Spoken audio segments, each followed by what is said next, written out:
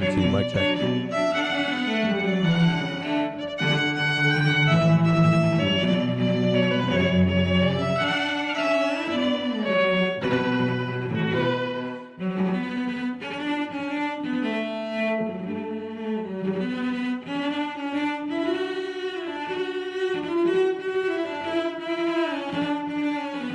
Check 1, 2, mic check.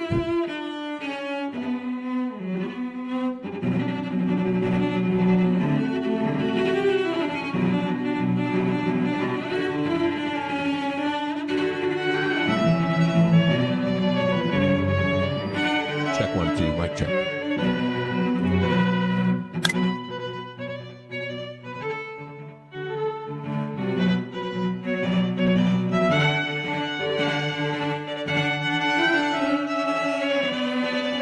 They're trying to bell, huh? They're not even giving it into 10:30. Says China fiscal support is helping to offset substantial drag from trade tensions.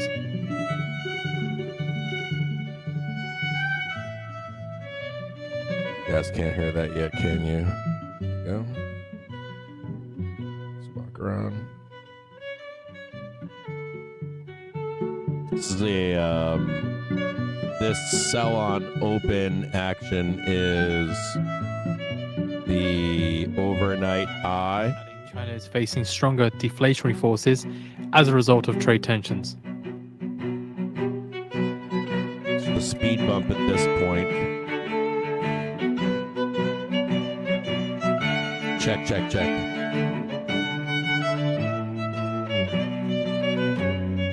We're in for like a wonky mess today, I think.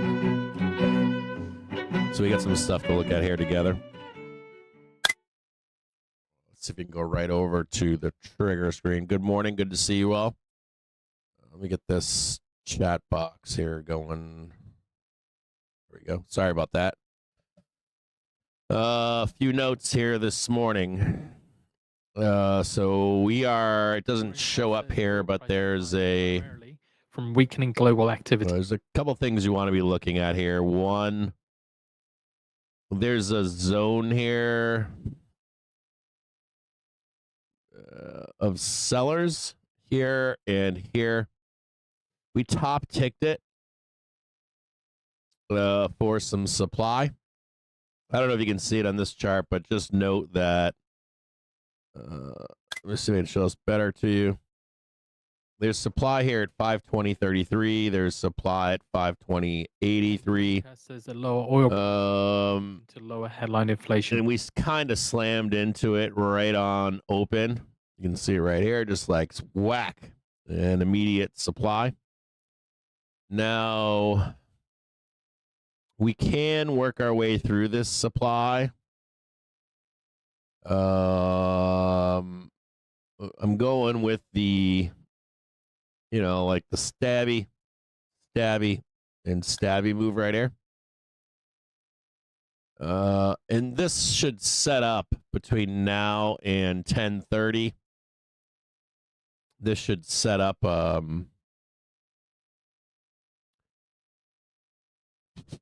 we'll know more. I want to say we'll know more as the morning unfolds. So seeing crypto stocks rise for two reasons. There's no requirement that we roll down today, but if we're gonna roll down, we're gonna know early. We're gonna know early morning, and there's another target above. There's a target of 524.15, and it's roughly right here. Now I've got this plotted out for two outcomes, just so you can see these outcomes. There's one outcome here where we're able to trend all day long. We'll just trend up, targeting. So you got this. Hold on here. We got this band of sellers right here. So the first idea would be that we trend up. Then we hold this so we don't lose it, even on a pullback. We trade this 524.28, 523.90. we trend all day long to the upside. And central banks to that must ensure point, that inflation expectations if we remain do high. trend up here all day long, even though we have these two targets, 524, 28, you're going to bump into supply on the 5, 50, 52, 50. So you're going to expect some kind of like that, make that a 4, make it kind of, I don't know, red or something. We could change this to yellow.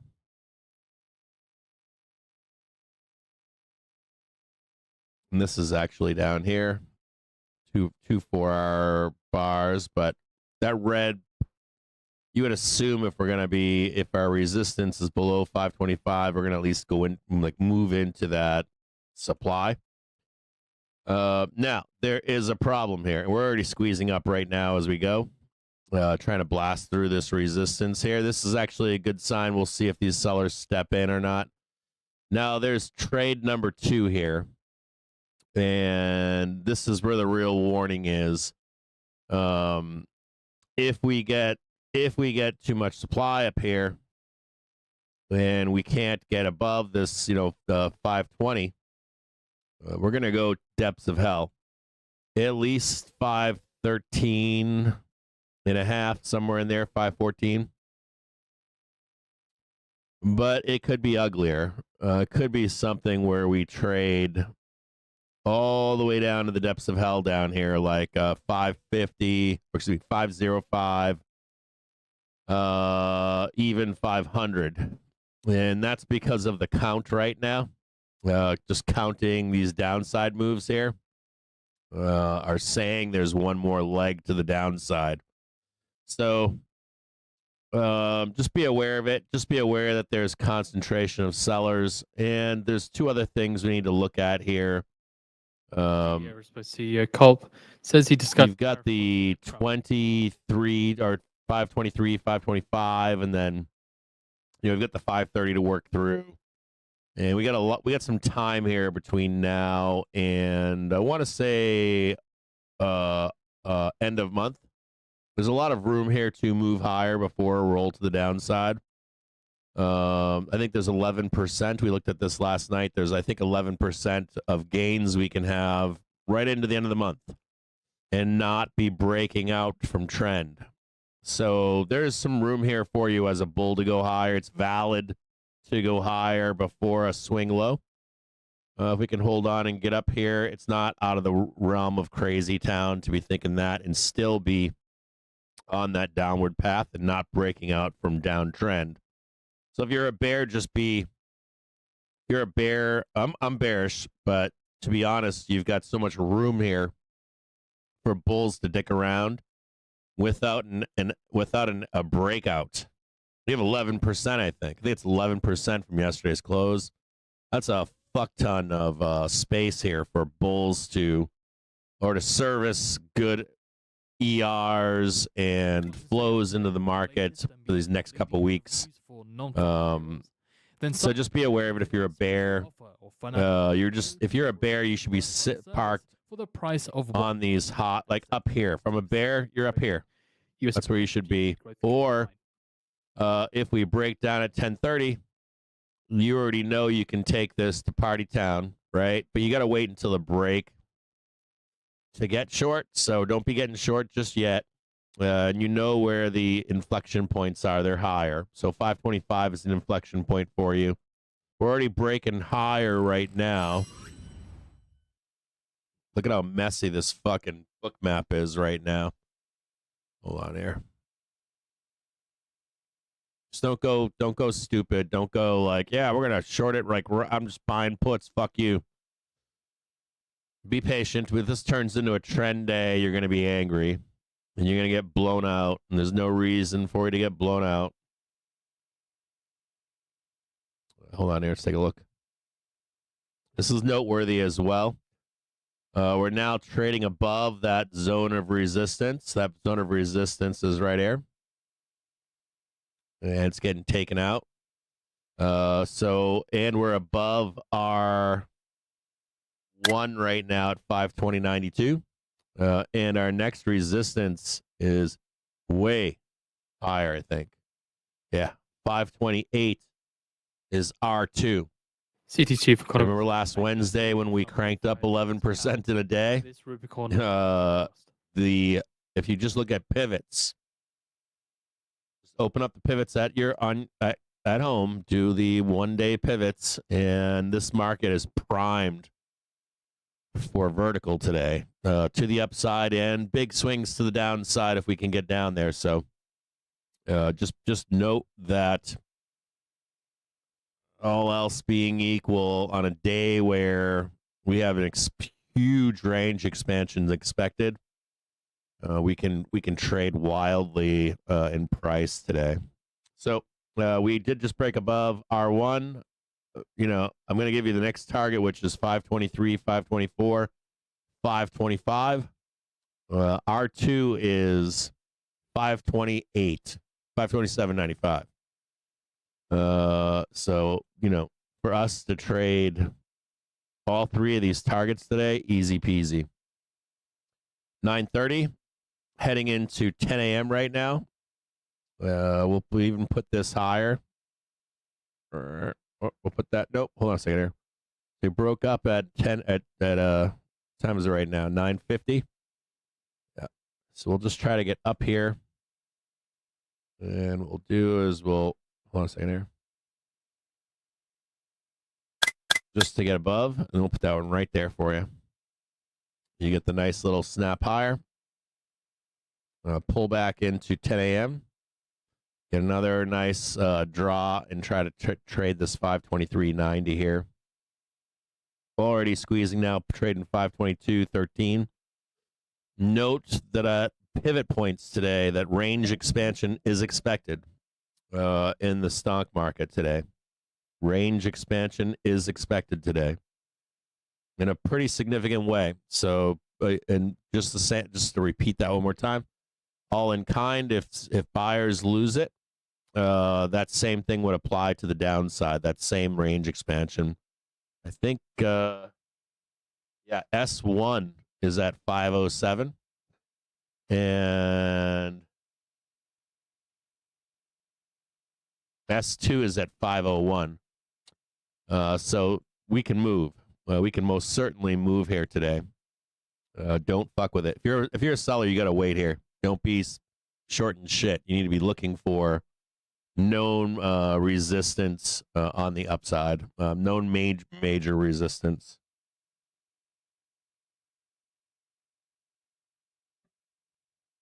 Few minutes here. I got a few more things I got to do here in the background with you guys. There's also a bar coming into focus now to the upside. Let's take a look at it. Yeah, just right there. That's hard. This is our next inflection point to the upside. Currently speaking, likely this band up here, and that red line that you see. We have tried to find a video. There isn't one we've seen so far. Good morning, by the way. So first off, I hope you all had a great weekend. If you were able to celebrate the Easter holiday or an adjacent holiday wherever you live. If you don't practice or you're not religious, hopefully you're able to get out and do some service in your community. I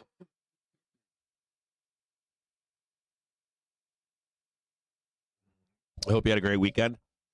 We had a very light Sunday. I posted on Twitter on Sunday night that the Euro markets were closed. You can see that had a major impact on our overnight markets, and it cascaded down yesterday as well. So some other interesting points here for the market to get. We have a lot to go over today, by the way. We got so much stuff to go over, it's not funny. We got to go over the IMF release this morning if we can. We got a bunch of stuff to go over. Now, the market is illiquid. I want you to know that the market is illiquid down here. These moves can be really outsized right now. We lost an island on Thursday, and this was the market was attempting to be constructive. We really needed to hold 5,400.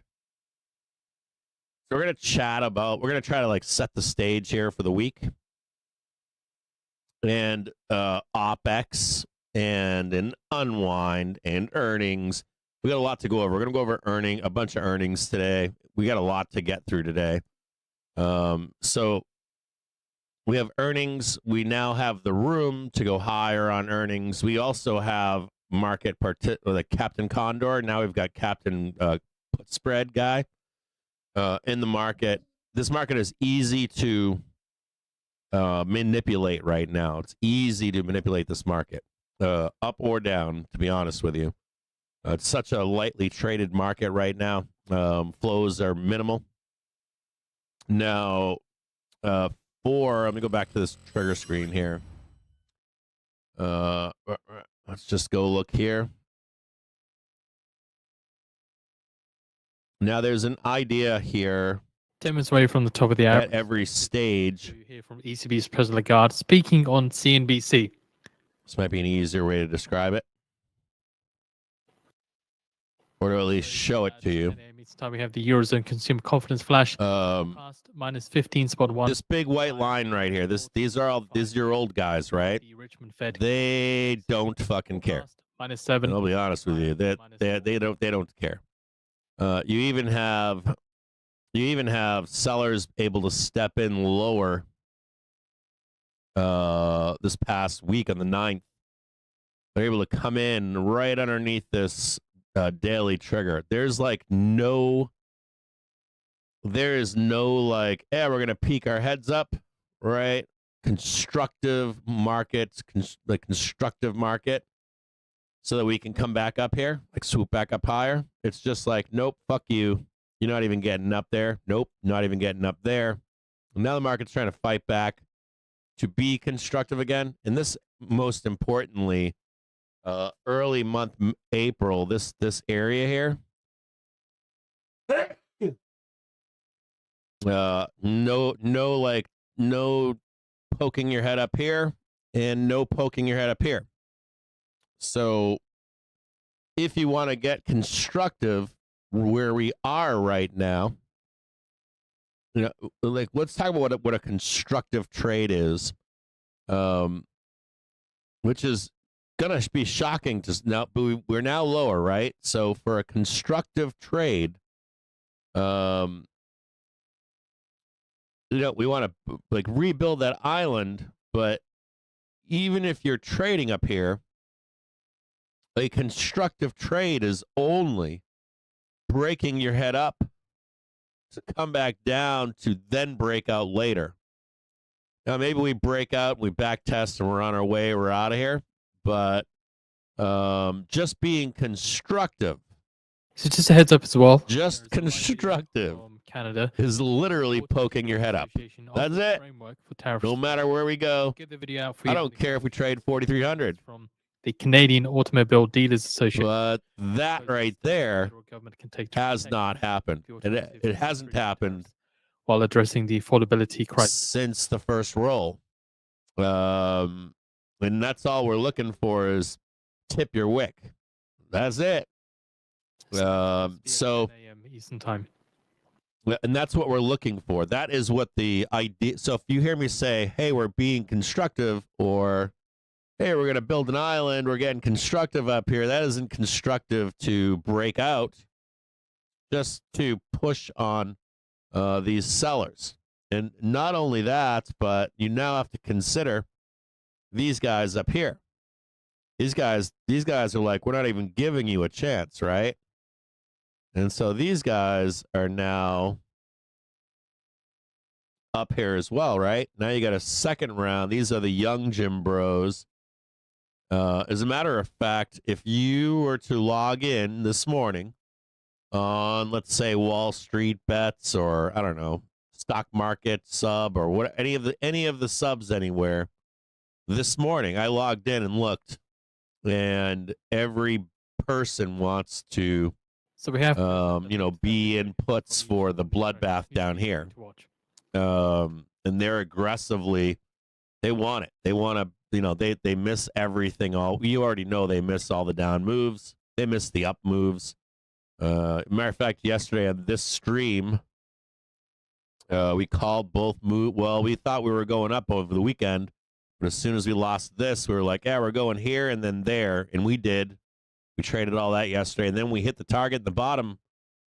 The stream has said to you, move is complete. We're going up. So, they're missing the down moves, the up moves. They miss every fucking move, in my view.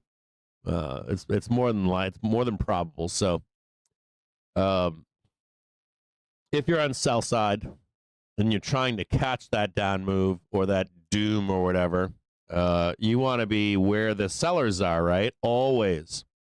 I can't impress that upon you. Look where they are. They're up here. They're up here. They're up here. And you want to take those big swings for the fences.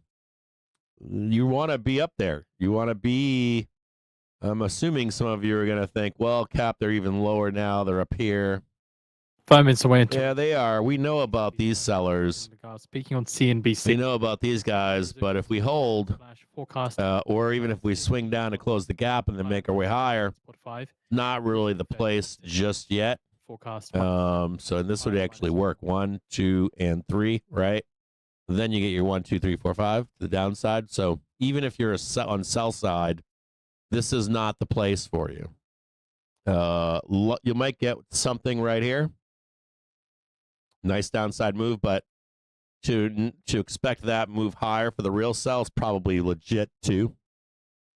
So I would be sitting here on this gap, and I'd be sitting here to start on sell side, if that makes any sense. So just some like, zone, come out for a little bit, breathe and relax for a little bit. You're more than likely got a minute or two before the real sell, I should say. So just be patient. Let me bring this back up for you, bring this into relief. We already know where one of these zones is, right? We got our first zone. We get our first target right here. That's for the bulls, right? We'll just pay attention to what happens up there and see if the sellers can really come in. And you might get 2 or 3, you might even get 2 or 3 whacks at it. So let's just write it in there. Let's write PT1 up here.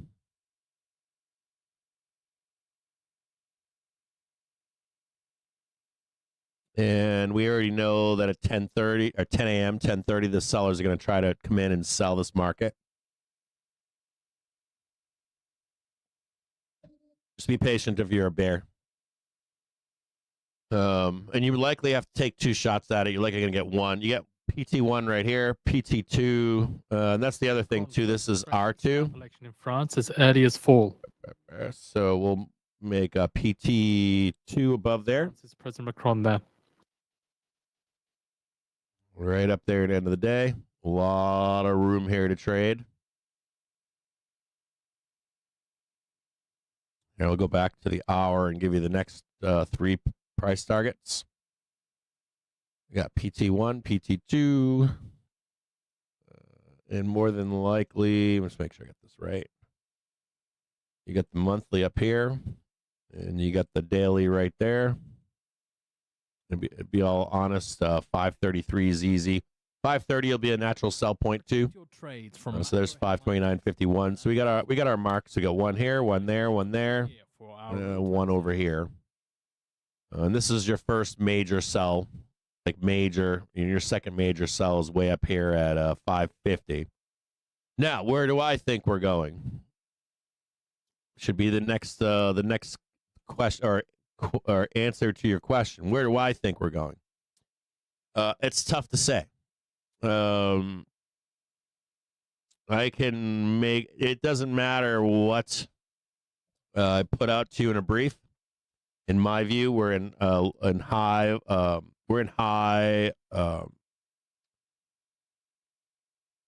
volatility. Sorry, I'm trying to get this up for you guys. We're in a high volatility environment. We're in a very low liquidity environment. We're very deep in negative gamma. We have in this low liquidity. I can slam the market, force dealers to chase price wherever I choose right now. If I'm rich, wealthy, and surely expected to hear from ECB's president speaking on CNBC. I just missed that.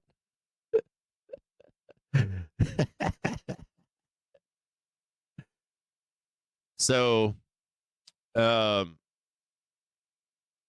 like we just had a move last week on Wednesday that was one of the largest moves in the history of the stock market. Data coming out at you can't predict that. Well, I did predict that, but -7. There's not. You really, truly. I wrote this, I think, 2 nights in a brief. People were like, "Why aren't you writing briefs?" And I'm like, "I'd prefer to hold your hand as we trade." Consumer confidence flash. And the reason for that is it's easier for me to be holding your hand when I'm here and say we're long, we're short, whatever. This is what the market's showing us, and this is where the targets are. Mostly because I don't think a lot of you can counter trade yourselves at nighttime. Still waiting on the Some data. of you say that, but I don't know if you really do trade futures or not, or can you wake up in the middle of the night or any of that kind of stuff. So I feel like it's important to be able to manage your trade at all times. If we can make an 11% daytime move or a 3 or 4% nighttime move, and then continue to lose support and blast down at the depths of L, you have to have the ability to trade that if you're actively in a trade, or counter that trade, or take the other side of that trade, or be able to be long and short, or even change your opinion and where we're headed. Those are all, most of you might yah me and say, "Oh yeah, Cap, I can be long and short." Most of you, I doubt that.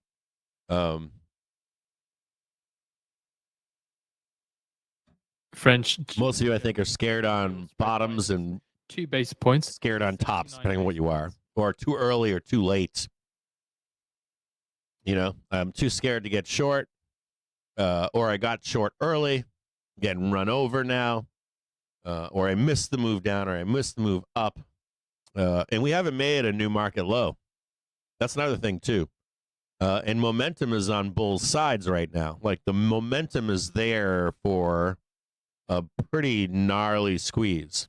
So there's a lot going on that requires attention to detail. Not necessarily saying, yeah, we're going to sell here or buy there or whatever, but knowing where the inflection points are is critical. And then watching for the rejection of those or the acceptance of those inflection points up or down. Be able to get long when you need to, because the trip is huge. It's like, woo, right? Up and then down. You need to be able to jump on those no matter where they happen to be. And holding snap. As soon as all else equal, and we got the rest of this going on too. There's some other important stuff. And there's like minefield after minefield right now. Like on the middle of the month, we're supposed to be 2. Discussions listen to this closely. And the 2 most supportive times in the market this year. 2. So among the options being considered, starts mid-month for stocks before dissolving of April, legislative, and it starts end of month for indexes vote in 2026 of this month of this year. In particular, of the 2 times, this is the second most supportive time in the market this year.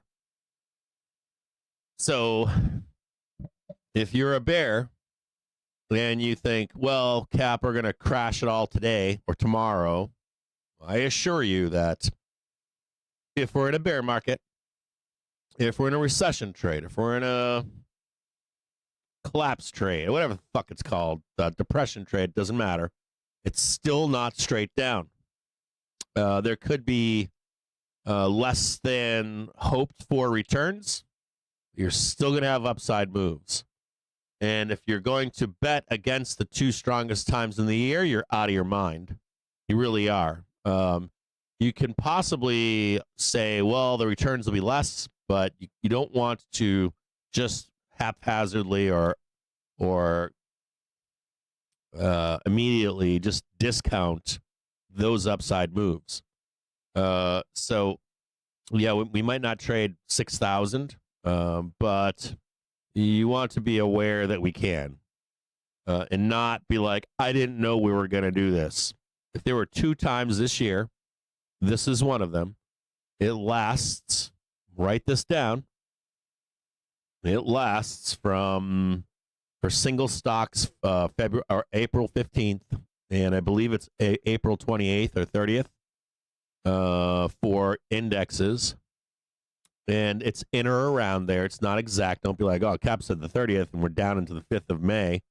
Because we can swing lower for the first week of May to get those new flows in, and go higher. But generally speaking, from the 15th to the end of this month, market should be turning up into the first week of July. When we get into the middle of July, we should get the summer doldrums. There should be this like period where we're trading sideways, and the bulls are all telling you we're going higher, and the bears are going to tell you we're going to roll. We just burn everybody for like 2 straight weeks. We become range bound sideways. It's a beautiful trade if you have any concept of condors or flies. It's a gorgeous summer trade.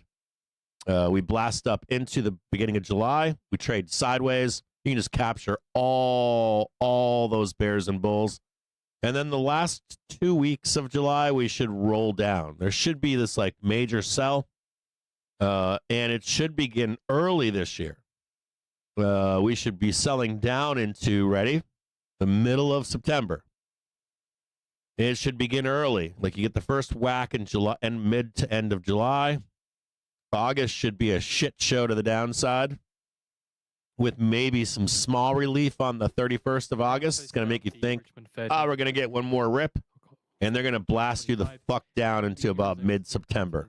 Now, 25 report on the financial news feed for the end of the year, this year in particular, the strongest time this year, the strongest in particular this year, and I know you're going to be like, oh, Cap, not this year, bro. This year in particular, the strongest time of year is going to be about mid-September into end of the year. That is the opportunity for, and no October, no November. There's likely a bear trap planned for mid-September, and you're going to get one of those melt-ups, and they suck. They suck for bulls and bears. You can't get in on the trade. You have to like buy a spread and just hold it to the upside, and you just melt up. Bears are going to try to short that fucking thing the whole way, and that could be if there was a chance to get back to an all-time high, and that should last sometime into middle of January. About middle of January, possibly February, middle of January. But I want you to remember these 2 parts of this year. If there's 2 parts this year where you're a dumbass trying to get that short, like the crash trade 4,300, it's probably not right now. Or even if it is right now, it's on a high. It's on where the old men are, up higher. It's likely if we get this swing low for the first week of May, you might have a window there where we blast down briefly to 4,600 maybe, with like some overnight bullshit, wink wink or whatever. Maybe you have an opportunity in the course of a week or 2. But your next real after that time period, you don't really have that trade available until the middle of summer. If you're looking for that next doom trade, it's probably at middle of summer. And 500 should be the jump point. So like this whole like base, we're building a base here if you haven't noticed. If you haven't noticed, we talk about islands here, right? We are still building a base here. Treasury sanctions 2 Iranian nationals. You can see it clear as day. If you stop and look at it, if we're up here doing this kind of stuff, and we're up here doing this, and we're down here doing that, trying to break out, that's its own island. So just note that we start hammering all this out with lots of, we're back to this inflection point, that inflection point, that inflection point, that inflection point, that inflection point, that inflection point, blah, blah, blah. We're building out a base to trade this summer trade to the upside. So just be aware of it.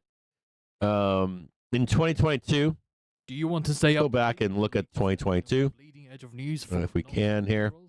Then sign up just as a reference point. Years worth of our service for the price of 1 month and save 92%.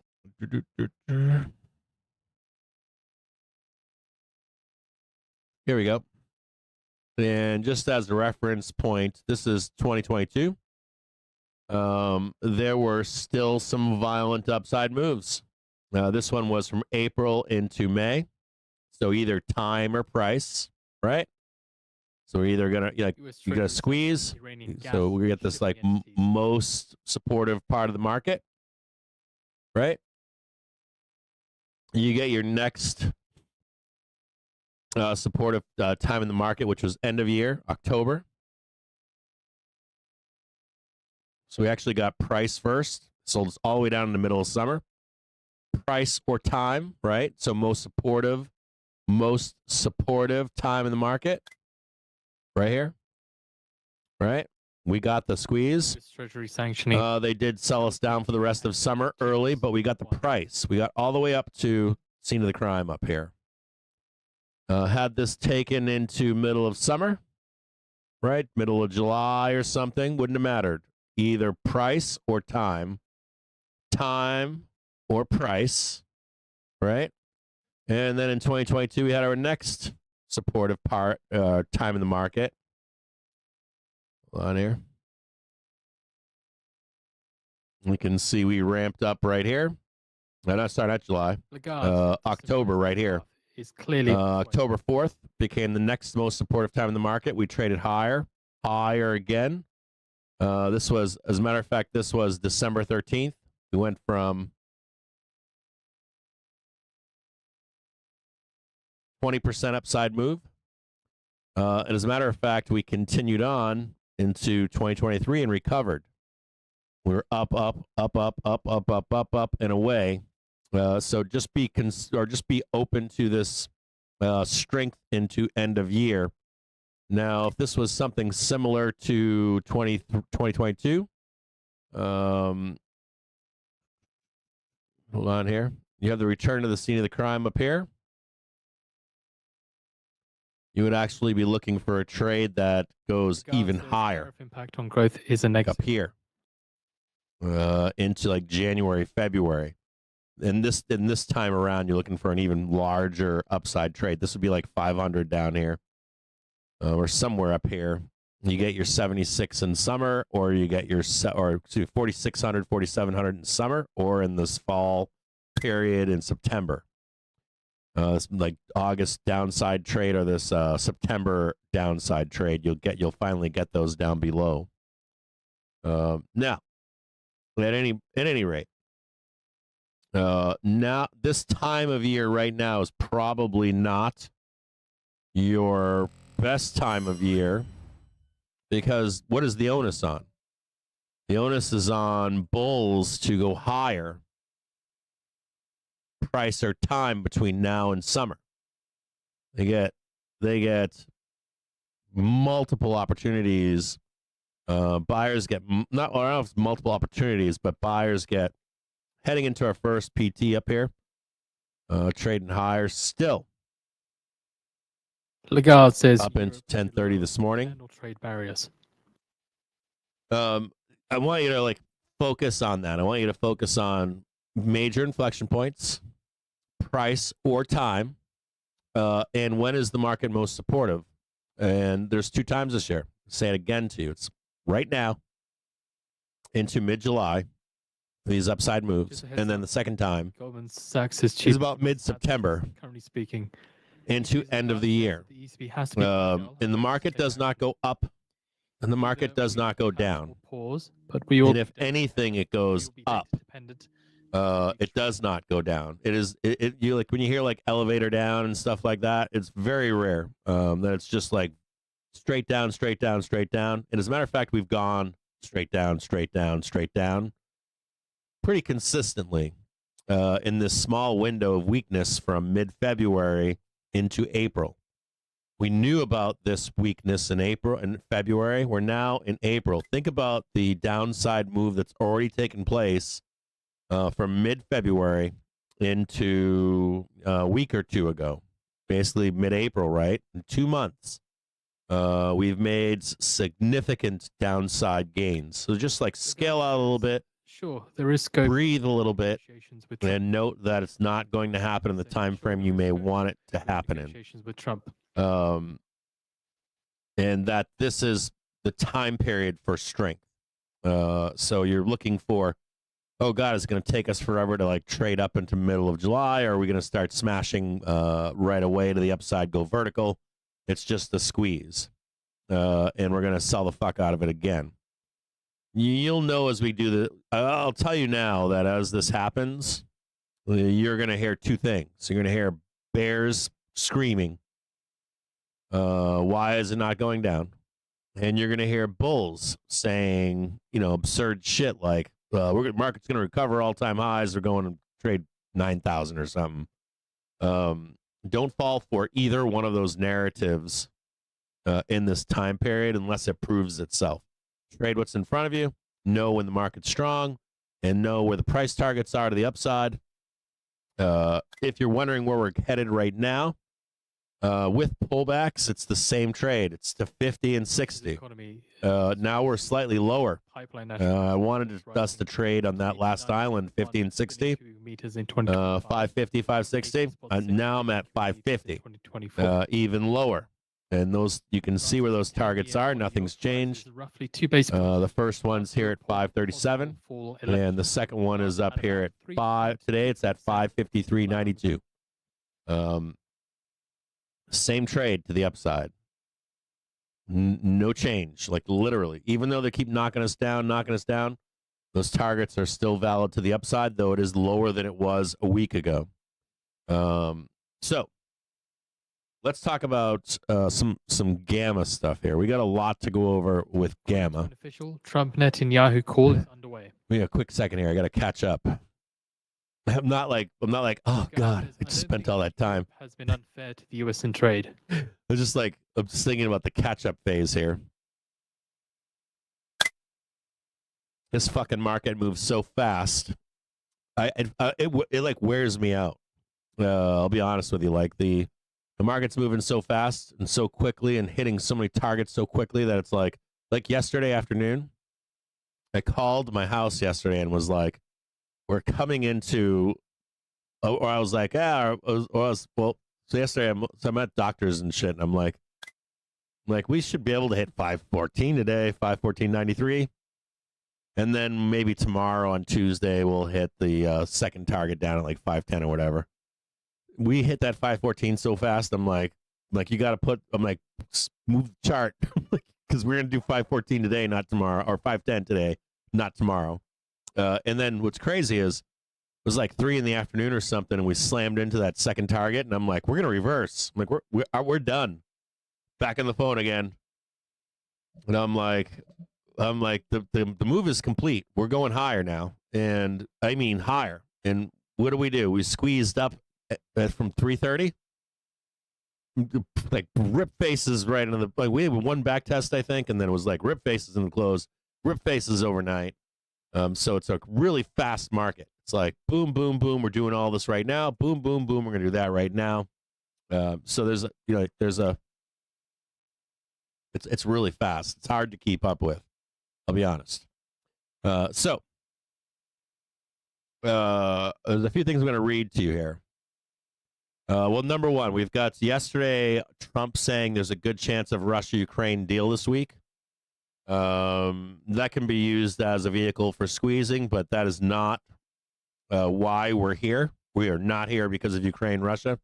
We're here because there's a war. We're in the middle of a trade war with China. You have to, the moment that you're able to accept that You can see why we're here, and you can see why or what's happening everywhere. So if you don't believe that, that's fine. But the facts are there that state that we are in a trade war, even if the powers that be do not want to outright tell you point blank, especially our president. And I got to call him out on this because it's bullshit to not just say to you that we're in a trade war. And that's what we're in. We're in a trade war. They're very dangerous in escalation, in damage, and the anger and pain that it causes. The plebs, the people, like you and I, we're the plebs, right? And as more damage is created, you're going to see more volatility. Unless this trade war ends, which I don't see it ending. When we flip from disagreements to war, war is a different thing. I think I talked about this in a private stream last night. If you've read that brief, that Depression 2.0 brief, when you switch from, hey, who's out there right now? John Haggerty, you're out there. John, I have an issue with you. I have an issue with these two things. It's something that you could point to me and say, hey, Cap, you know what? I don't like these two things about you. And we work out defined issues that we have with each other. When there is no definition, if we start fighting and bickering over these two things or three things or four things, and there's actually more there, and I just blanket think about I say, I brought these two things up to John. He's not having it. And I have a laundry list of other shit. We're going to war. And the moment you switch to that war stance, no longer do you care about those 2 points that I had with you and you with me. Now, when you go to war, two sides, one is going to acquiesce or not. If they decide not, that other side believes they can win, or they have a chance of winning, or they might be able to get through, hang on long enough until something changes, right? So there's a toll, though, that's taken in that environment by both sides in that war. And that war typically does not end until one side gives in to all new demands. When you go to war, it's not, you don't go to war and then you come to a negotiating table and say, hey, you know what? We're just going to go back to those 2 points that I had. Like God says, at that point, you're going to acquiesce to all my laundry list of things. So excuse me. So just note that as time passes, there should be substantial damage done. And we will feel that. We'll feel it in the stock market. We'll wake up in the morning and there'll be some bad shit. Wake up another morning, there'll be some good shit. And we are going to get volatility continuing until this war comes to a conclusion or escalates to an even worse outcome. So let's talk about where we are right now. So right now we're in deep, where we were this morning in deep negative gamma. And I can't say what. And this morning yesterday we blasted through.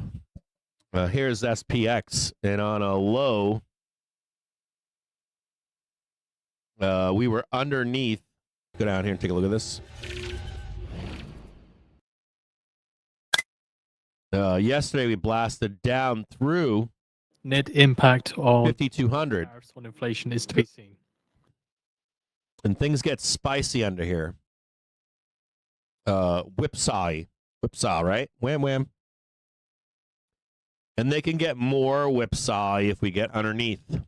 If we reject up here and go underneath, we can get real, real nasty to the downside. And even today's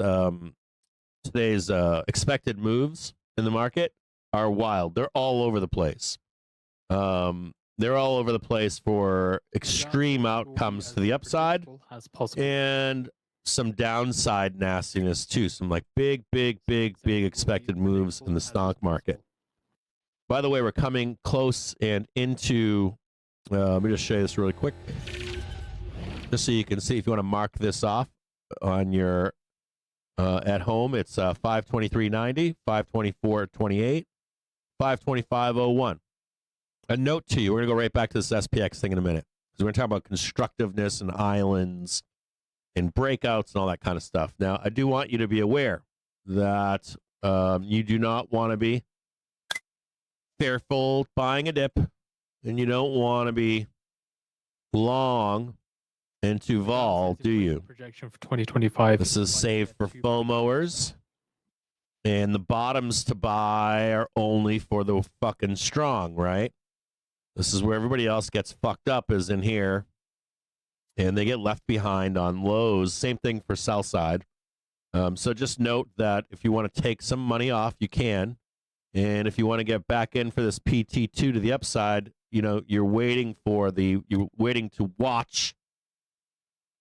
You know, you take some off as we get up here, and then you don't care if we fail. You don't care if we fail. You don't care if we fail.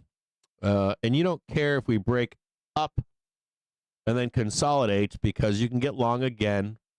You see the high, you see the new high, you're setting up the next trade to go higher, and this is where you make money. In there, not here. This is danger zone. Through all the volatility is, you want to mess with any of that sideways nonsense, murder calls, breather in the market. Don't get all crazy in here. This is one of those zones where there's just no point. And your hindsight trading is bullshit. It means nothing to me. Every time you say, oh, Cap, I stayed long, bro, and I made a bunch more money in here, I just view you as a loser. You lose. You lose 7 out of 10 times in that trade. So you picking it, they're saying this is the one, this is it, Cap, it's going to happen this time. You can't survive this market if that's the case, especially with already knowing you're going to lose 3 out of 10 trades. You have to be as precise as you possibly can to absorb those losses. So as we're coming into some volatility right now up here, and we're going to go down below here and look at this gamma scene one more time. So we're deep in negative gamma down here. And whenever we slip down below this currently, 5,200, which is right here,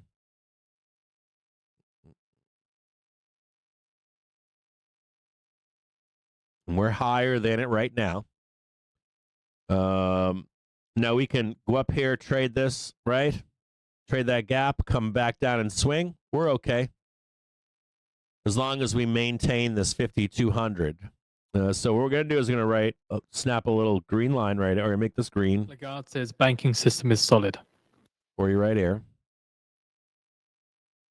And make this one right. This is 5,250.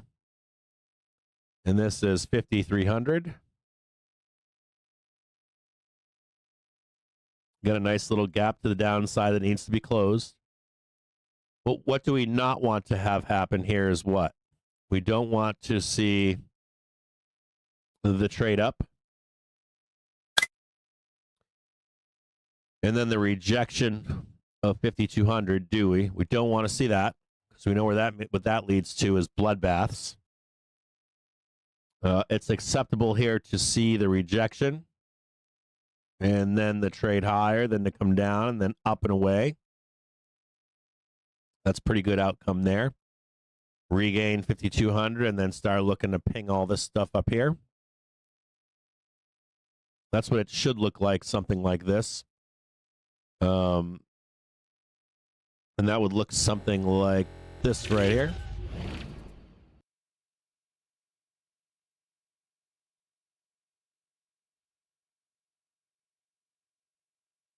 According to TASS, emergency regime introduced. And this is what I've got this one right here for, right here. District of Russia's Vladimir region after explosion. That gap is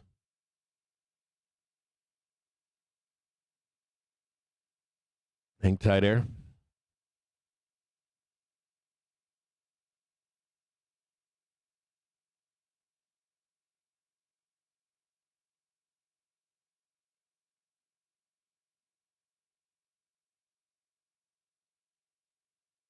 Monday at 6 p.m. Yeah, there's the gap right there. It's like that gap can go all the way down to 516, though 518 would be the target. It's pretty high up there, right? Look at that. We could easily roll this down, sweep this whole low, and still be on track to the upside, even on the day. Just note that this is all here, and they're going to try to take the attempt to trade this to the downside. So I've got this here. It's here. And I still have this open to not trade that low. If we're able to break out and get the new high, we'll just continue up. And try to trade that PT2 and just keep trending all day long to 528.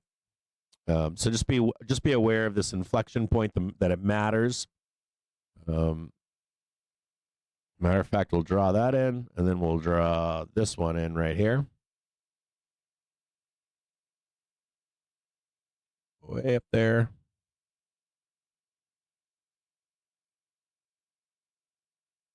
So you can see it.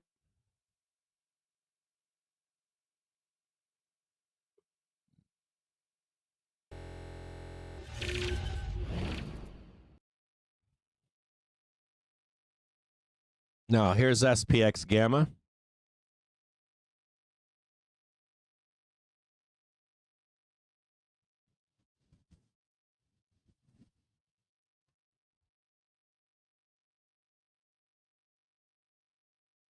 $524.72.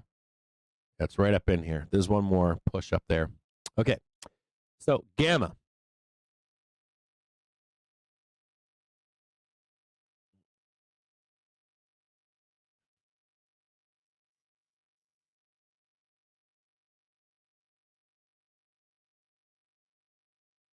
I'm going to read a few things. Let me go back to this main screen. I'm going to read you a few things, then come back to Gamma. Hold on a second here. Just going to read a few things to you here.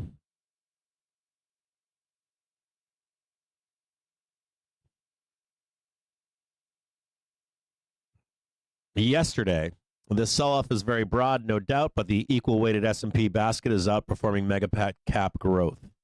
Stocks by 100 BPS. Single stock volatility is declining relative to VIX. Yesterday, in the sell-off yesterday, VIX did not go crazy. And I did note that yesterday. We didn't get that big doom VIX, did we? It's relatively light on the VIX for yesterday. This was Monday. We went from 27 to 36. Not too crazy. Also note here that VIX is being sold this morning. So if we did get a little bit of like a VIX closure and then higher, that would imply that we're going to make the move higher above 526. Maybe trade that R2 on market. Makes sense? It was VIX 9-day down, then VIX 9-day up. So if you're looking for hey Cap, can we not do this roll down here? Yeah, it's possible. If we hold this and get above, if we're able to get above, we'll start talking about murdering the VIX some more and getting higher. But we're not there right now. There's no trade. You should not be long here. If you want to know, you should not be long here. We should be trying to wait for the confirmation to take the second leg of the trade higher. You could, I guess, if you're like Davey day trader badass, you can get long earlier if you really wanted to.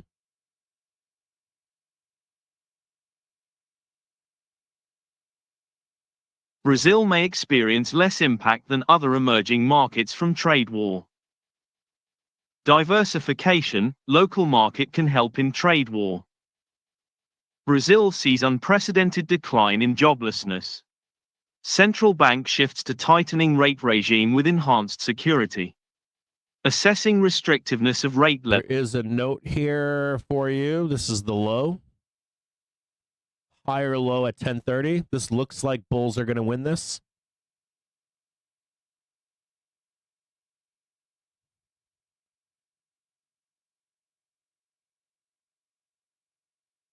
looks right now, but no guarantee. I would like to see at least this new high here. We can talk about that trade right there.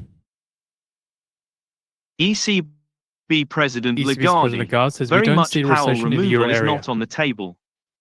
ECB President Lagarde, no recession in the euro area. Well, this is constructive. That's as far, I'll leave it there. That's constructive. But if you see the breakout and you see the successful back test, there's a nice trade in here to go higher. So we'll watch it closely. I'll take it with you if we can. If I can get through this stuff. Now,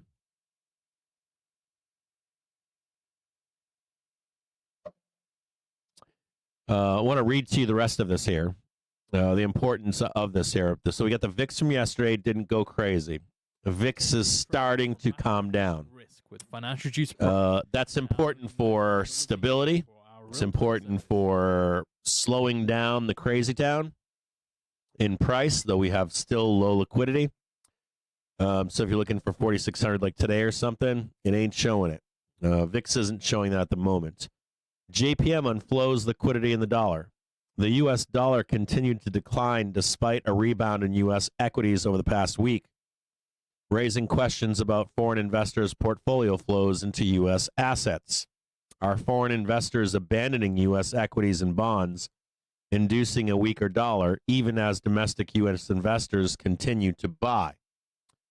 Unfortunately, balance of payments data are lagged, and it would take some time until we get a comprehensive picture of foreign investor portfolio flows into U.S. assets for March and April.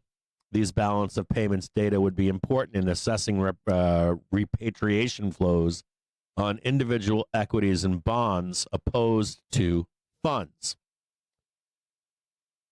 And I think until we get more comprehensive balance of payment data, we need to rely on higher frequency fund flow data, such as daily ETF flows, to gauge the behavior of foreign investors. Non-U.S. domiciled investors stopped buying U.S. equity funds since February. And they actually liquidated bonds in November. So they don't want to tell you that either. Non-U.S. domiciled investors stopped buying U.S. equity funds since February and turned to modest sellers of U.S. bond funds since March. That's false. That's false. There was literal bond investment firms in Europe that point blank went on the news in November and said, we cannot and will not invest in the U.S. bond or equity market. We're going to remove our money the moment that Trump was elected. Given the U.S. economy runs structurally a large current account deficit of close to $1 trillion annually, it relies on large capital inflows in order to finance it. So this also introduces the mechanics of Trump.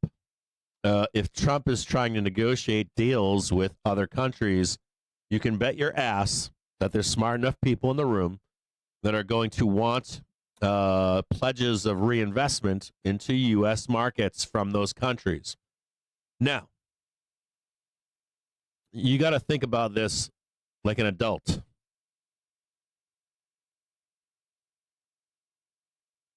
If you live in another country, let's say in Europe, and you go, sorry, Cap, Europe's never reinvesting in the U.S. market until Orange Man is gone.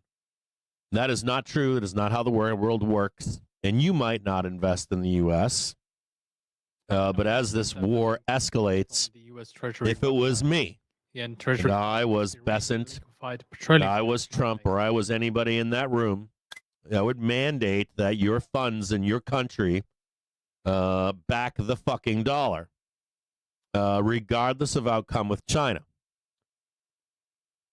That is part of war. And this could also be Europe saying we're going to remove our monies from the U.S. markets as a negotiating tool when it comes time to make a deal with Trump. So to point blank say, well, Europe's never going to do this again until Orange Man's out is fake and bullshit. We live in a world of money and power, and as this war grows, there'll be demands of these countries to invest in the U.S. market. And you've already seen China offering bond ETFs or some kind to foreign investors. This was 2 weeks ago. I think China came out and said, hey, we're going to make it easier for foreign investment to invest in our bonds. So you can see these two entities already demanding out of sides or countries on the sidelines. Make your decision. Are you going to invest in China or are you going to invest in the U.S.? Are you with us or are you against us?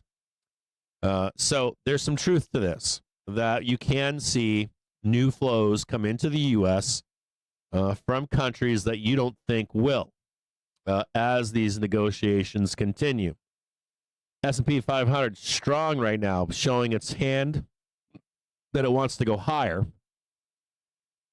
Bank of America A new high out of consolidation. does not see rate cuts this year. Targeting 523.90.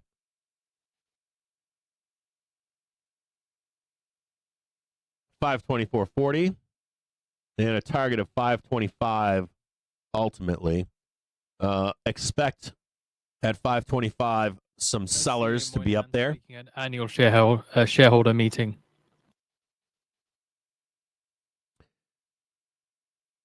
And given that the U.S. economy runs structurally a large current account deficit of close to $1 trillion annually, it relies on large capital inflows in order to finance it. So we need investment, right? We write a bill or a bond, and we expect our partners, and we want our partners to help finance those bills and bonds, don't we? And one of our partners in this at one time was China. So now the ask is going to be bigger to non-trading from China to other countries, to trading partners, not non-trading partners like China is at this moment becoming. Therefore, even a buyer's strike, quote, or let alone net sales of U.S. assets by foreign investors could have negative implications for the dollar. It remains to be seen whether this foreign investors' buyer's strike continues over the coming weeks and months. And that is basically shot across the bow to Trump saying, we need you to get not only trade deals with these countries, but we want bond deals, investment deals with these foreign countries. Now, if it continues, then the dollar is likely to remain under pressure, irrespective of the support that U.S. equities or bonds might receive from domestic investors. In other words, even if domestic U.S. investors continue to help U.S. equity markets to recover from here, if foreign investors stop buying U.S. assets, the dollar would likely weaken even further. So you want to be paying close attention to what? When the White House says we're in negotiations and negotiations are going great, they don't mean China. They mean Europe. They mean South America, Central America. They mean Australia. They mean all these other countries that are part of the Paris, or the, not the Paris Accords, whatever the fuck the accords are called for the U.S. dollar. Bretton Woods and the other one. I forget what it's called right now off the top of my head. Plaza Accords. Sorry. So you want to be paying close attention to that if you are looking for the squeeze to have legs into the most supportive time of the year. You want to write down at home on a piece of paper somewhere, crayon on the wall, pay close attention to trade talks going well with our partners. Not China. Forget China. They're out right now. But with our other partners, Japan, Southeast Asia, Korea, Australia, Mexico, you name it, Canada, Europe, all of those partners, you want to pay close attention to any deals that are publicly made in public, because that would give legs to some kind of a squeeze that's a little bit more productive than it is implied to be at this moment.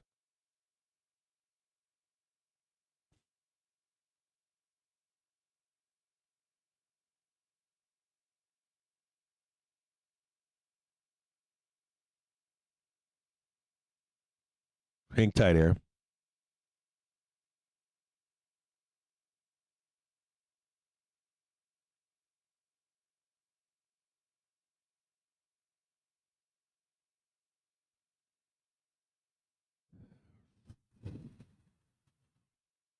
there is another note here for you.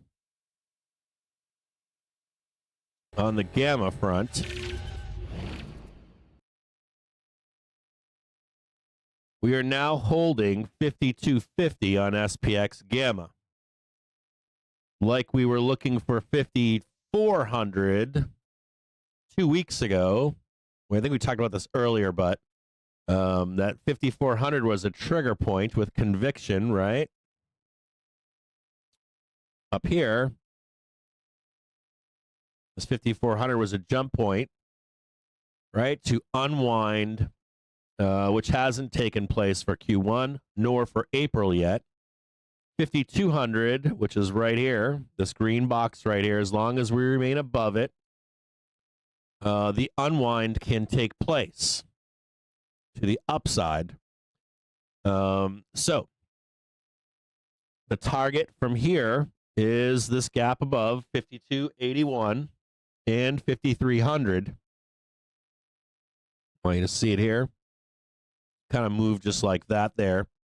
We could also get some help as a jump point in 5225 or even 5200 to begin to take out some of these highs even higher than 5300. So just note that we're in the zone right now for the market to do an unwind for end of month and possibly even end of quarter into July. So from this point forward, if you're at home, what I want you to do is I want you to think about this gap down below, of course, but this 5200 as a jump point. Whether we go up here, sweep lower, as long as we hold this, we're still constructive to this, extend gains to these higher highs, to the upside. So just note that 5200. If you're a bear and you're looking for the doom trade to the downside, if you're looking for the crash right now and not later, you want to give up. If we want to see the market give up 5200 and make a new low for that trade down below to the depths of hell. And be on the bleeding edge of Buy now, trading higher. Then sign up today and get our special offer. Squeezing higher. This is an unwind taking place right now. For the price of 1 month and save 90. Just so you know, trading 524.28. Next target, we hit that target already. We're not quite yet there. Still on this trade here. Just took that one out. Heading up to PT1 right here. 525 on target. Look for one more pullback over here. And then a sweep higher to grab 525.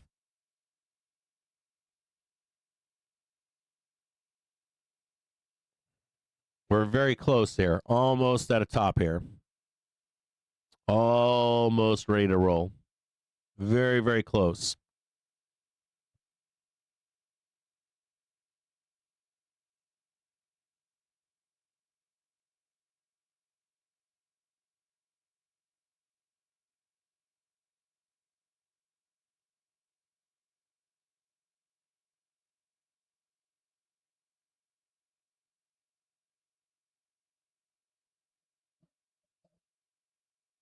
Goldman Sachs coming out and saying they want to discuss the question if the gold trade is crowded or not, and believe it or not, the answer is possibly not. Per GS, quote, money managers have reduced exposure and taken profits as gold prices surged. Over the past 2 years, the correlation between money manager net contract length and gold prices was plus 0.93. In the last 6 months, it flipped to 0.43. Current money manager gold contract net length is at a 1-year low. The Goldman adds that as also speculative traders have not entered the market in meaningful numbers, which renders the rally structurally supported while offering attractive entry points. Goldman has a target of 3,700 on gold, but sees upside risks to that forecast now. Yesterday, there was chatter yesterday that because gold was rolling, that Trump would be acquiescing in the trade war. That market is showing that we're at a point where gold's vertical right now, right? Well, gold's never vertical. It implies war. And the moment we lose gold, that means that the threat of war is leaving, right? That either we have a Trump put, a Fed put, I don't know, Treasury put, some kind of a put out there floating around. Hey, buddy. Another theme that is being discussed is that the fanatical buying spree of retail investors, which have not only not capitulated yet, but they are buying every dip since months now. We raise attention on this puzzling topic regularly since many weeks as well. B of A is pointing at the unusually high outflows of HG mutual funds and ETFs, which have reported big outflows on each day between April 4th and April 17th. Flows typically track returns, with 2022's large outflows aligning with significant bond price drops.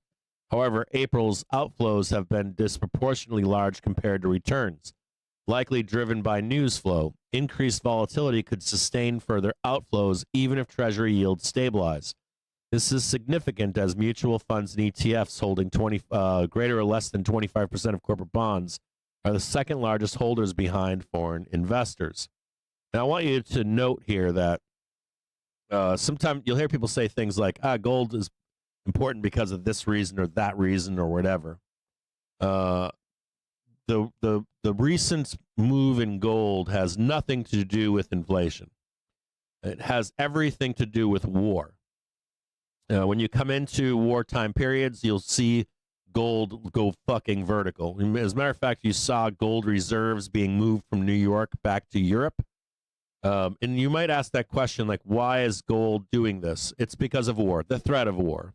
And if you go to war with somebody, you might think you're going to win, but physical gold, kind of backs that up if things go the wrong way, right? If you begin to lose a war or get stuck in a quagmire, gold is king. Commodities in general are king. As a matter of fact, in the Ukraine-Russia war, you saw that we embargoed Russia, but some of its commodities still made its way out and into where? Europe. They still bought gas. They still bought natural gas. You also saw oil redirected to other nations that repackaged and sold it as their own. So these things are important for when you see those prices moon. When you see gold moon like that, it is not inflation. If that was the case, it'd be returning like it does, like Bitcoin does. You would see gold following the rest of the market up over all these years, but you've not seen that. Gold does not mirror the stock market in any way, shape, or form. It'll follow inflation, let's say. It'll track inflation or fear of inflation, but then it rolls down even if you have the war, or even if you get the inflation, or even if you get a bear market. I want you to realize that gold will not follow those things. Like, you're going to say, well, why is it no longer going up cap? Why is gold no longer going higher? It's even worse now. It's because it's the threat of these different things. It's not those things happening. Inflation has continued since when? Generally, it's been cranking since 1978. Started in the 50s. Gold should respectively be what? Worth 50 grand, 60 grand, somewhere in there, maybe even higher. And it's not. So just note that it is a lagging indicator. It's a leading indicator in terms of what it's telling you. Hey, watch out, inflation's coming, or hey, watch out, war's coming. But once you get to that point, it stops being a leading indicator. Becomes at that point lagging. It actually begins to sell off as you realize those things. So just be aware of that with gold. It's getting a little crowded in gold, though there's still room to run. It's going to be a great short, by the way, at some point. I did drop for you inside the Discord this morning the IMF release. I'm not going to read that to you. I gave you an excerpt from it.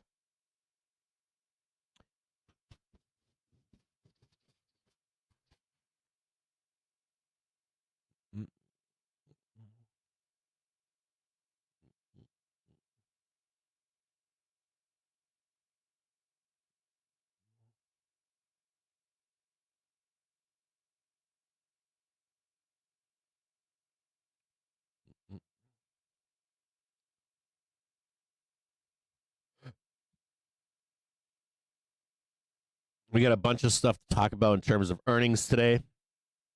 I'm not going to get into that with you at the moment, but I'm going to show you one quick thing here if I can.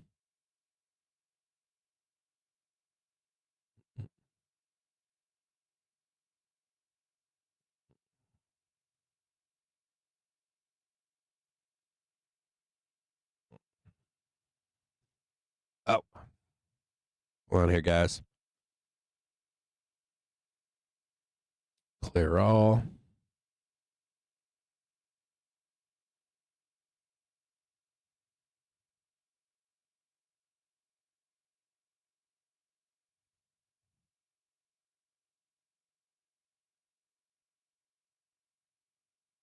We have no news here until 1 p.m. We get a 2-year note auction at 1. We also get the money supply at 1 p.m. We get more Fed speakers later today at 2. We get Kashkari. Then we get Kugler at 6 p.m. News doesn't really pick up, though, until we get global manufacturing PMI tomorrow at 9:45. We get some mortgage stuff in the morning, but we really don't pick up until durable goods. 8:30 on Thursday. That's the first big news. And then 10 a.m. on Thursday, the existing home sales. We start ramping with new data.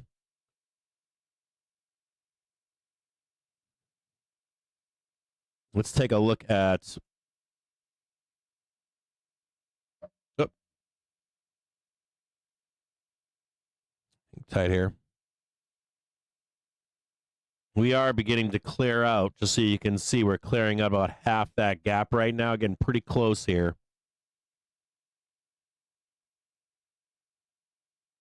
Trading 52.50 currently.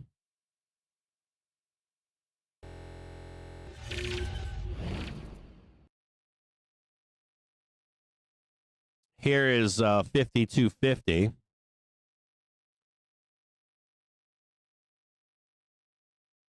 Currently coming into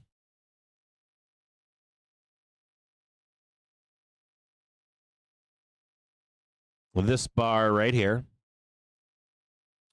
Notice how we're put ridden here, right? Put gamma still in focus. There is a little bit of a gap up here to 53.25. And also note here this call bar at 52.70. So this is a point of interest here at 52.70. And then we have 5300 on 2 dates.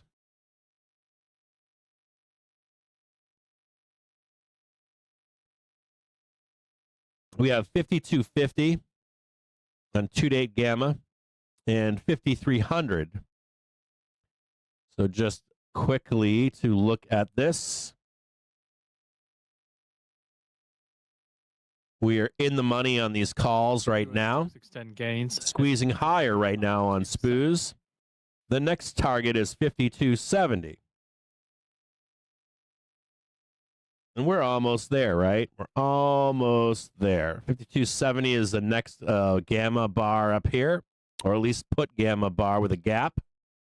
Note that we're beginning to squeeze higher into that gap right now. This is a place to take money off the table again. So take your money and run as we tag this right now. And Nasdaq 100 up about 2.4%. There is another target higher, which is 5,300.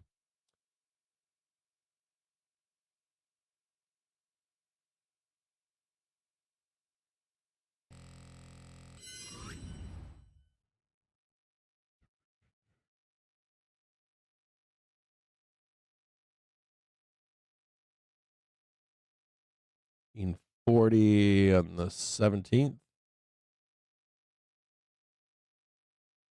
Right about here. So just watch up in here. This is your PT2. So I want to show you this really quick.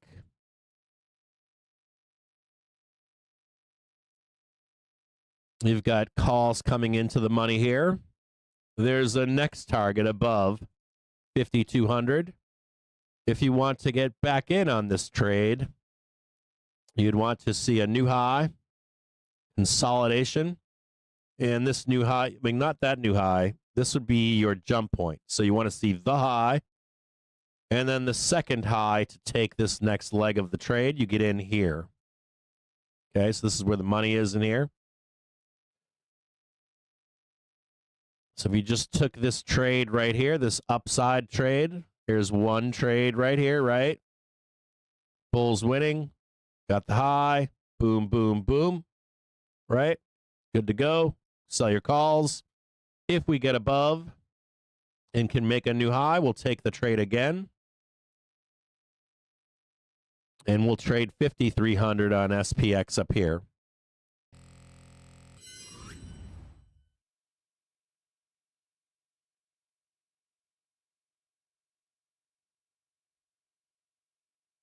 US Treasury to auction $85 billion in 4-week bills. 52.75. Sell $85 billion of 4-week bills on April 24th to settle on April 29th. You guys hate when I'm gone on Mondays, don't you? I gotta go back to 5 days a week. Guys fucking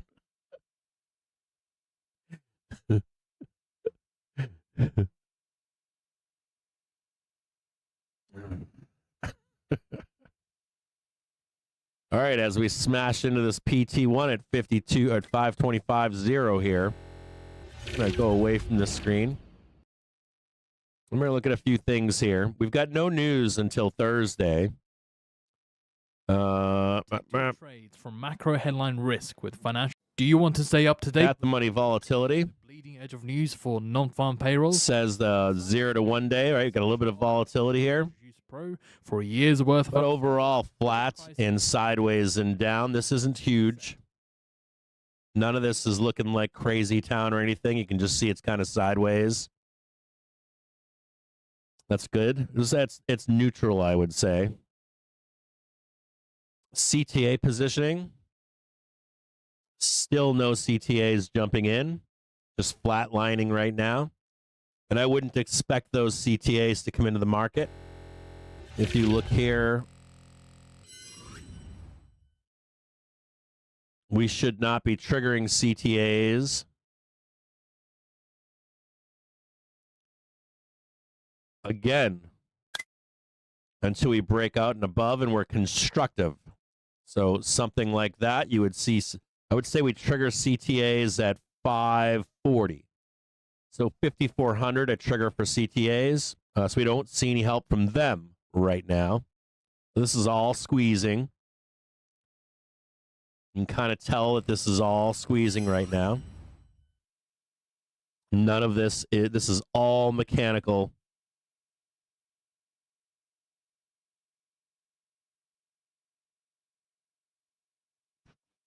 None of this is buyers per se. So CTA is offering no help in any of this move in price. And I wouldn't expect them to show back up unless we're above 5,400. Vol control, no help either. And so this vol control with no help, what does this mean? Remember, when we're in negative gamma like we are, as deep as we are, you can expect what? You can expect outsized moves, right? All else equal to the downside and the upside. So you might be cheering and, yeah, this is the bottom, bro. But this is the same action as yesterday, isn't it? It's just in the reverse, right? Just major supply and demand zones. So no help from vol control. What does that mean? Like crayons. What does it mean when vol control is not there for you?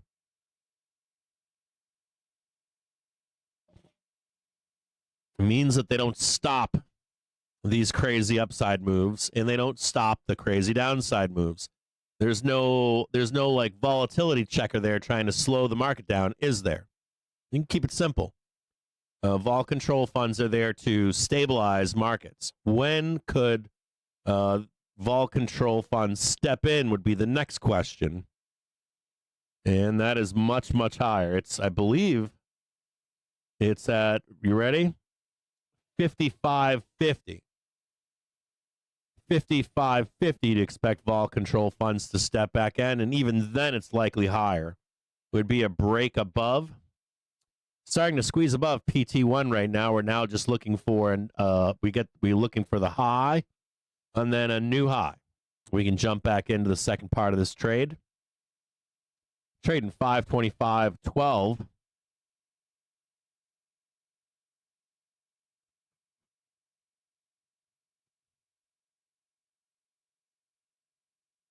So vol control funds, no help here in price market action in a low liquidity environment. SPY now up 2.17% today. Coming into our first resistance as well at 52.70 currently. Next target to the upside, 5,300 on SPOOs, which translates, I believe, to 527.91 to the upside. Price target 2 now coming into focus.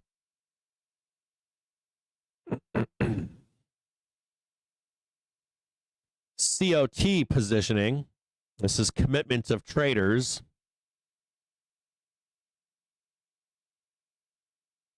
Still no buying from them.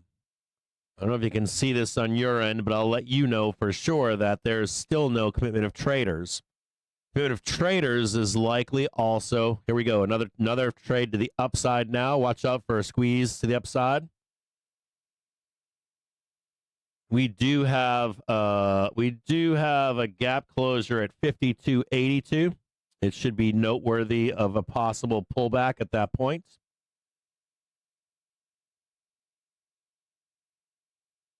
The gap close is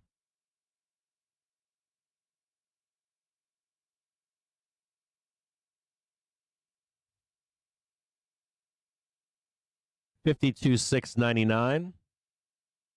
You're going to look for a pullback. Nice little trade up here. Here's PT2, end of day. New target, 526.97.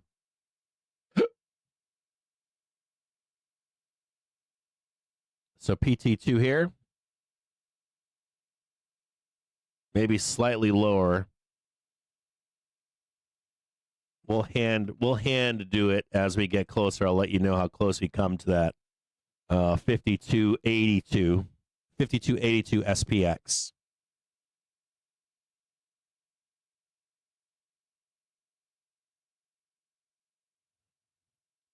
Same thing with COTs. You're either looking for major lows to be bought from COTs, vol control funds, CTAs, new lows in the market, or we're looking for that breakout from where the old men are at. That's that big white line that you see.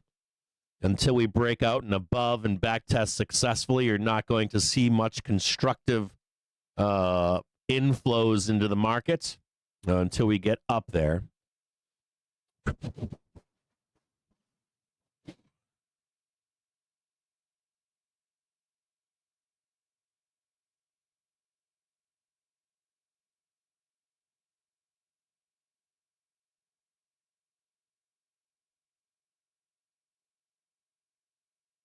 Lagarde saying the ECB doesn't see a recession in the Eurozone.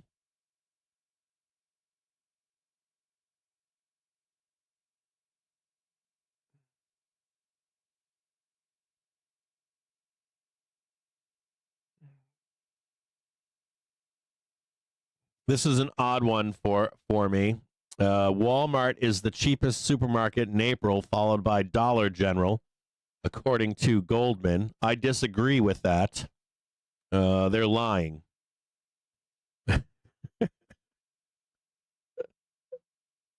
They're lying to you. I'm not even going to read that headline to you. I know they're lying. I went and looked myself. They're lying their asses off, and there's already shortages showing up. I went there specifically to compare pricing in person. I did not believe what I'd seen for pricing. What else do we have here? Earnings.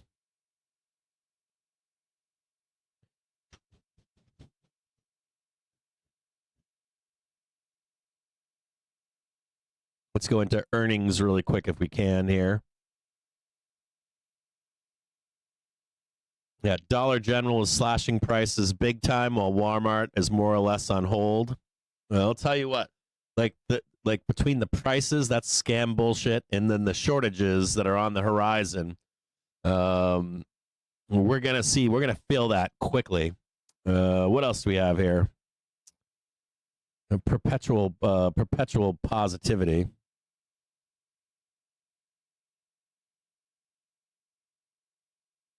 Think tighter, guys.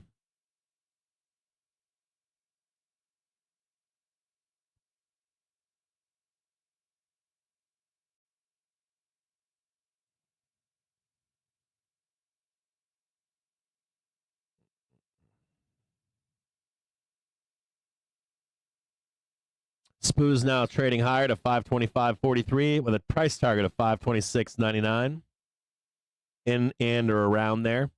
Maybe slightly lower than this PT2. Be really careful as we trade this. This is where we hit real volatility up here.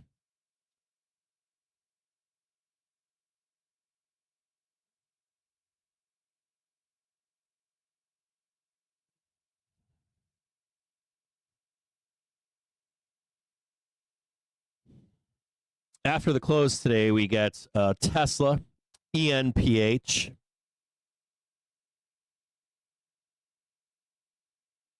We get Intuitive Surgical. I think that's ISRG. We get SAP, not SNAP. Capital One. We get Steel Dynamics, which I like, believe it or not. Been following them closely in the background. We'll talk. Maybe we can talk about Steel Dynamics at some point because there's a whole ETF. It's getting blooded lately. It's called MADE. I've been monitoring MADE very closely. Those are U.S. manufacturing.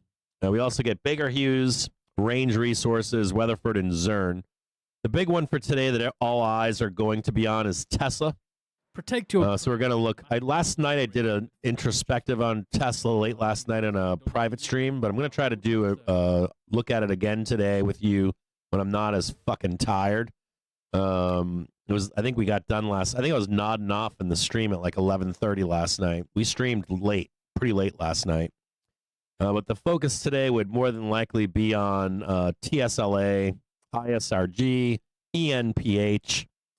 We'll take a look at all of these tickers together. Tomorrow we've got Boeing, so we'll try to take a look at Boeing. We also have ATT tomorrow. So both of those will be in highlight with us today on the show. We'll also look at O'Reilly, I guess, if we have time, or IBM, maybe Chipotle, because those are all three after the close tomorrow.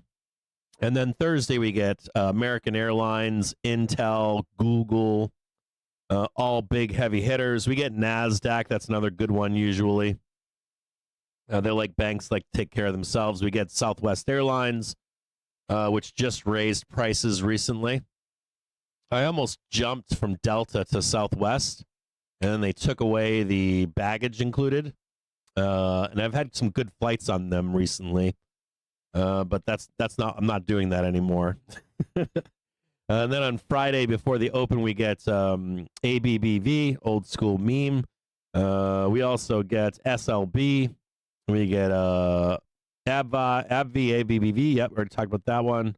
I think that's probably the biggest ones for this week. So we'll take a look at a bunch of these stocks throughout today. I'm going to have some focus and highlight today on Tesla in particular. If we can get to ISRG and ENPH, we will. And we'll try to at least get through Boeing, ATT, and at least like IBM, Chipotle. If we can, Alaska Airlines and O'Reilly. I don't know if we can get through all these. These things take me time to try to figure out. And there's always like last night I was looking at Tesla. There was like 3 different outcomes, and I'm like, it was like too much to look at in terms of pitfalls and new highs in each stock. And Tesla last night in particular was like pretzel. I feel like I was a pretzel being turned around on myself. I'm like, yeah, this can happen. Then I'm like, no, that's impossible. Then I'm like, nah, 40%. I don't know, man. They got a lot of work to do to get to that point. So we'll look at Tesla to start for end of day today. We're going to discuss Tesla. Now, there is some good news here for Tesla. Or there's some stuff that no one wants to address. So when I have a BluesSky account, and it's like the place for me to go. It's the place for me to go and unload my anger or fears, doubts, insecurities, and not get fucking annihilated by people. Like there's no safe space for me anywhere. So it's kind of my place to be able to go and be like, this is how I really feel about shit. Now, I also take an opportunity over there in BluesSky to shit all over my people. My people are in the same kind of a bubble that your people might be in. And it frustrates me to no end. And because I think that people today confluate different things. And they mix and match as it fits their narrative. And it's not always true. And one of the points that I've made to people is Tesla has stayed on trend since this bull run began. They've actually fared better than many stocks and indexes this entire bull run. Tesla has. And not only that, we came into known seasonal weakness, and Tesla has not broken trend. To today. Has not broken fucking trend. Sorry. And that's a fact. And no one likes that. Especially if you're not happy with Elon. No one wants to hear that. People want to be, like, oh, you're making a difference. And in truth, you're not making a fucking difference. And you shouldn't assign stock price to making a difference. It makes you look bad. And also, it doesn't help. It gives people that are angry with Elon a scapegoat. Hey, look, we did our job. We brought the price down. We did it, right? And in fact, it probably would be trading right where it is. And if anything, it's doing better than the market. So think about that. Like when you're like, I don't like Elon right now. I wish he'd get back to being the CEO. Or I wish he wouldn't have done this political thing and this Doge thing or all these other things. And the reality is Tesla's held up very nicely. Very nicely. Matter of fact, it's probably one of the better holds through all of this you could have had in this market to not really be impacted if you've been buying the lows on Tesla since the bull run began. You are actually net positive right now. And if you've taken any of profit on these major highs, you're doing very well on Tesla. So none of that is really true about Tesla. Now, there are some fundamental issues with Tesla today, and we need to talk about that, right? Because we're going to go into this earnings call today, and the baseline case is this. Sales have dropped for Tesla everywhere, across the board. If you own a Tesla today, it is no fun. You can't tell me that it is fun. It's dangerous to own a Tesla today anywhere. You can get your car keyed, you can get it wrecked, you can get people giving you the finger at stoplights, you name it. Matter of fact, I was at a protest with my daughter, and people were driving Teslas, and they were all like, "Oh God, are they gonna hate me while I'm pulling up my Tesla? Are they gonna, put my car on bricks and blocks and destroy it?" That's real. Now, don't assign that with stock price. It's a whole separate issue. Can it impact stock price? Yes, it can, but it has not yet in structural deficiencies. So we have some issues here, right? We have issues with Elon Musk delving into politics. A CEO should not be that forward facing with politics, right? Or if they are, they should be more benevolent. If you're the owner of Microsoft, as an example, or Google, you try to be like, just like an HR person or just like the front facing CEO, smiling, shaking hands, kissing babies, that kind of stuff. When your CEO is out there doing the stuff that they're doing, no matter what it is, Democrat or Republican, it's always like, oh, I don't want to see that. But we are there, aren't we? We are at that place where Elon Musk is damaging to the brand, like it or not. Whether it's reflected in price yet or not, which it's not, it can be, and lowered sales can be. We're also in the middle of a trade war with China. And who gets hurt in those trade wars? Companies do. I want you to talk to you about this briefly again here. So in that brief that I gave to you about depression, I was trying to convey a point of who starts these things. And it's typically not the president. It's typically corporations. Whether it's the East India Company, doesn't matter who it is. It's usually corporations. And then it's funded by banks. And then you get someone on board to help you execute those things. Some of you don't have a finance background or a business background. When you go to business school, you learn this stuff. You go to finance school, you learn the history of this stuff. If you like finance, you know about banks financing governments. That is real. It's not a conspiracy theory. It's real. They admit to it. The Rothschilds, Wells and Fargo, J.P. Morgan, Goldman and Sachs, right? These are real people. Real families, real money, real wealth.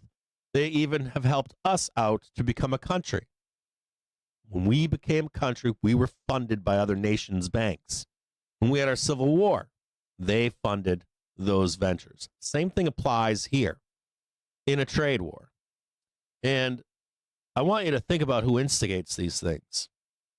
Where does the instigation come from for a trade war? It doesn't come from a Donald Trump. I've always hated China. No, it starts with power and money. And no matter how wealthy Trump is, he's not that wealthy. Or at that time, he didn't have that kind of money. That real big, like, I can win a war. I can fund the overthrow of a nation state. When we had the fall of the USSR, I got to find this guy because this guy was from Goldman Sachs, and he wrote a book about this. And I watched an in-person discussion from him at one of the Ivy League schools, and he goes into detail about having an office in Moscow. So he had an office in Moscow during the fall of the USSR. There's like 2 or 3 guys from GS. And as the USSR was falling, all of these large companies, these megacorps, had stock certificates issued. And they were issued to all of the populace of Russia. And they were, to a common person, they meant nothing, these stock certificates. So ex-KGB, GRU, mafiosos started to buy these stock certificates off of people for pennies on the dollar, and then would stacking them up in rooms. I kid you not, stacking them up for these major corps like Gazprom and shit like that. And who is in the room with these guys? U.S. bankers. And they were willing to make a deal where U.S. began to attempt to help the USSR turn into Russia. They would take a percentage of these companies, do capital investments, and these now new oligarchs would invariably own these companies, these prior nation state large corporations. So I want you to realize that where we are right now likely is not Trump. He's a figurehead of it, but he's likely not the instigator. So when you see like the banks going, oops, we don't know what's happening, they always knew it was eventually going to happen. They may have timed it wrong. They may have thought, yeah, Trump does it second half of the term. We didn't think it'd be this fast, but we knew it was going to happen. The same thing applies to building factories in the U.S. When you hear people say to you, the U.S. is so far behind the curve, that is false. False. Factory builds began in earnest in 2022 or 3.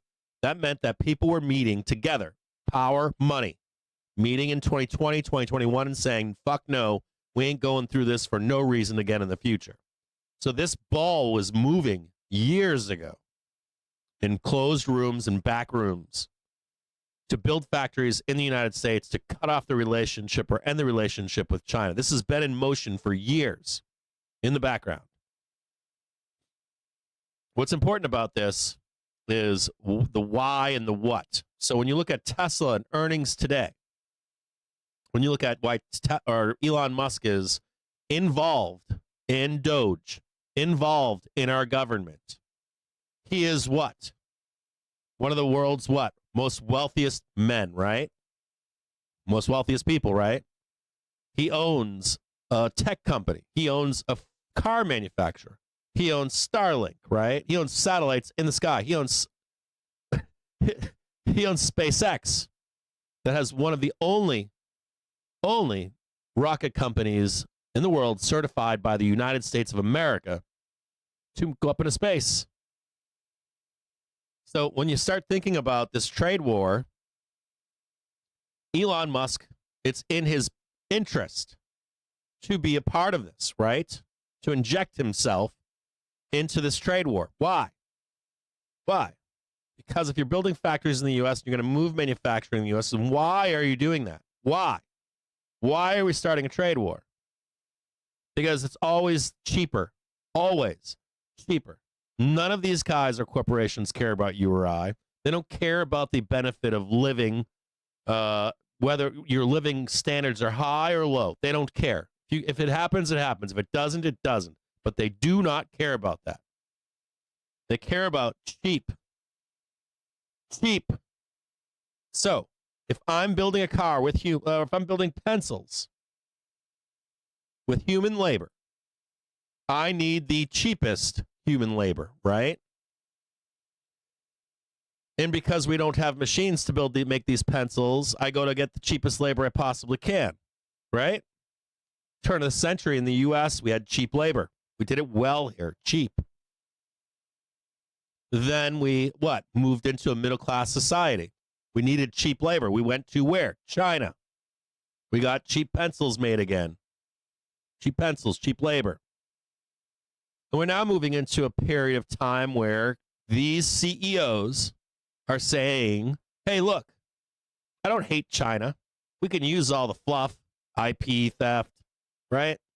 This theft, that theft. We've got complaints. But these CEOs don't care about that stuff. What they care about is profit.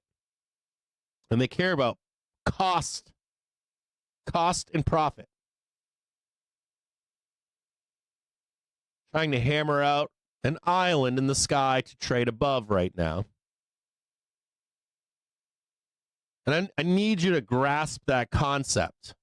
It's important for you as an American to realize that no fucking corporation gives a fuck about you. So when you hear people out there telling you, I wish to return to a time where I had a job and I could afford a house and I could afford, I don't know, my trad wife to live at home, and this is what will do it for me, that is horse shit. These companies could give a flying fuck if you can get your factory job. They don't care.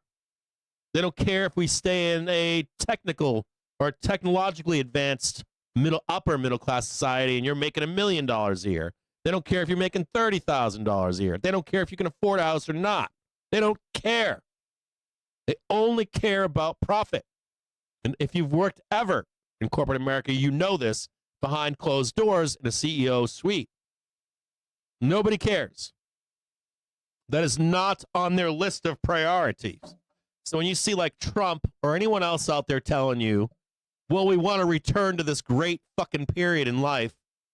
Number one, that ain't ever fucking happening, and they don't give a fuck if they do or don't. Number two, this is not the same time period. This is not the same setup. So why are these companies going to war with China? Because there is the promise. There is the promise. New low on SPY right now. Out in the sky being probed right now for a downside move. Why? Because we don't need humans anymore to do this. We have machines. We have automation. We have the ramping and rise of robotics and AI. I can make the pencil in China or in the US. If I want to be in control of my company in the future, right, and profits and all that kind of stuff, why would I stay in another country? Why would I stay somewhere where they're going to steal my IP? Why would I stay somewhere where I can put that same machine elsewhere with no threat to it? COVID already showed us shortages. We're in this new time period where the thesis is my cheap labor no longer needs to be in China. They can be here in the States. And if I'm the richest man in the world, you better believe that I want to get that trade war started to where it won't stop until one side or the other loses. And I'm betting on this side winning, the U.S.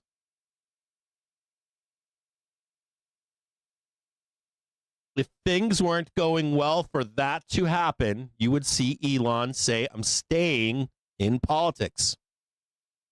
Invariably, right now, you've got Elon saying, well, I want to get out of politics. It wasn't for me.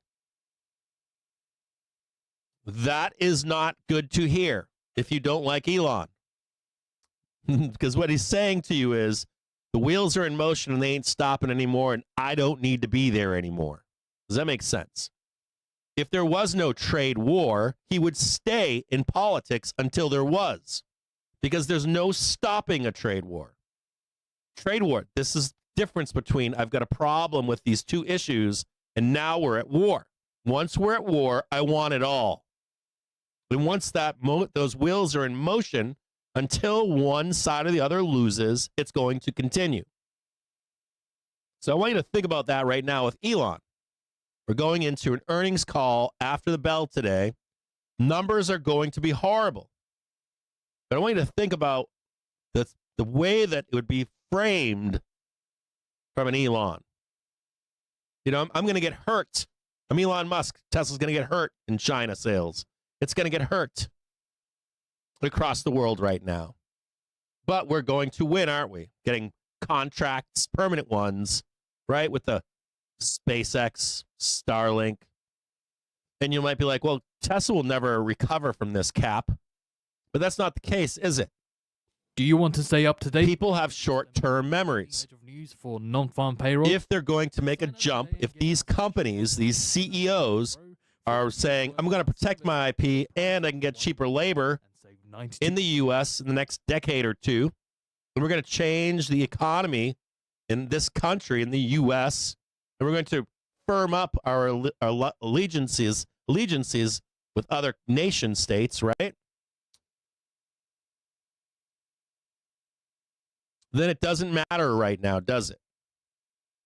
It will matter later, but it doesn't matter now. There's time right now for Elon to step away from the politics because we're finally in the exact trade war. And if we win said trade war, if the U.S. does prevail, he has nothing to worry about, does he?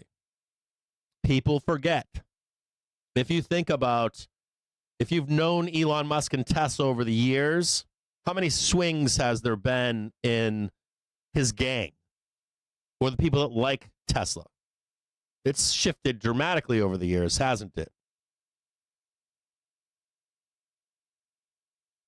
You hear people say, well, BYD would wipe the floor with Tesla.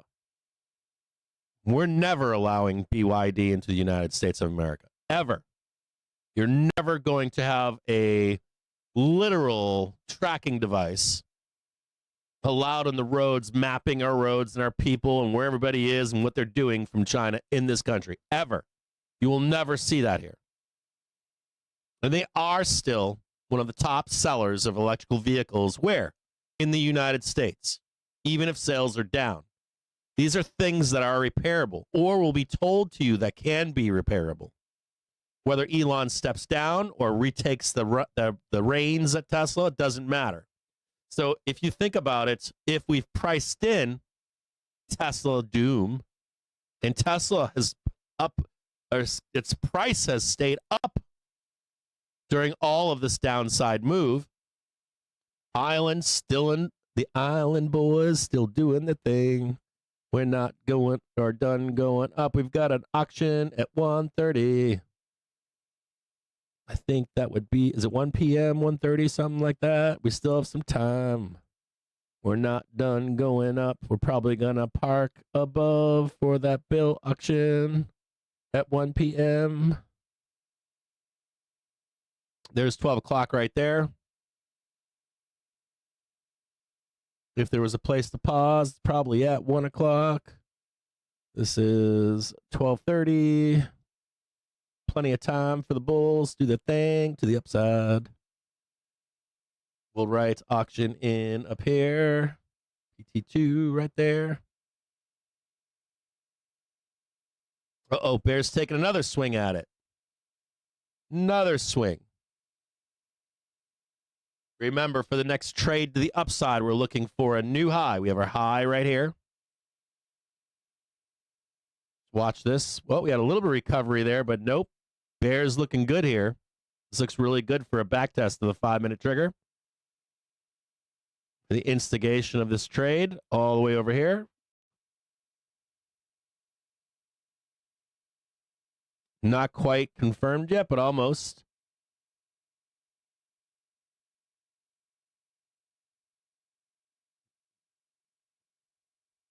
Just waiting for a new low here if you wanted to take a quick short. Not quite there yet.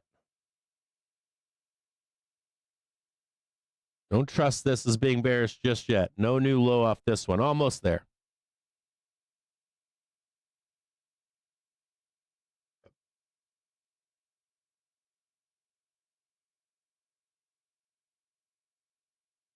There it is right there.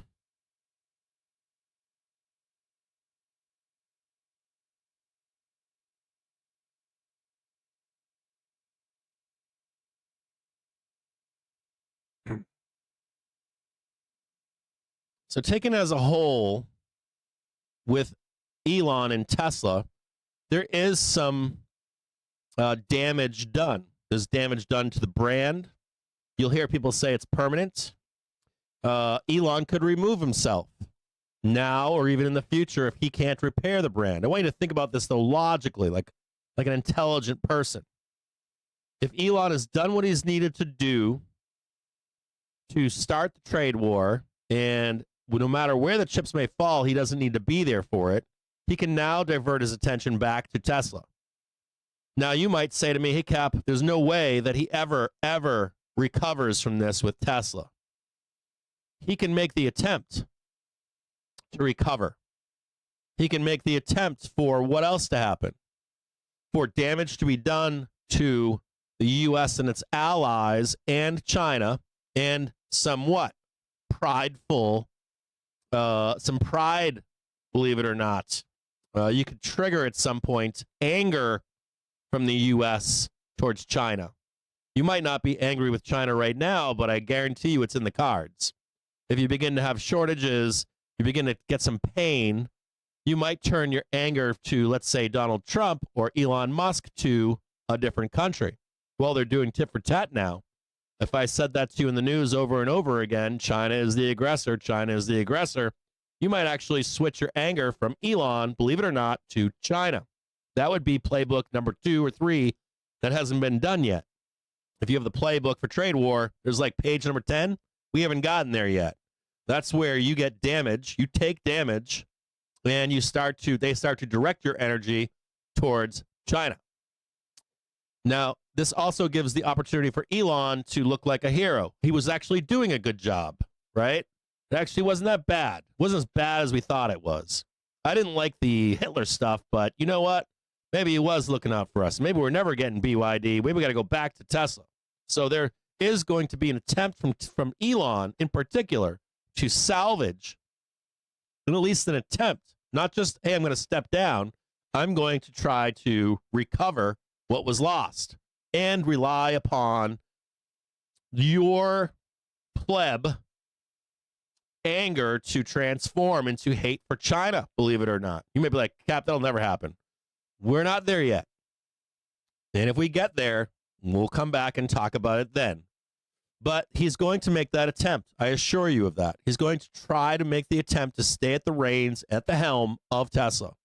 And when we go into these earnings today, I want you to think about that guidance. I want you to think about, hey, we're aware of all of this. Oops, politics wasn't for me.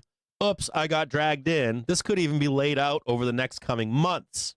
The repairing of him as CEO of Tesla. And remember, we have not lost trend on Tesla. Tesla has actually held up through all of this. So behind the scenes, Wall Street believes in Tesla. Wall Street believes in it continuing. And their plan for Tesla, showing price at least, is it's still fine, even with this loss of buyers in other countries. This is even with China being excluded from those sales or that market opening. And if we're in a war and China eventually concedes, that could open a door to a much better positioning for Tesla in China. And guess who likes Tesla? China. Chinese people love that company. They love Tesla to this day. Love Tesla. So he doesn't really lose here. Neither does Tesla. Elon doesn't lose. Tesla doesn't lose. He gets to make a chance to recover his image. He gets to outlast China during a trade war to possibly an even better market than he had before if they concede this now war. And even if they don't, you're only going to have Tesla as an option, along with other U.S. and European-based companies for EVs. He could wait and try to repair his public image and step down as CEO of Tesla. And as all these changes happen, Tesla still stays on top. So they have not abandoned Tesla. Wall Street has not done it. Price has not shown that. And you now have this earnings call today. You've got a report at the end of the day, now beginning to head lower to test the 5-minute trigger. We are selling just below that target of 52.82 right now. We also are seeing a cross of the 5-minute trigger over the hourly trigger. Just watch this on SPX down below here. 5-minute trigger is crossing the hourly trigger on SPX.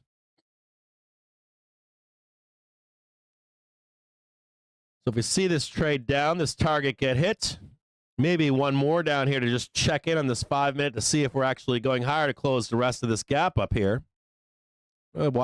Keep this up for you.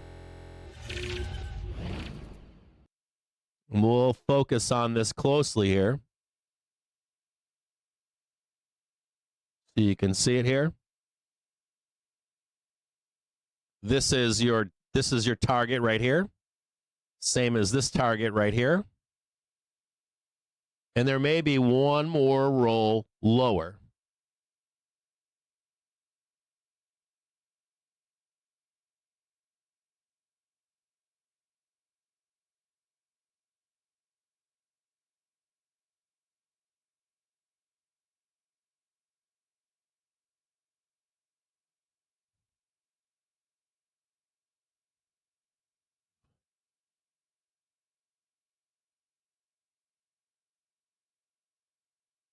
There.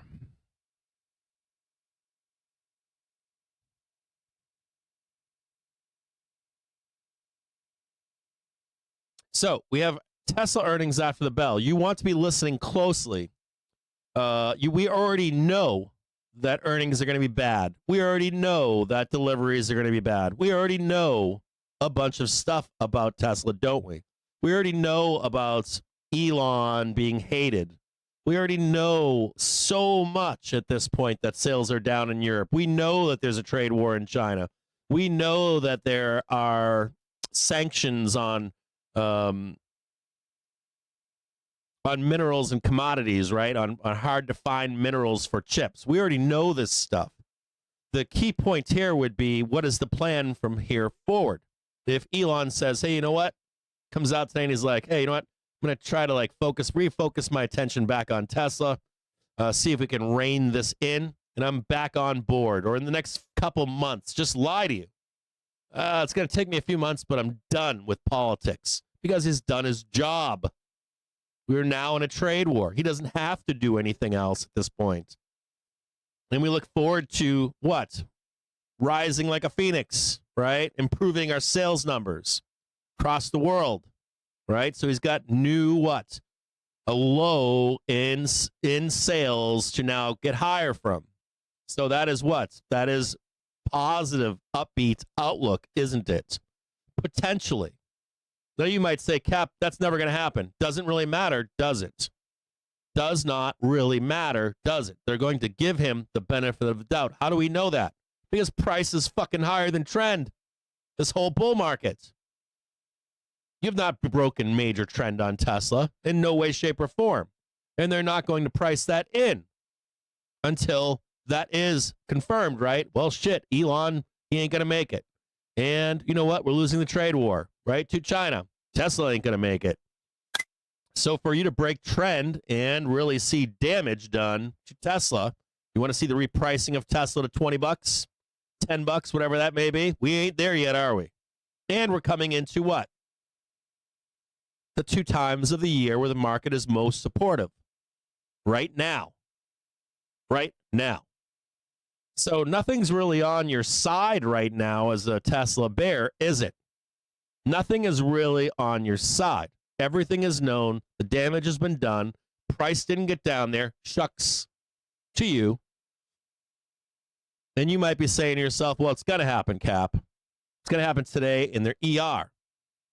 Cap, they're done. They're cooked, and everybody knows it. That's not how the stank market works. Stank market prices in future, 3 months? 6 months? Fraud. Right? Has he been arrested for fraud? No. Do we know he's fraudulent? Yes. But has the company, has he been arrested? Has any of that, has he admitted to it? Any of that? No. None of that has happened. Zero. Big fat zero. And if he's a major player in this big trade war and they win, he has nothing but what? Tesla has nothing but what? Nothing but good news ahead in the future. Right? Trade barriers get knocked down with China. Elon has more freedom to move and sell in China, believe it or not, if China loses. If they don't lose, you'll never see a Chinese vehicle here. You'll never see their tech here, ever. None of it. So he's in a winning position, believe it or not. And that sounds crazy to you. Separating these things is important for you as a trader. Keeping your Main Street hat on Elon and Tesla separate from the stock price is critical. If you begin to then see trend be broken on Tesla, the price of Tesla, the major trend of Tesla, we can then have that conversation. You're like, hey, Cap, look, Tesla just broke trend. Made a new low on that broken trend, bro. Are you bearish now? Fuck yeah. We'll sell it down to $20. You're right. We might lose the trade war. Elon ain't going to do it, and Tesla might fail. But until that happens, you got no leg to stand on when it pertains to the stock market. That is critical for you to understand. Critical for you to understand and separate in your thesis on Tesla and Elon Musk and anything like that. So we're going to look at Tesla into the close today. We're a little bit weak right now. Looking for a pullback to just check this 5-minute and this hourly trigger cross to the upside. Look for a pump right now Watch out for a pump to the upside.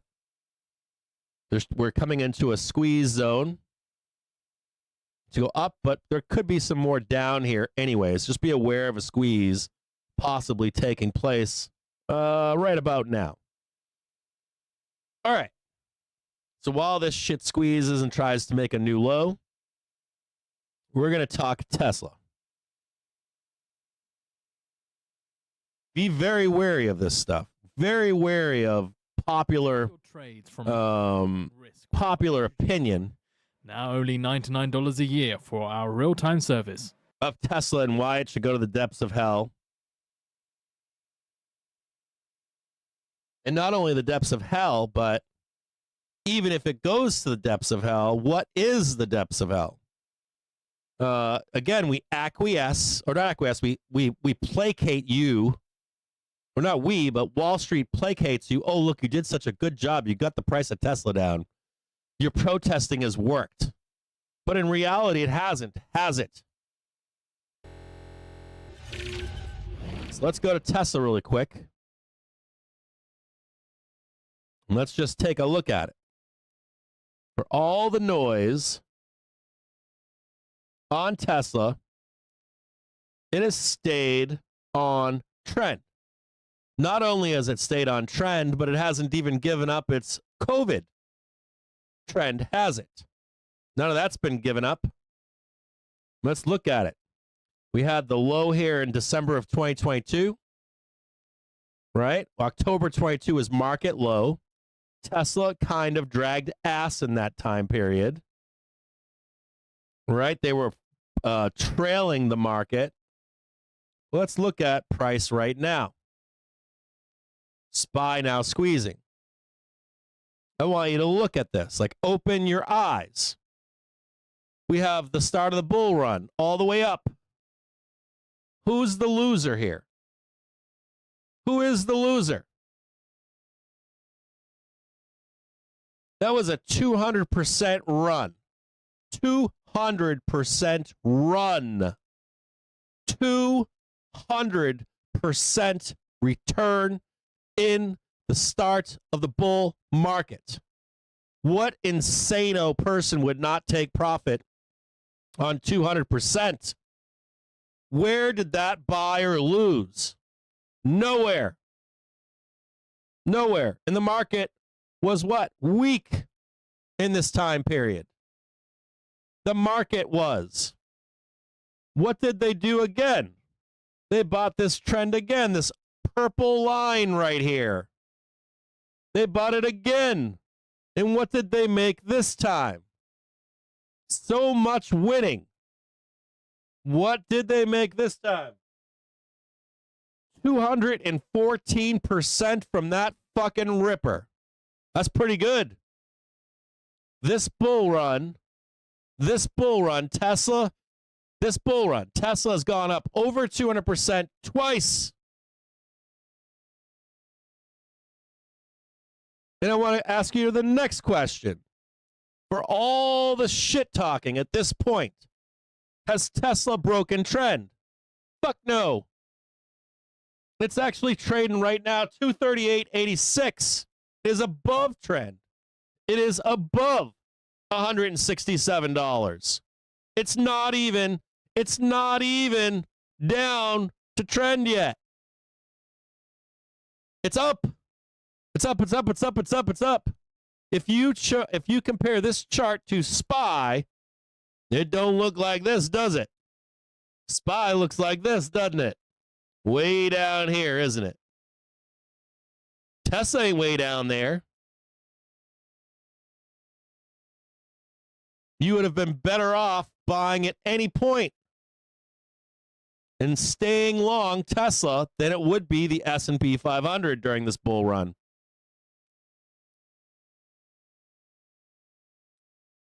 So let's say you've got a gotcha moment as a bear. Let's say into this bell today, you get your doom trade. Up and then down. All the bad news. Who's the winner here? Still Tesla. You need Tesla to break trend like that. That's what you need right there. For you to validate, we just squoze, right? Did you get out of your shorts? Did you get out of your goddamn shorts like I told you we're going to squeeze? Is that a nice little squeeze right there? How about that? Rampo-rama. Wham-bam! How'd that feel? How'd that fucking feel right there? How'd that little fucking squeeze feel to you? Face. Take that right to the face? Probably.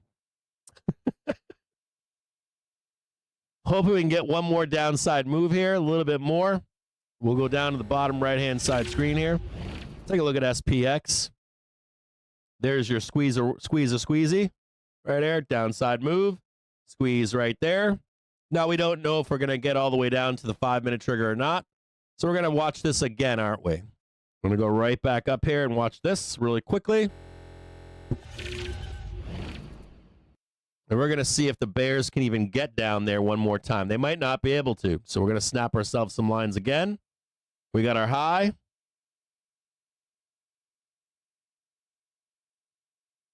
We got where the squeeze happened.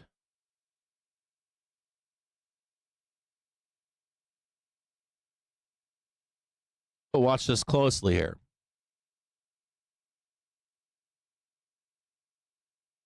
If we catch the new high, you can see this maybe. If we catch the new high, we break out, catch the new high, right? Then we get that one right there, and then we go up there, and up there, right?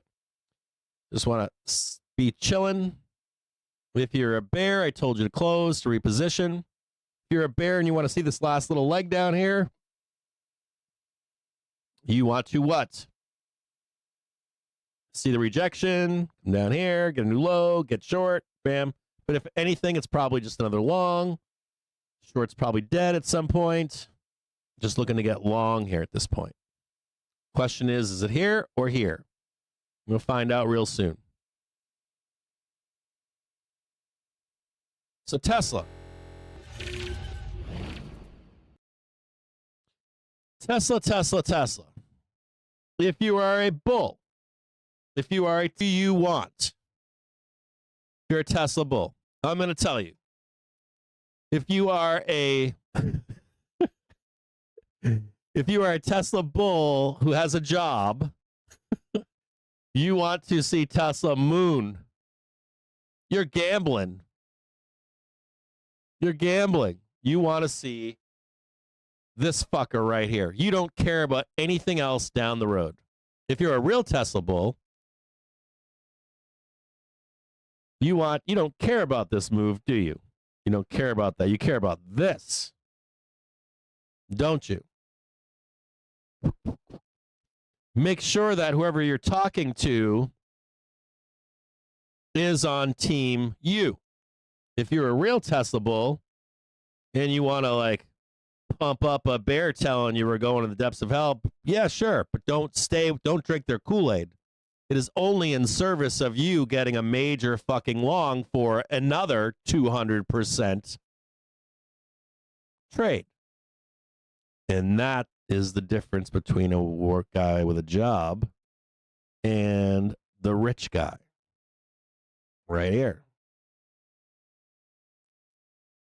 Makes sure the difference. If you are a Tesla bull that thinks, hey, Cap, you're wrong, bro. It's going to squeeze up here. And then we're going to go higher. Sure, that can happen. That Tesla bull down there is not a buyer until we backtest this successfully. This is when your CTAs, COT, vol control funds, all those people, they get long here. The smart money gets long here, not here. They don't care about this. This is your Wendy's worker. Nobody gives a fuck about that. They only care about this or getting that low to get long. That's it. Here, here, here, here, here, and here. SPY now squeezing, blasting through right now. Trading 525.62. Watch out, it could be a liquidity grab. They still didn't catch the new high.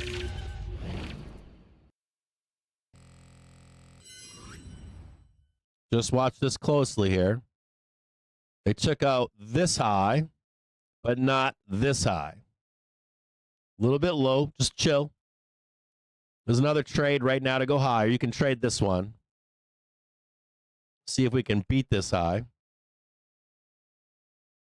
You'll see that squeeze right there. And that bad boy over there. But you need to see the break higher. New high for SPY. Trading 526. Might go straight there. 526.25. Begin just squeezing straight up higher now.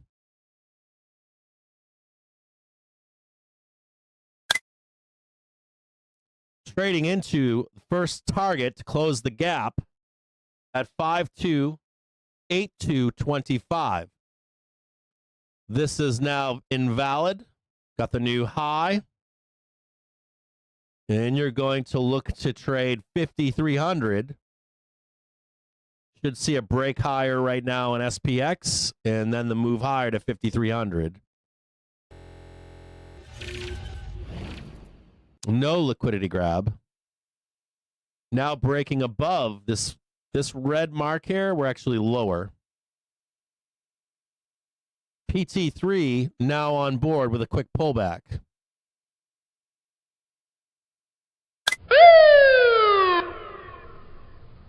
Target 52,794.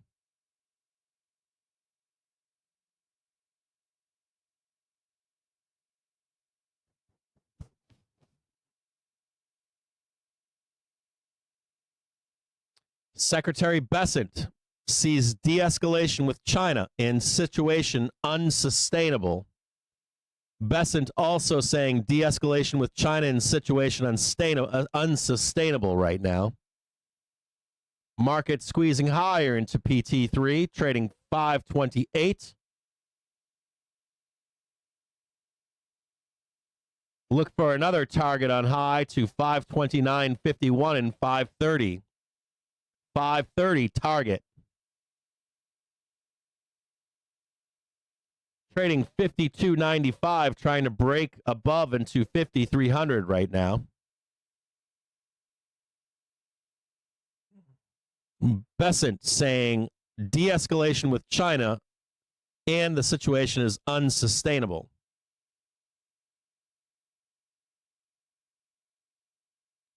Trump said reciprocal tariffs are dangerous and will make Americans poor. Tariffs can be effective only if other nations don't retaliate.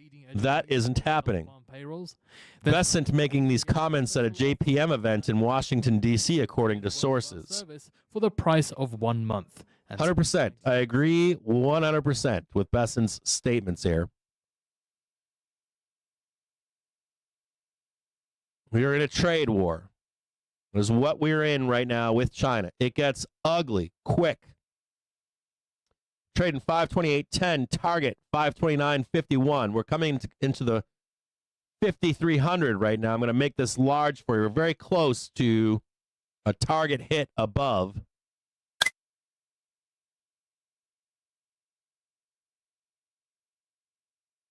Close, close, close. Like somewhere like this.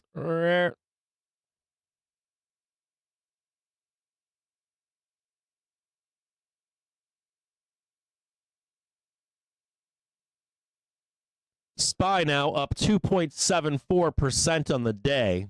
This does not include yesterday's rise. Well, it's pulling back off 5,300 right now. Be careful here, guys. You might not get this last pull up here. You might have to drag it back to try to go higher.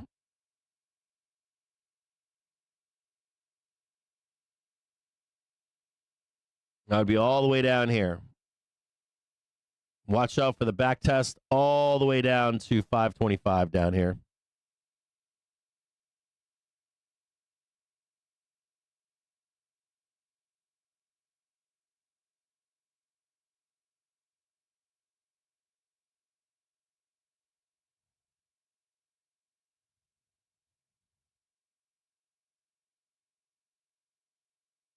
Also, hopefully you guys weren't short in there. I told you it would squeeze. I didn't know it was going to squeeze like that. All kinds of trap bears in here now. You're on for the ride. We already told you not to short until we get to a major inflection point in the strength, in the momentum in the market.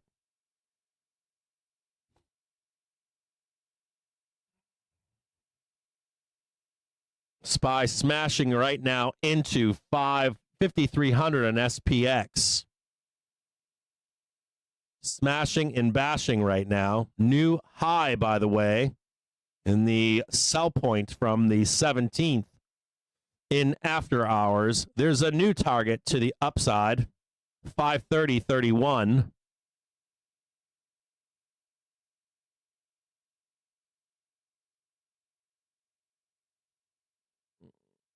And also 533.94 and R3 534.50.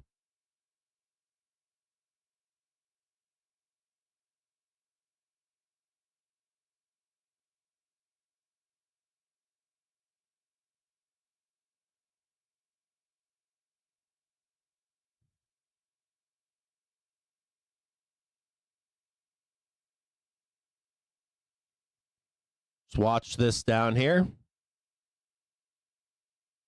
We also have supportive zone here.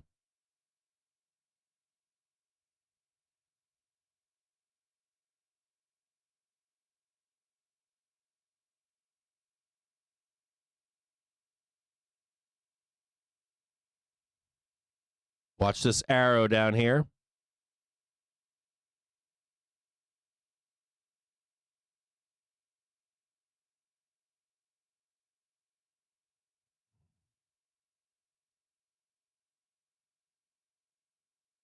Tesla.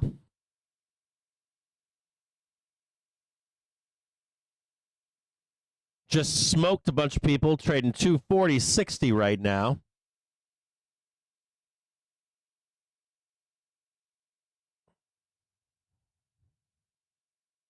So here's our Tesla conversation down below. We'll get back to this here in a minute. Be careful of this, a little bit more downside. Would like to see just a little bit more here. So just be careful of more downside. Don't get tricked out on this. Snap yourself a line above again. Just like before. Remember to set up your trades.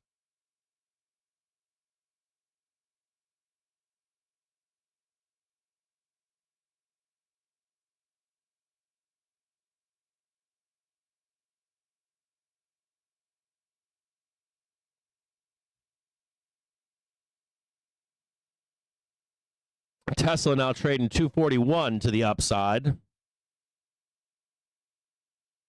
Tesla now closing the gap from the close on 417 on last Thursday's close. Another target on Tesla, 242.74, and then 244.93. Now let's look at Tesla. Been talking about them all morning. They just had a breakout as we were discussing how bears are probably wrong. Tesla trading 241.23. Natural target upside 250. 250. Now trading 241. Another $9 to go for Tesla to the upside.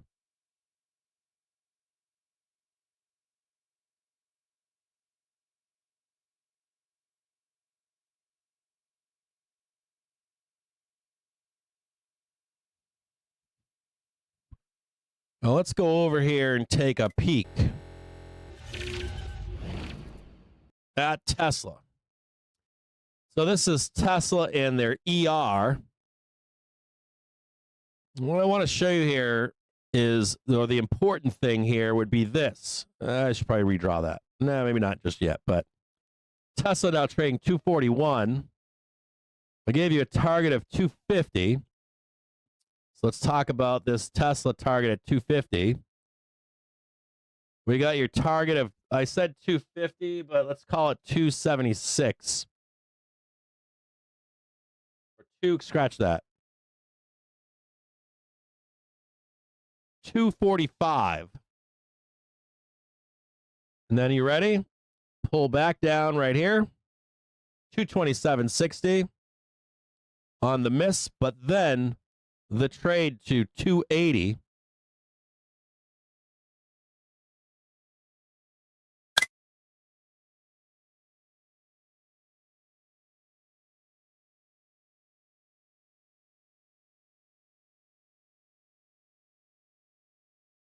You got 275 right here.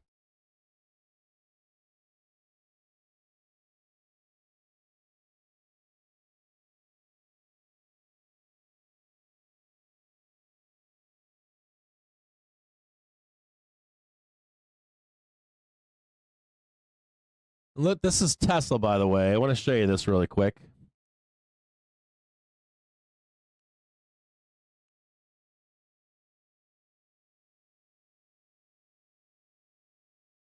So this is a daily chart here. I want you to watch this closely with me, okay?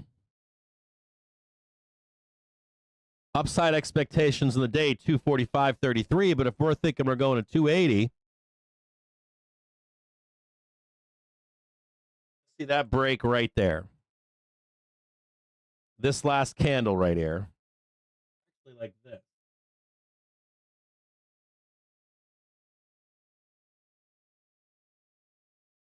So break that candle there.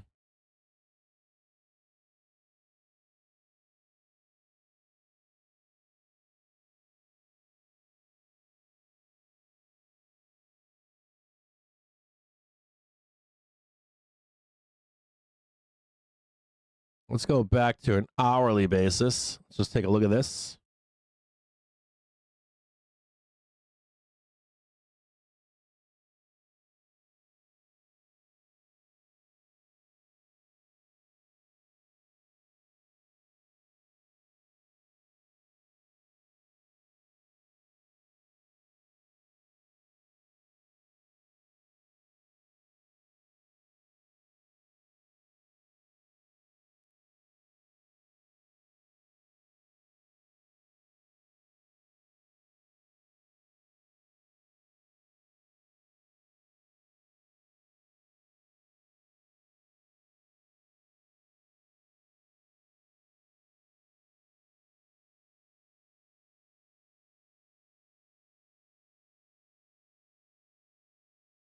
$278.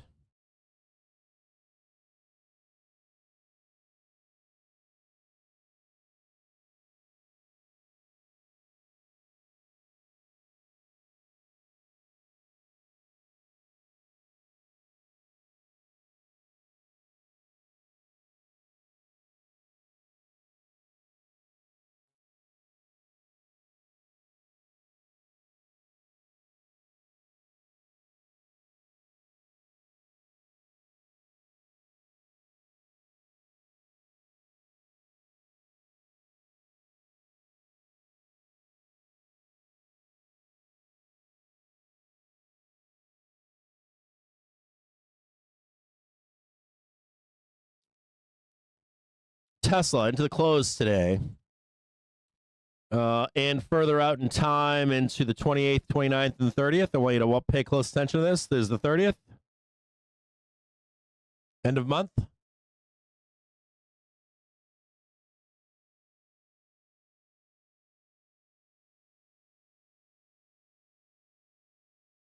Here it is right here.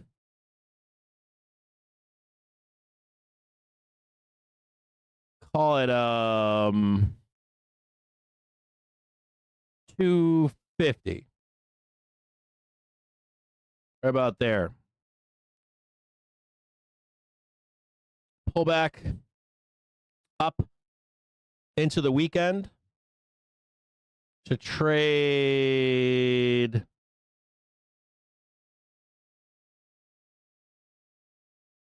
$262. And then into, this is worst case scenario, by the way, into the 30th, 280.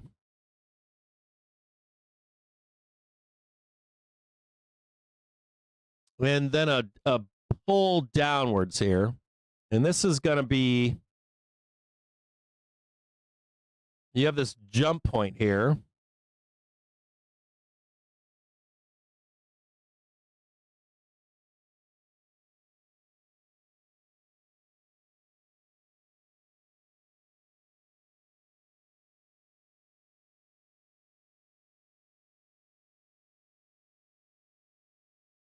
Right there. You want to snip this at home, you can.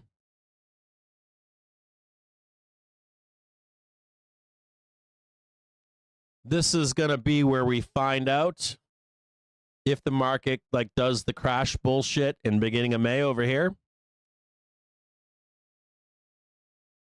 Your trend is over here.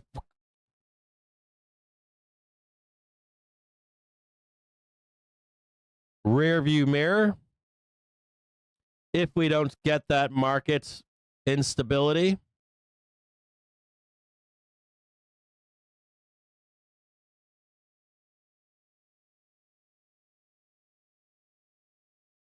and you know the rest, right? You don't need me to tell you, do you?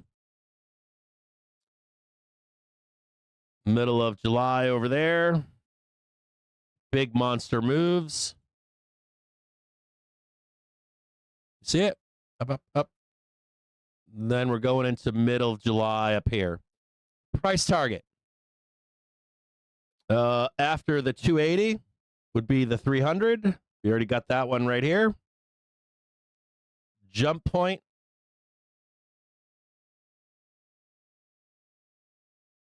There's your breakout right there.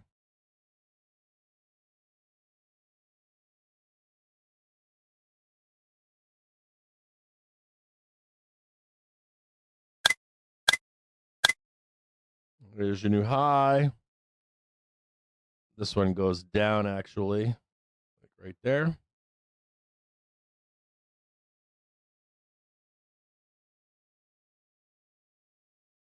Expectations on Tesla today, end of day. Expectations for Tesla.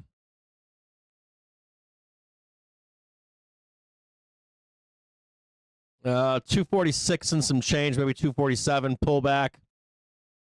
Trade into the bell, 250 pullback. Into tomorrow, next day, weekend, 262. 280, I should say, into by end of month. End of April. We're already at the 22nd. That would give plenty of days for Tesla to go up there and pump that shit out. Now, Tesla could do this all in one day, but I don't think so. If they do this, you'll see a halfback trade, and then we should close out the month and then have the drawdown. So time or price either happens all today or by the end of the month. This will be based upon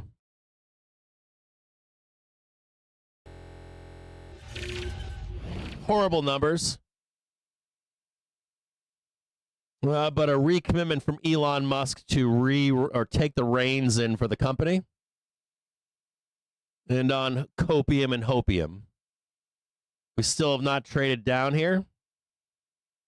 Still waiting for the pullback. We did get a new high, though.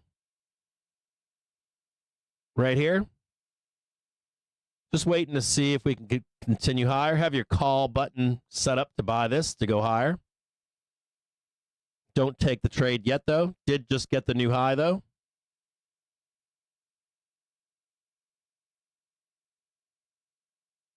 Still waiting. Don't get caught in this. You can get set up. You got your new tick. Just need to see this one right here, and then you're off and running to the upside.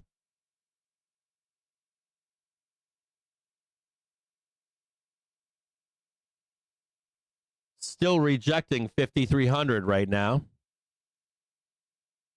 5,300 is where supply is. It's also where 2-date net gamma is. 5,300 in focus right now. We're going to take out a lot of supply here. We're going to slam into supply.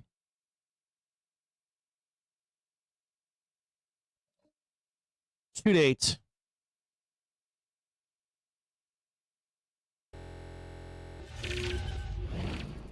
This is 2-date gamma. This is 5,300 bar. Magnet right now. Net gamma, 5270, 5275, 5300. Large bar here. Next target after that, 5,400.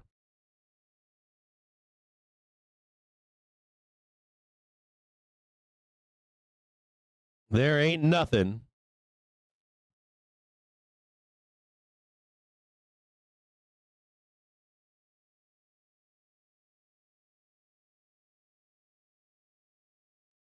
There ain't nothing. There ain't shit between here and here. Not a goddamn thing. You get up here, and if we hold this, we'll start talking about taking this stuff out, or at least the attempt to get close to it.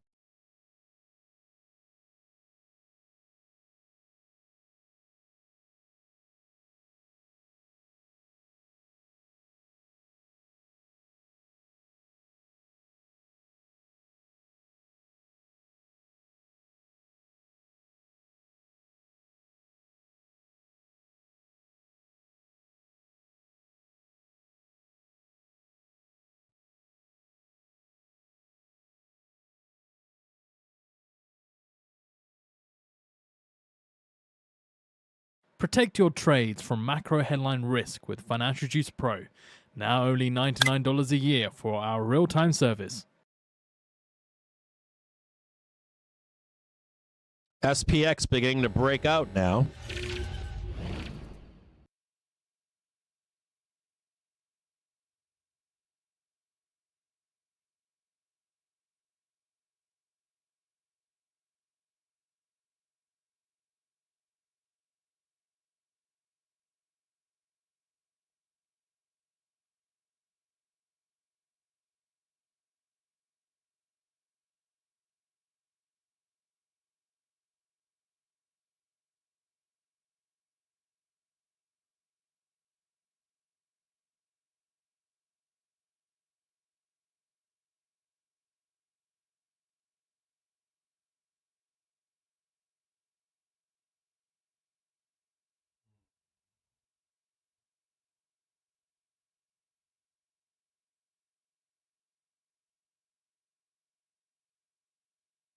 SPY now breaking out above 3,000. Target 529.51 and 530.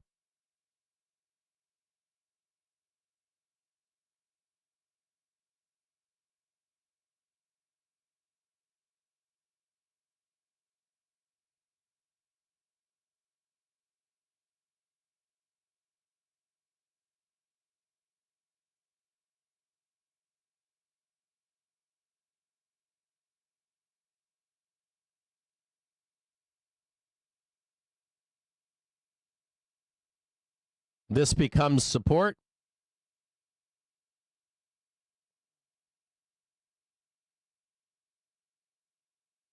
PT3 now becoming supportive. As long as we hold this, we go higher. If we begin to lose this, we go lower. Don't forget, it's 12:22 in the afternoon. We have a bill auction coming up in the next 40 minutes. Could rope us in here. Nice little zone to rope us in for a downside move. This is major support at 5,300.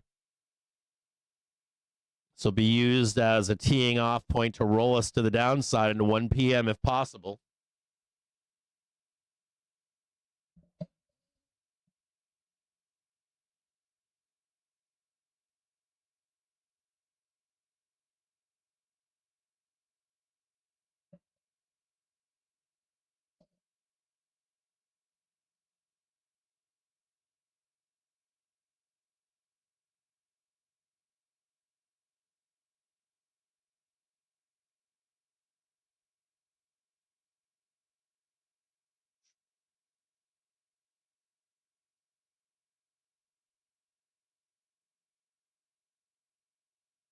If you're looking for a target on SPX, it's 5,350.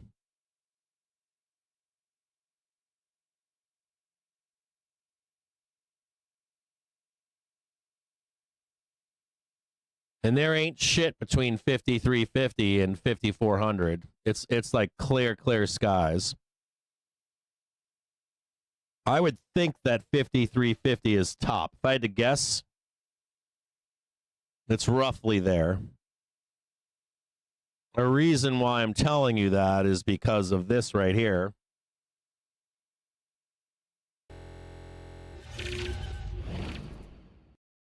Just so you can see right here.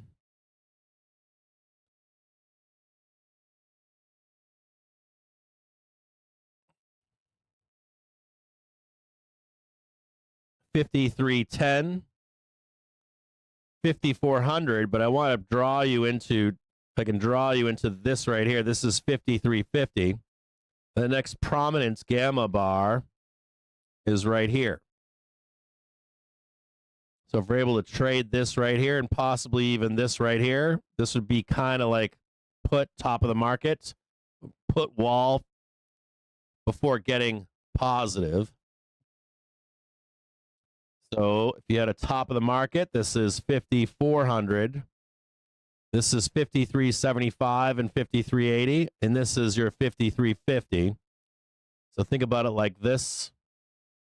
If that's the wall, and we can try to get up there and maybe tag these two before rolling down. Pretty steep rollback here, too.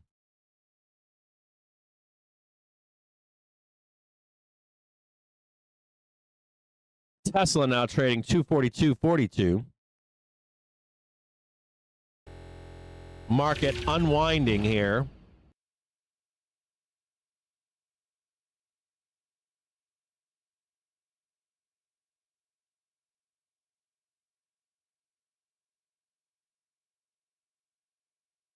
SPOO's firmly in control of 5,300, targeting 53.50.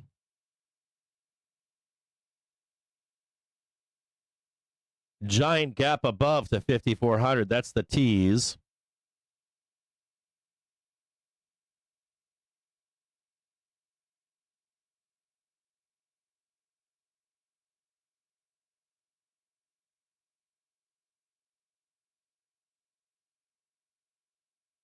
Nomura coming out and saying, telling clients to stay invested and bet on a market rebound. Per Bloomberg, Nomura is telling clients to stay invested through the turmoil that's pervaded financial markets during escalating trade tensions. With its $1.8 billion acquisition of an asset management business that happened yesterday, the Japanese brokerage is putting its money where its mouth is. Quote, we constantly tell our clients, stay invested through short-term volatility, end quote. Investment manager chairman Christopher Wilcox said in an interview after the firm's most significant deal since it bought Lehman Brothers assets in 2008. So if we were not to display those behaviors ourselves, we would not be particularly credible. That was just after Besant coming in and saying, oh, fuck, we're in the middle of a trade war, not a trade dispute. Still no word from the White House that I can see in front of me here.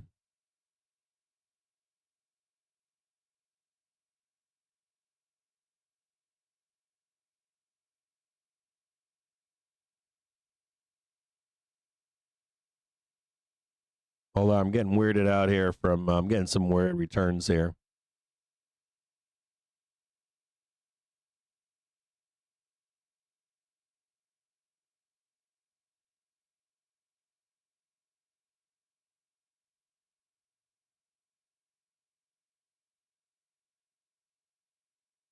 SPOO's firmly above 5,300.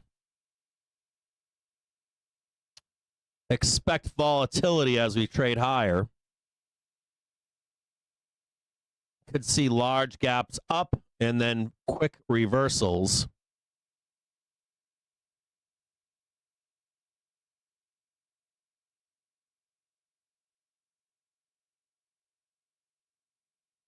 Tesla up a total of 7% on the day when they're supposed to crash. Now trading 242.47. Going in to attack 246.45. Lots of volatility here, gang.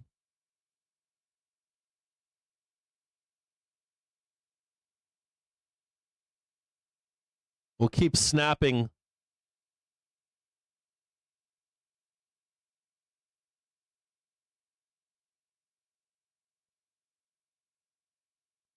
Remember that real support is right here. This is your jump point.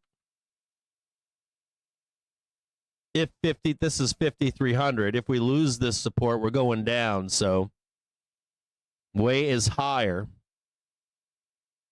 till we lose this support right here.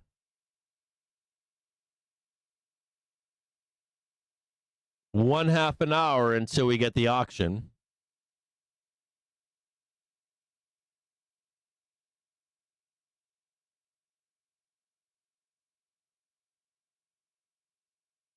There could be just in here for you to watch. Remember, we've got this auction at 1 p.m., so the tease of going higher and getting caught in here for a bloodbath to the downside at 1 p.m. Just be careful in here trading this. It's a perfect. If I was a dealer, I'd be like, yeah, we're going to eat these guys up in here until we get that auction. Just be conscious of it. Hammering out a bottom at 5,300 on SPOOs.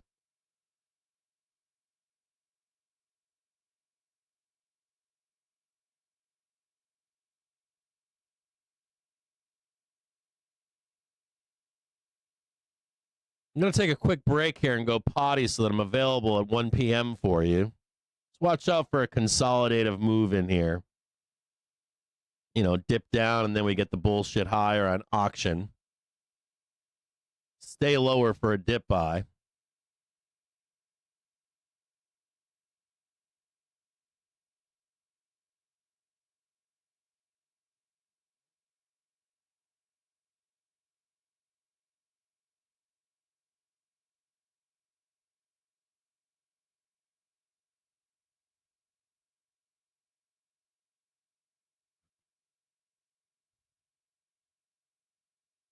I'll be back with you in just a few moments. And by the way, I've got the news squawker on. I'm not hearing anything from the news squawker here in this.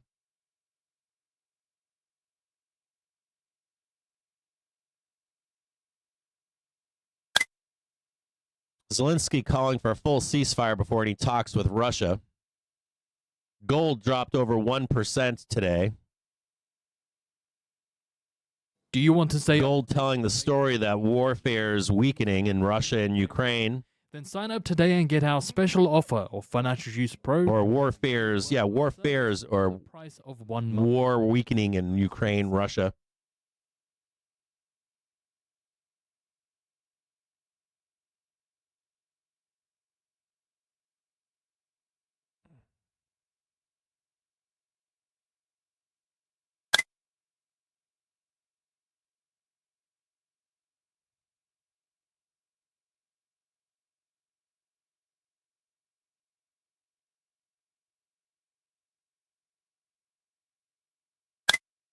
I'll be back with you guys in just a few minutes.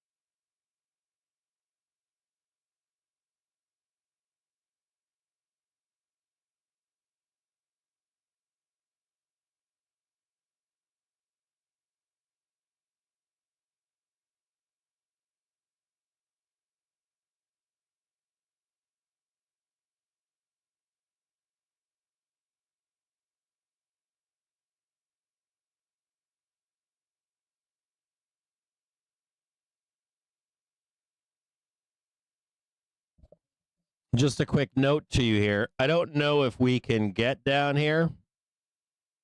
I don't know. I might be left behind here, but I would like to get down here to go higher. It is certainly as long as price holds this 5,300. The way is higher. Just keep a note of this stuff here. Let's take a closer look here.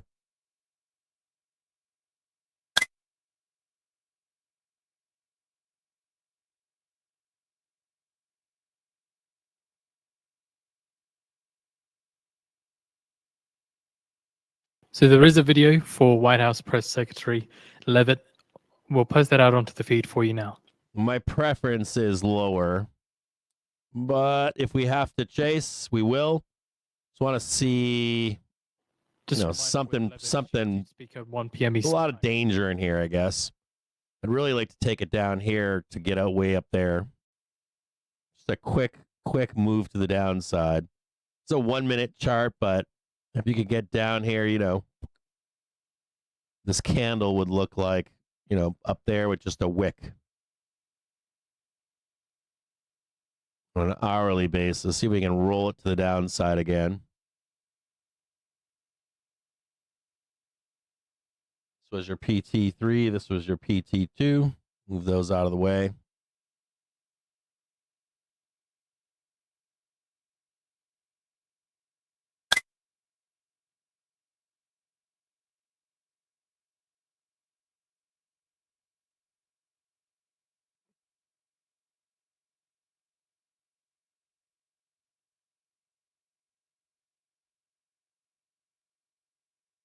I've got a presser from the White House at 1.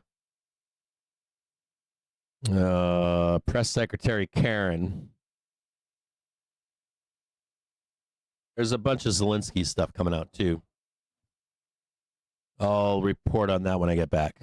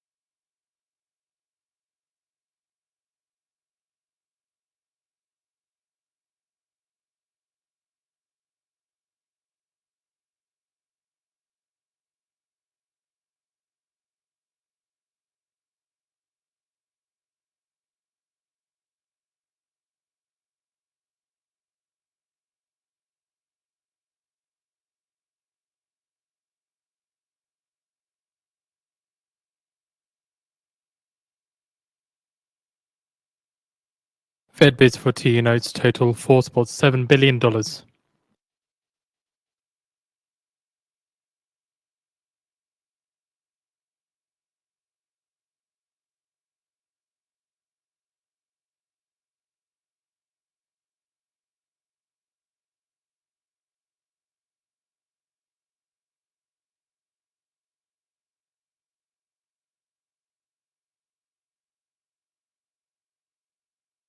Protect your trades from macro headline risk with Financial Juice Pro. Now only $99 a year for our real-time service.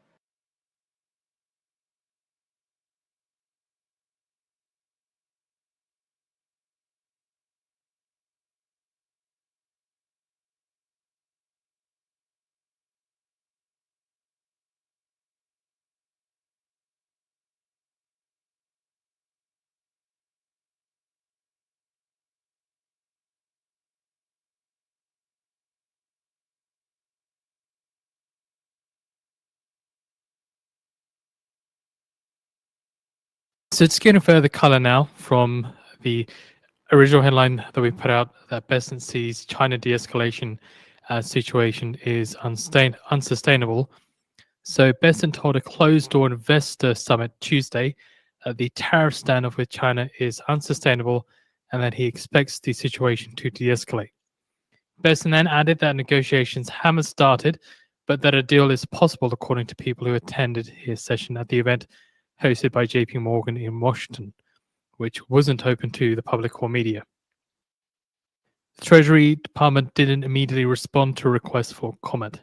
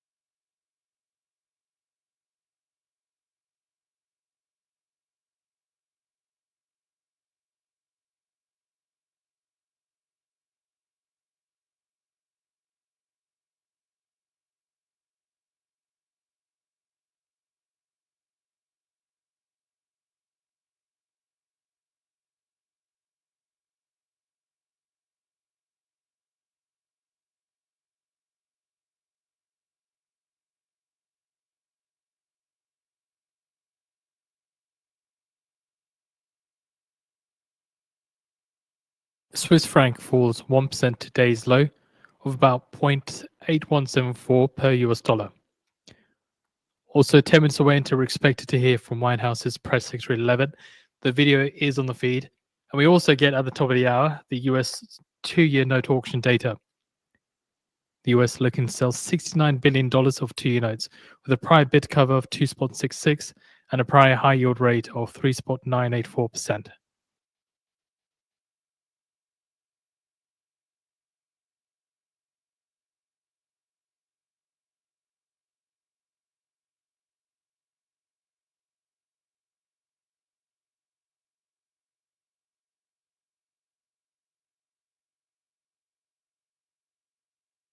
So according to JP Morgan, they say given lower yields and rich valuations and an improving but still impaired technical setup, they see the auction as needing more of a concession versus Monday's closing level in order to be digested smoothly. And CFTC positioning data shows speculators were net short 1.3 million 2-year note futures, a possible source of demand in the auction.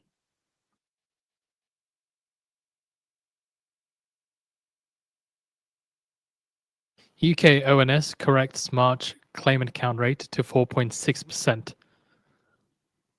So UK ONS citing a minor processing error for data correction.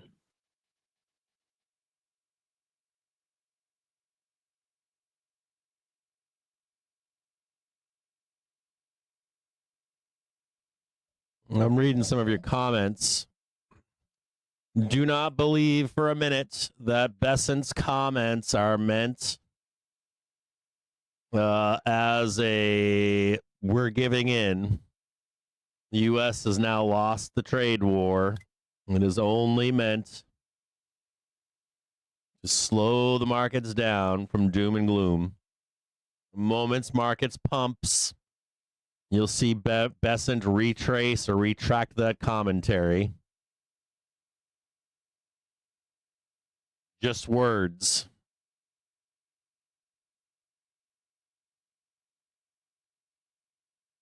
It's meant to calm markets. That's it.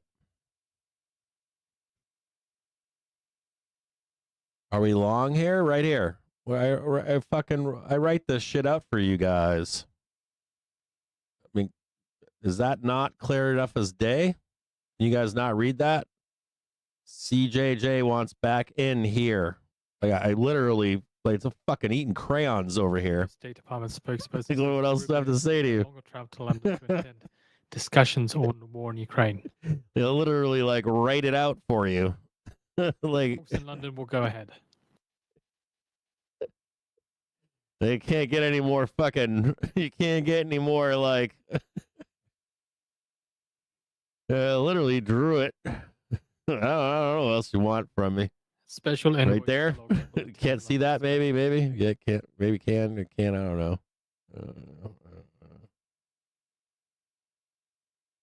Is that not clearer? I don't know. I'm trying here. I'll chase if it goes higher, but we're not there yet. There's no trade. There's no trade yet to that. Like we're coming into this auction here.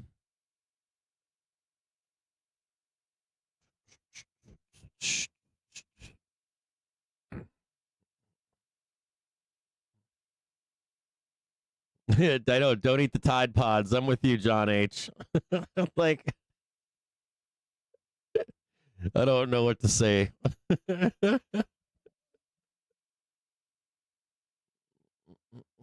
See if we can get a little downy. There is risk of a squeeze here. Just note, there's been a lot of conversation on this bond market and negotiations and our foreign investments coming back in. Also note that we did not have euros in the market earlier in the week, so it's invariably like, we had a short week last week, another short week this week.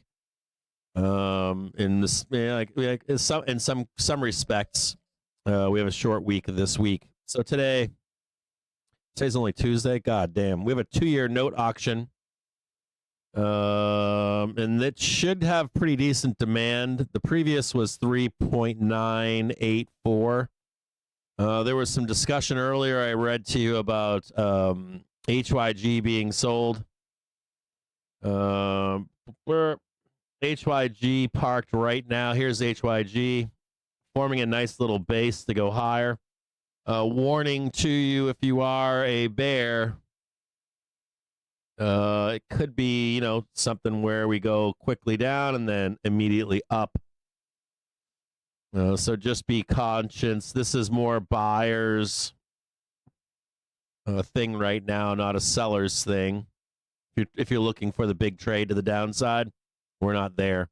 If you want that big trade to the downside, remember your rules as always. You are looking for the break below to get short, just like this one right here. You're looking for that break. Same thing over here. And draw it in again for you'd be looking for the break below here, and then you'd get another one up before we went down. So let me just highlight this for you really quick. Make that a 2. So I want to buy down here, but what I want to show you, more importantly, is if you're a bear in here, you are looking for to get short, like, hey, we're going to retrace this whole move kind of a thing. You know what I'm talking about. I know you know what I'm talking about. So I want to express this to you. If you were going to take the big short, well, less than 4 minutes ago, we're expected to get the 2-year note. You want to see price action. You want the work done for you. You want to see price go down underneath the 5-minute trigger. And then you want to see the failure from buyers, right? Exhaustion from buyers, right? And then you want to be posted up, like right there to take the short. That's where the money is. The money is not in here. There's real danger in here right now of a squeeze to the upside. So there's no short positioning here. This is only let's get long, either here, or down here. So just be careful as we come into this auction. This is 5,300. We're holding it right now. The island is right here. You see it? This is more of consolidation at this point for a move higher. Maybe we can catch something low here for a brief moment with a little bit of volatility. Whoop. But this is a buying operation, not a selling operation at this point. 3 minutes until the auction. Watch out for a squeeze. Don't tell me I didn't tell you so. I'm just hoping to get back in down here. But anyone long has got the preference for the upside move here at 1 p.m.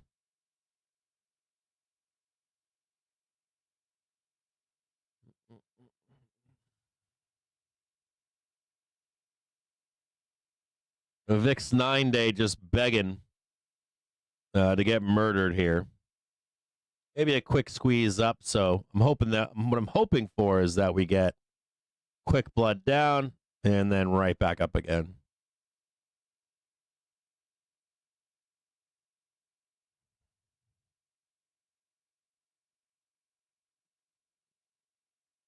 Remember your prior high up here.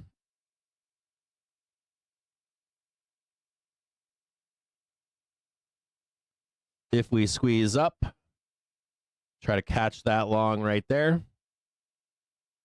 If we break down, try to catch that long right there. 1 minute to go now. We'll surely be expecting the 2-year note when issued. CNBC, I'm going to read a bunch of stuff to you that just came across the wire earlier. What's going on here? I got some wonky ass shit going on. There we go. Okay. Zelensky.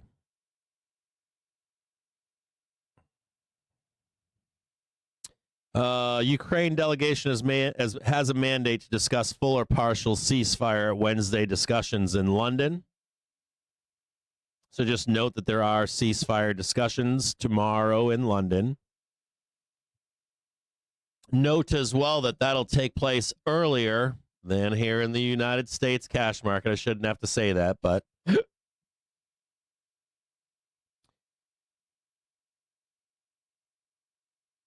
Zelensky goes on to say, once the ceasefire is in place, Ukraine is ready for discussions with Russia in any format.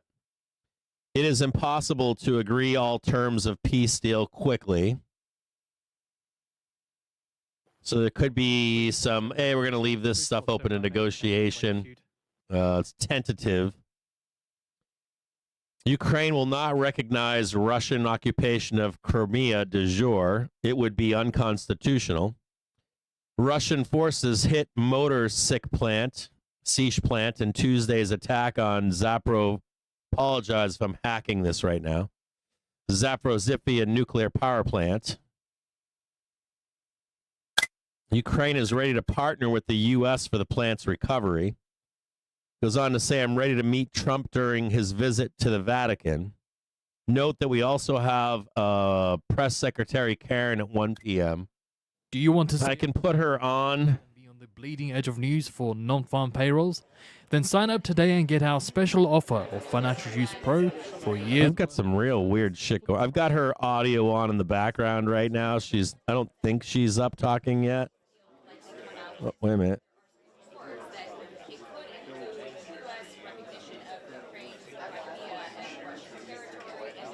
I see someone chatting here. I thought this might be like a interpretive, some kind of. Oh, it looks like she is. Or there's a pre-briefing going on, but she's not there yet, and they're not mic'd up for it. I've got her, or I did have her on here a minute ago. Hold on here. What the fuck is going on? Okay, I got it on at least in the background.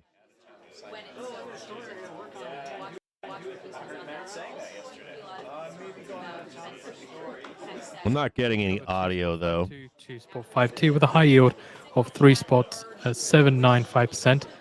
Fed bids for 2-year notes for 4.7 billion. And awarding 77.99%.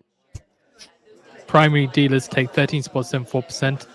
Direct 30.08% and indirect 56.18%. Rubio will no longer travel to London to attend the talks on war in Ukraine. Discussions in London will go ahead. U.S. State Department spokesman Special Envoy Kellogg will attend London discussions. We've got Press Secretary Karen coming out. She might want to pump. Maybe she's not Karen today if she's going to pump some Ukraine-Russia deal tomorrow. So we've got Kellogg replacing Rubio.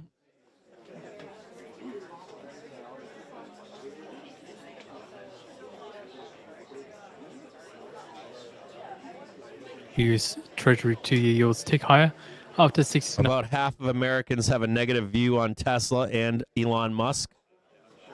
You probably see a commitment from him to try to turn that. Or a stepping down of Elon Musk could be possibly on the table as well, but I doubt it. He might take a sabbatical too. That could be possibly on the table.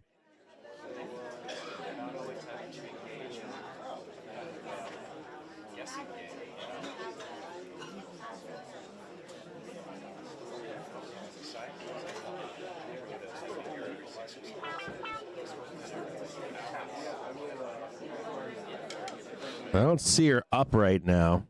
It's like they're waiting here. She's actually usually on time. She's usually not on time, so I'm going to assume that she's in direct discussions with Trump right now, with President Trump. Auction not bad.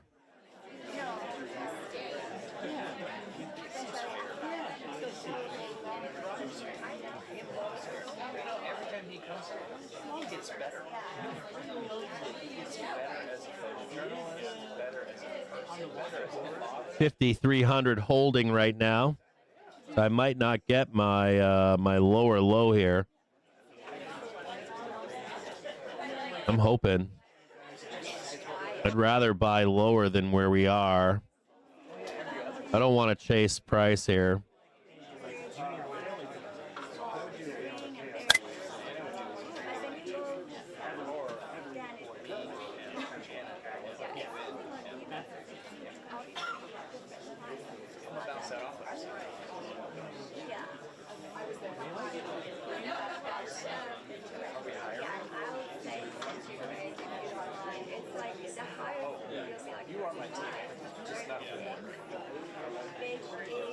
There's more rope-a-dope going on. Be patient here. SPY with a buy going on right now. Hey, buddy.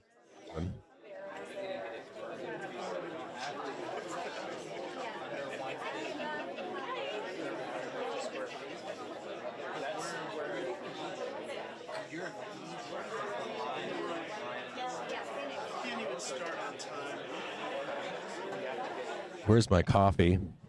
Get the case of the yawns here. And my day is still not near complete. I have a full ass night ahead of me.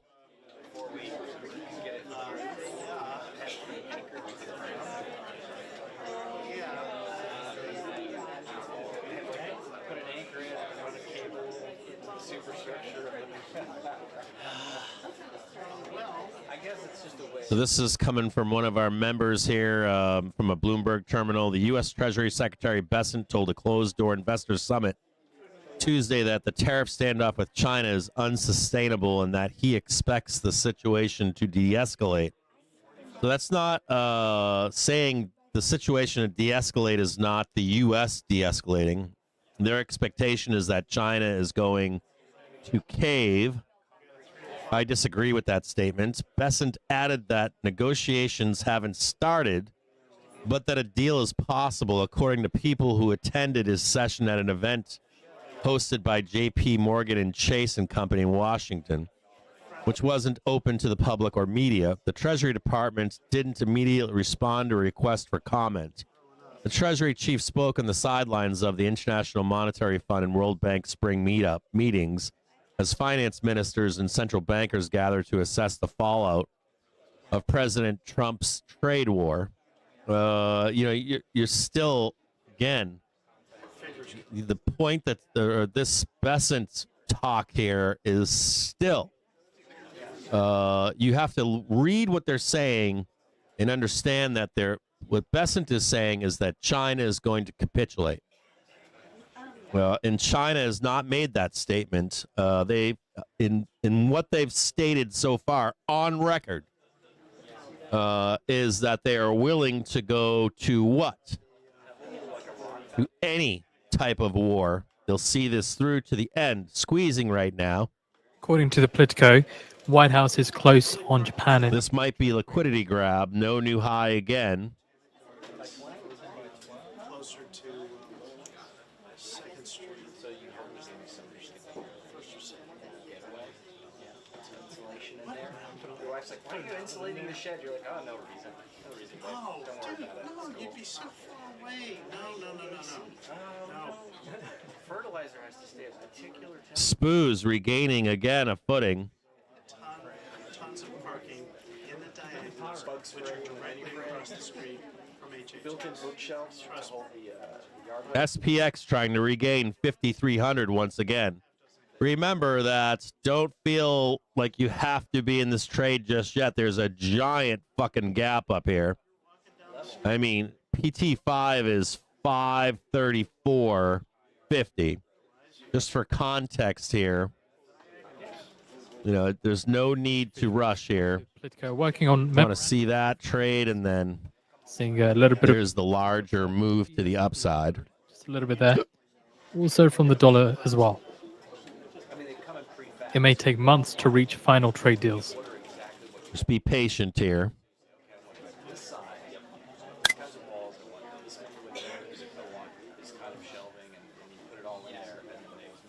Still not seeing the press secretary.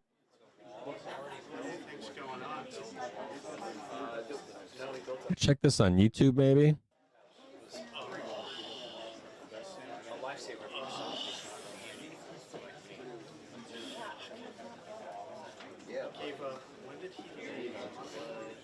Well, there is some more positive news here. The White House is close on a Japan and India trade agreement. This would be big to the upside. Remember, it doesn't matter. And tying that into Bessent's comments as well, I'm going to assume that if there's a deal with China or with Japan and India, that will be used as leverage towards China. I honestly do not think China cares. None of their statements have mentioned them caring. Also note we're still on the island. And even if we sweep to close the halfback trade down below down here, all is still good. There's two of us coming through. Excuse me. Pardon me. Pardon me. Excuse me. Yes. Pardon me. Two of us coming through. Also note that the 5-minute trigger is now riding higher here. I don't trust it though. So a person who We're close. This is a buy point right here. You can see it with my little tick thing right here. This little tick. will be a slog. The first buying opportunity. I'd like to go a little bit lower though. Embargo. So just some more details coming through from Almost there. some others as well. Pain almost done here. Heard from Besant at the JP. A little bit more pain. If you are bullish on the close today, Seeing the S&P 500 moving. all spread would be in order, but not quite yet. Target right here.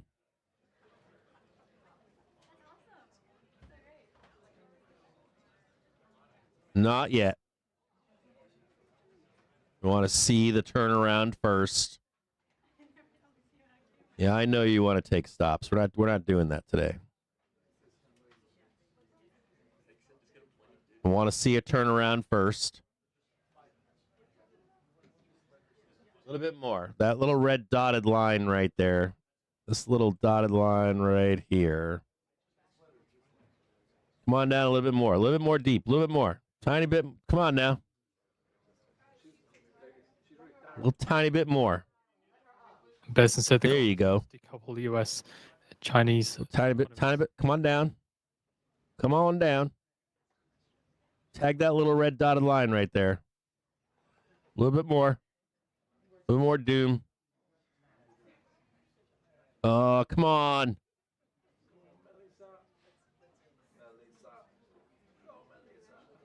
Don't turn around yet.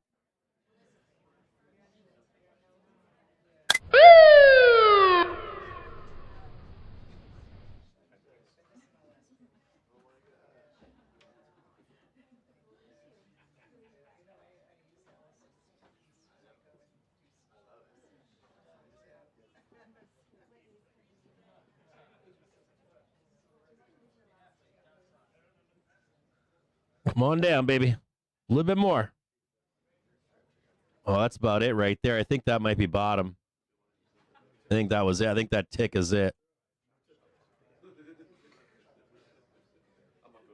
I think that might be it. Hoping for just a little fucking, a little bit of blood.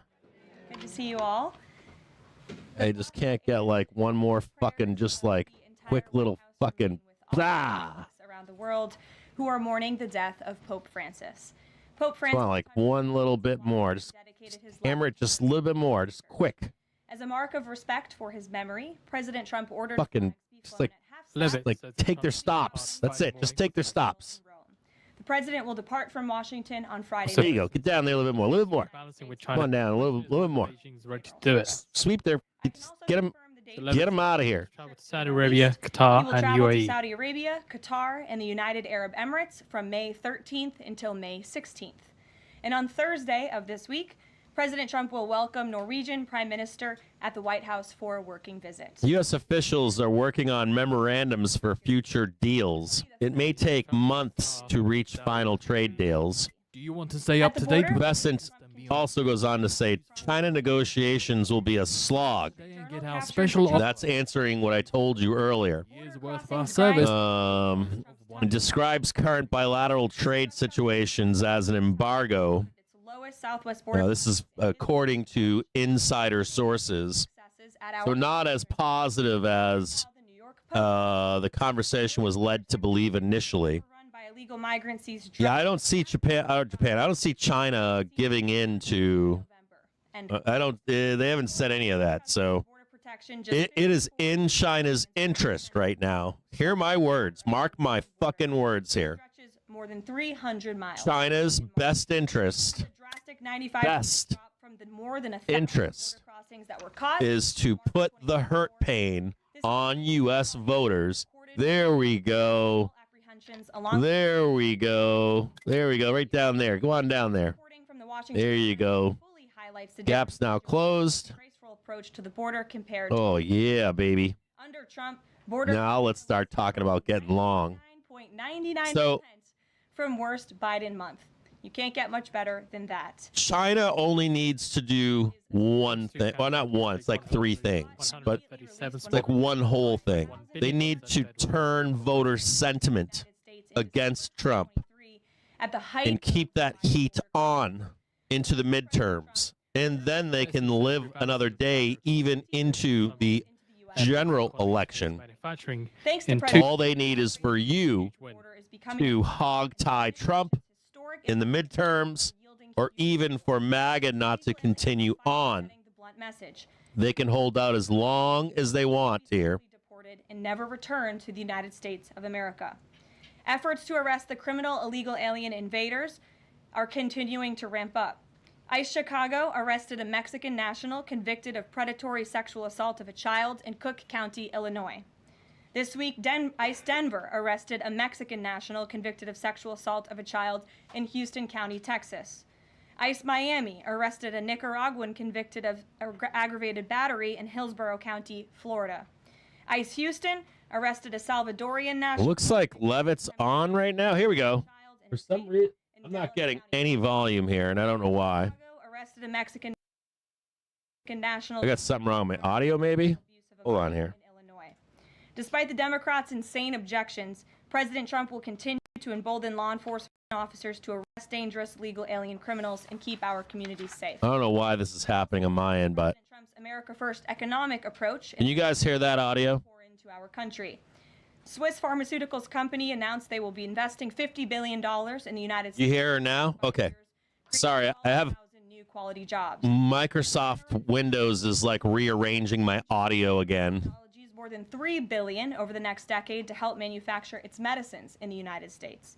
It's a top priority for President Trump to ensure we are producing critical medicines and pharmaceutical drugs right here in America, and that is exactly what we continue to see happen every day. In other news, the Trump administration has announced we will put an end to Joe Biden's illegal student loan bailout attempts. No student loan has been referred to collection since March of 2020. Why is she always so fucking angry? Will resume involuntary collections for borrowers with defaulted federal student loans. The student loan portfolio controlled by the God, can you imagine living with that all day long? That anger? in repayment. This is unsustainable, unfair, and a huge liability for American taxpayers. Debt cannot be wiped away.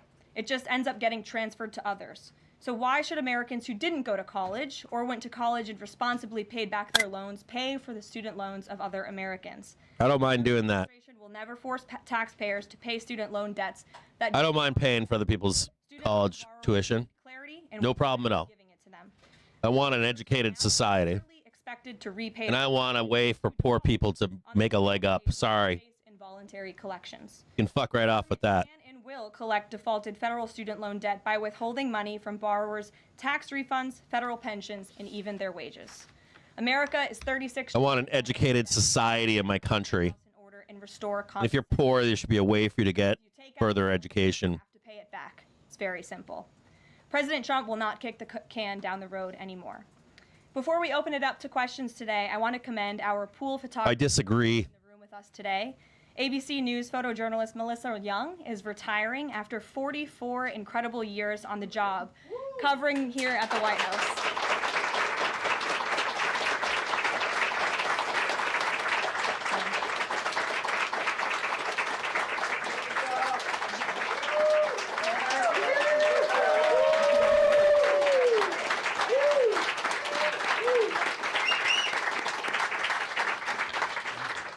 Melissa, congratulations. You have the largest round of applause I've ever heard in this room. So there's something we can all agree on, and it's you've had an incredible career here covering the White House. So congratulations to you, and we hope you enjoy retirement. Yeah, no one's clapped for you, White House Karen.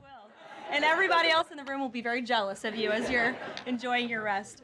All right, let's get to it. We have a individual in our new media seat today. His name is Tim Pool. He's a political commentator and a media entrepreneur with millions of followers, a very big platform. Currently hosts Timcast IRL. Oh, is this the Tim Pool? Is this the guy that's a Russian? Is this the Tim Pool who was paid by Russia? That Tim Pool? Feature in-depth conversations on topics such as free That Tim Pool, right? identity politics. You know the guy that was being paid by Russia. Engaging with a diverse Known, right? That Tim Pool? Washington. Do I have the right Tim Pool or no? Local media row across the street. Oh, that is the right Tim Pool. Okay. To growth Our are commitment to bring materializing. new voices into the White House to cover the president and this administration. So, Tim, why don't you kick us off today?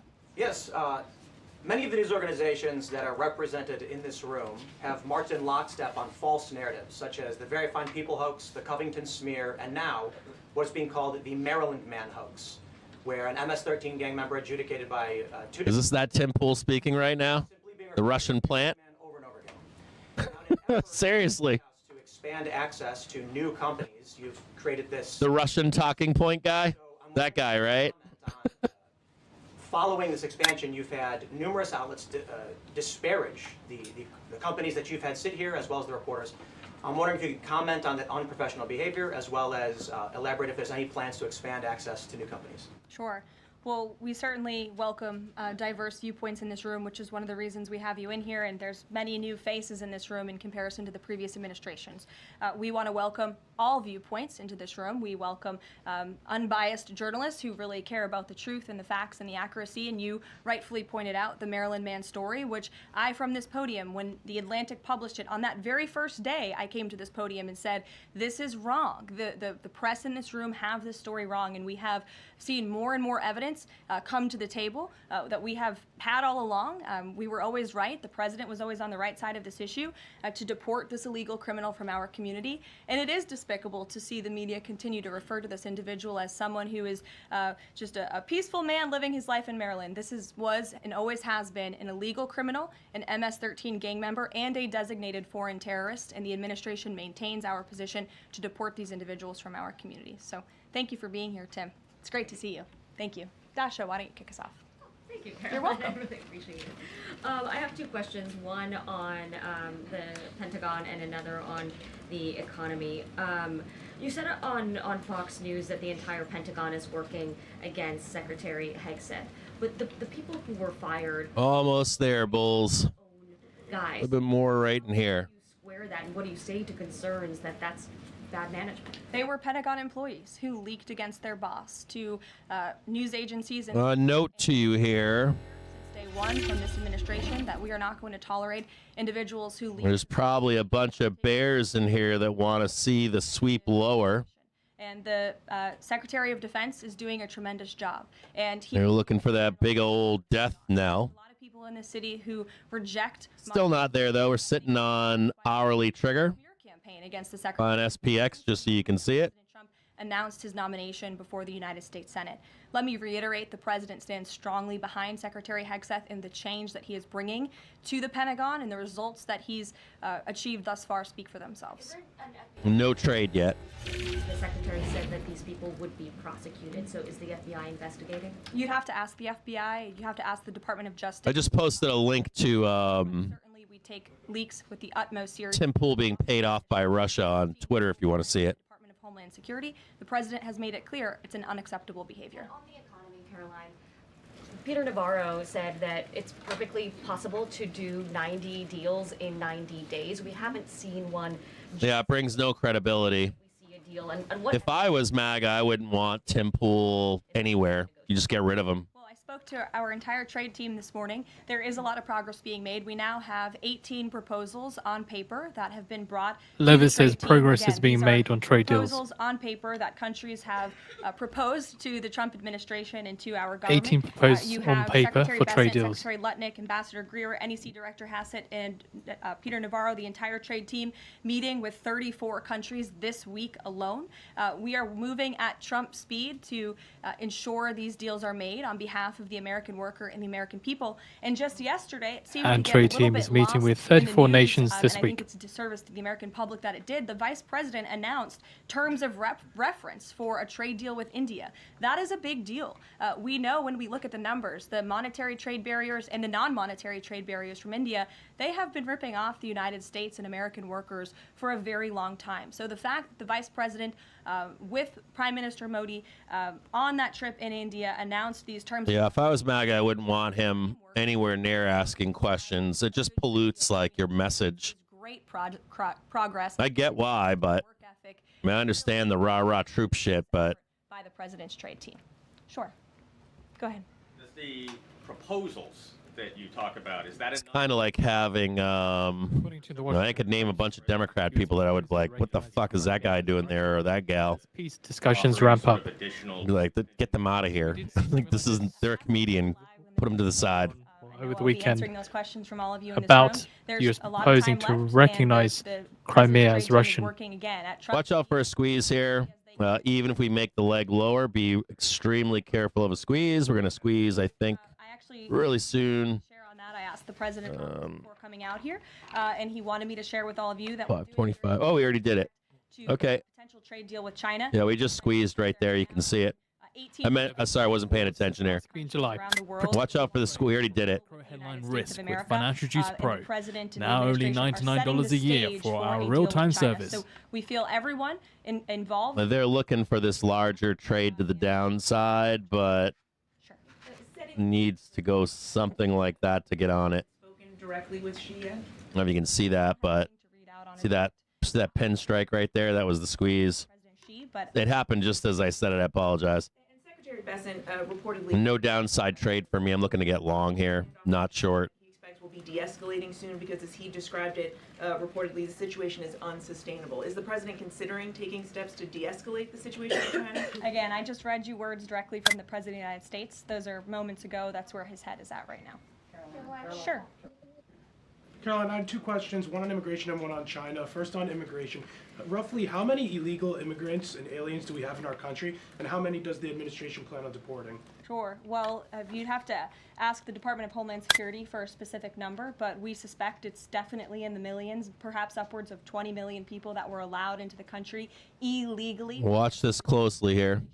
And Levitt adds the that the ball president is and moving his in the right team direction with are China. focused on deporting as many as we possibly can, and they are moving as quickly as possible. The president's team has made it clear we need more funding from Congress to do more. We need more ICE agents out on the ground doing this very important work, and we also need rogue district court judges to stop acting as judicial activists, trying to block the administration from deporting illegal criminals from our nation's interior. You mean The American public constitutionally wants the president to do this, and he's following.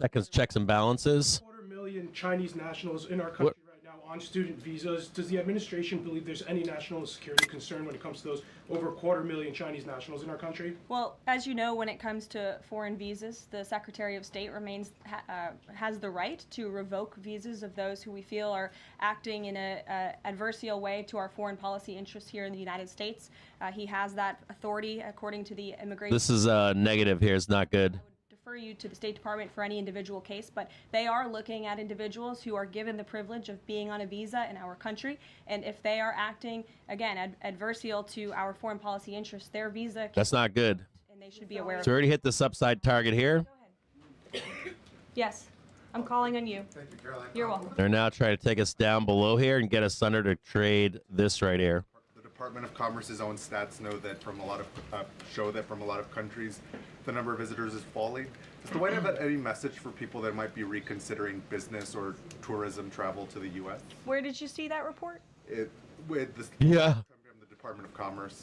Said what? It's That- hard to hear you. Sorry. Yeah, That visitors from a lot of countries have fallen in the last. 30% on average. Get that report to comment on the merits of it. What? Most people around the world recognize the We United have States You don't know that? Washington Post. It's a Again, the US beautiful place to proposes visit. Did not know that. as Come Russian here because as it's a peace much talks safer ramp country up. than it was 4 years ago under the previous president. Libby, good to see you. A question about this upcoming announcement from HHS to ban food dyes. During the first week of the administration, the FDA announced. How does she not aware that travel is fucking in the shitter? How do you Square a ban on menthol cigarettes being pulled and then announcing this ban on food dyes? And then how does the president feel about this upcoming ban that's that RFK is going to announce? Sure. Well, look, the Secretary of Health and Human Services, the president nominated him because he trusts him to make this country. The White House is not aware of. It really is a movement that has. They're not aware of the two German women, young ladies, came to Hawaii and they were strip searched. What? Fed's Kashkari. Fed's Fed's Kashkari speaking in a moderated discussion. No text, but a Q&A is expected. So in a moderated discussion at the U.S. Chamber of Commerce Global Summit in Washington, D.C. The president started the process of reclassifying more than 50,000 federal employees as Schedule F. We've already seen him march through a number of government agencies. I'm curious. I do understand removing Chinese citizens from the U.S. Approach a scalpel or a sledgehammer. That would definitely be an escalation. The president put out a statement about it. The Office of Personnel Management reclassified workers. They're now called Schedule Policy/Career. And all the president is trying to do is ensure that federal workers are being held accountable for corrupt behavior. If they are engaging in corruption as a government worker, they should no longer have their job. I think that's pretty common sense. He also No one's been arrested. should be All this fraud, not a single arrest. You would think that we would have arrested at this point a bunch of people. What the fuck is she talking about? If you work for the government, you should be adhering to the will of the American public and advancing the administration's goals and interests. And if you are not doing that, then you should go find another job whose interests you align Dude, with. where's all the fraud? As for specific Start arresting mass. I want mass arrests. but the president in this move and Office of Personnel Management, it will make it easier to get rid of rogue bureaucrats who are engaging in corruption. Fraud? You said that, right? Corruption and fraud. You've been saying that for months now. Where are the people arrested? Where the fuck are they? Dude, if I was MAGA, I'd be pissed. A lot of promises, a lot of bullshit. To a number of folks in big tech, and Google CEO was even at his inauguration. I'm curious, what is the president's reaction to that court ruling? I'll have to ask him, and I'll get back to you, Phil. Thank you, Caroline. You're welcome. John. Thanks a lot, Caroline. Some economic questions. We're at a pretty big inflection point here. Economic advisor. We're either going to blast down and start closing this gap. Of Kashkari, and we'll put it on the feed when we do. Yeah, we got to recover here. If we don't recover right now, it's going to get ugly. Of the Fed is super important. Yeah, I'm about to get long. Something that the president subscribes. I'm just waiting for the turn higher here to get long. Well, look, I think This is a major inflection point. If we close that gap lower or not. the president believes that they have been Levitt says Trump making, has made the position of moves Fed and taking Powell action clear. in the name of politics rather According to in the name Financial of Times, what's right Putin for the offers to American hold economy. Ukrainian The invasion president along has the right to current express front his line. displeasure with the Fed, and he has the right to say he believes interest rates should be lower. He believes Americans should be able to borrow money cheaper. He can say that. than they currently are He just has no say in it. I also spoke to Kevin Hassett about the Fed as well, and he has called into question the Fed's independence and whether they are There we go. or are they doing it for partisan reasons. The president wants to see interest rates lower. He has made that quite clear. You can say that all you want. That last statement that you made, though, that ain't gonna fly. We've seen the dollar at multi-year lows versus the euro and other currencies around the world. Is it the administration's policy for a strong A dollar? lot of bullshittery in this speech today. Like, there's just bullshittery everywhere. Wants to see the dollar remain as the world's And we have reserve posted out the currency, article on the for our Financial News feed long-term for you to read fiscal through. stability and our economic growth. Levitt says Trump wants the dollar to remain world reserve currency. And then to the woman behind you, who I haven't seen before, welcome. Go ahead, Mary. Earth Day and then the Supreme Court, if that's okay. That's right. It's Earth Day. Yes. Happy Earth Day, everyone. I saw the president truthing about the garbage pileup from China in the Pacific, and then I believe Lee Zeldin is headed to San Diego to investigate the pile of sewage from Mexico. Can you speak to what the White House... Oh, there's a garbage patch on their way that's invading the U.S. from Mexico and China. From the EPA. Administrator Zeldin's doing a fantastic job, and they are always sharing their accomplishments with the White House, which we very much appreciate. He will be traveling. I believe he's in California today. Is this like page 6 of the trade war book? Situation. Here you go. Administrator Zeldin met with his Mexican counterpart to discuss steps Mexico needs to take to ensure the water entering the United States is clean and safe. Oh, the water entering the U.S. is clean and safe. Okay. Stakeholders on the Tijuana River sewage. Oh, God, fucking Christ.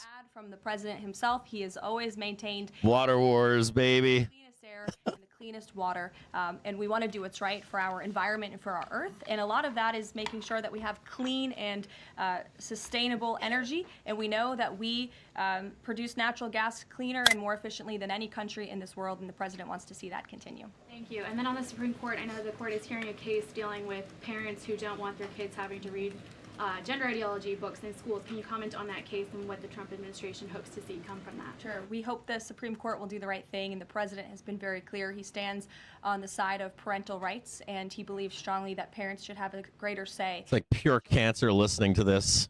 The content, if you will, that children are being exposed to in our public school system. I know, like, what's up, Juan? Like, we're some of the worst fucking. We do discharges of water, dude. Like the fucking the discharging of wastewater in the U.S. is obscene. like, what the fuck are we talking about? Uh-oh, here we go. Well, let's start getting along again. And it's because the previous administration Oh. legally paroled millions of people, or hundreds of thousands This is of a nice spot right here. It's looking good. and then gave, Looking real good here for longs. which again is a temporary status. It's not. This is pure cancer. I can't listen to this lady talk. It's like, I mean, I get I understand she has to keep the, she doesn't have to. Like, cases will be adjudicated. it's just like fucking Griftville. We have a Oh no, it's like, process in this country. I get it, but I don't. Administration is trying to do is Spy recovering on trend again. Sure. March deportation. So there doesn't seem to be a video for Kashkari, who's due to speak in about 4 minutes' time. No text is expected, but there is a Q&A. Again, speaking in a moderated discussion at the U.S. This is looking sexy here. In Washington, D.C. Oh, what's going on, Bears? Thought you were going to close the gap today? Oh, you thought we were going down? Oh, what's going on, boys? Rule on the side of law and recognize Oh, what's that? the executive authority to deport foreign terrorists to the nation's interior under the Alien Enemies Act. We feel very strongly about that, and we're confident the courts will side with the president. And Spoo's clawing its way back for end of day Tesla trade. If you're wanting to get long as a Tesla bull, you're like, yeah, bro, it's going up into the close. Could be But I missed the trade higher, Cappy. from this country, and Here's your chance. You want to trade fucking 250? resources that Tesla now trading 236 and change. You go long and you put a stop underneath this little area right here. Does the administration plan to drop charges against Mark my words on this one. This holds here. We're going up into the close. that's within their This is your spot right here. However, it is If we break below it, pull the parachute. possibly can as quickly as we can. This is your intraday low. We've heard so much about this Saudi trip planning, and the president's mentioned it himself before, but I don't think we've ever heard on the record what he hopes to achieve in Saudi Arabia and what the purpose of the trip is. Sure. Well, the president looks forward to this. It was supposed to be his first Watch out for a squeeze here. Nice big fat ripper. to honor the Pope and attend the funeral. The president looks to strengthen the ties between the United States and these countries in which he will be visiting. He'll be having many bilateral meetings and talks. Watch out for a squeeze to almost 26 right up here. It's gonna get nasty here. Nexus with the plans in Saudi Arabia. I can't speak to Levis that. says that Trump wants However, to I do strengthen have an ties update, with on Saudi meetings Arabia. When it comes to the Russia-Ukraine war, I was just in the Oval Office. Yeah, I can't watch this stuff. The negotiations continue.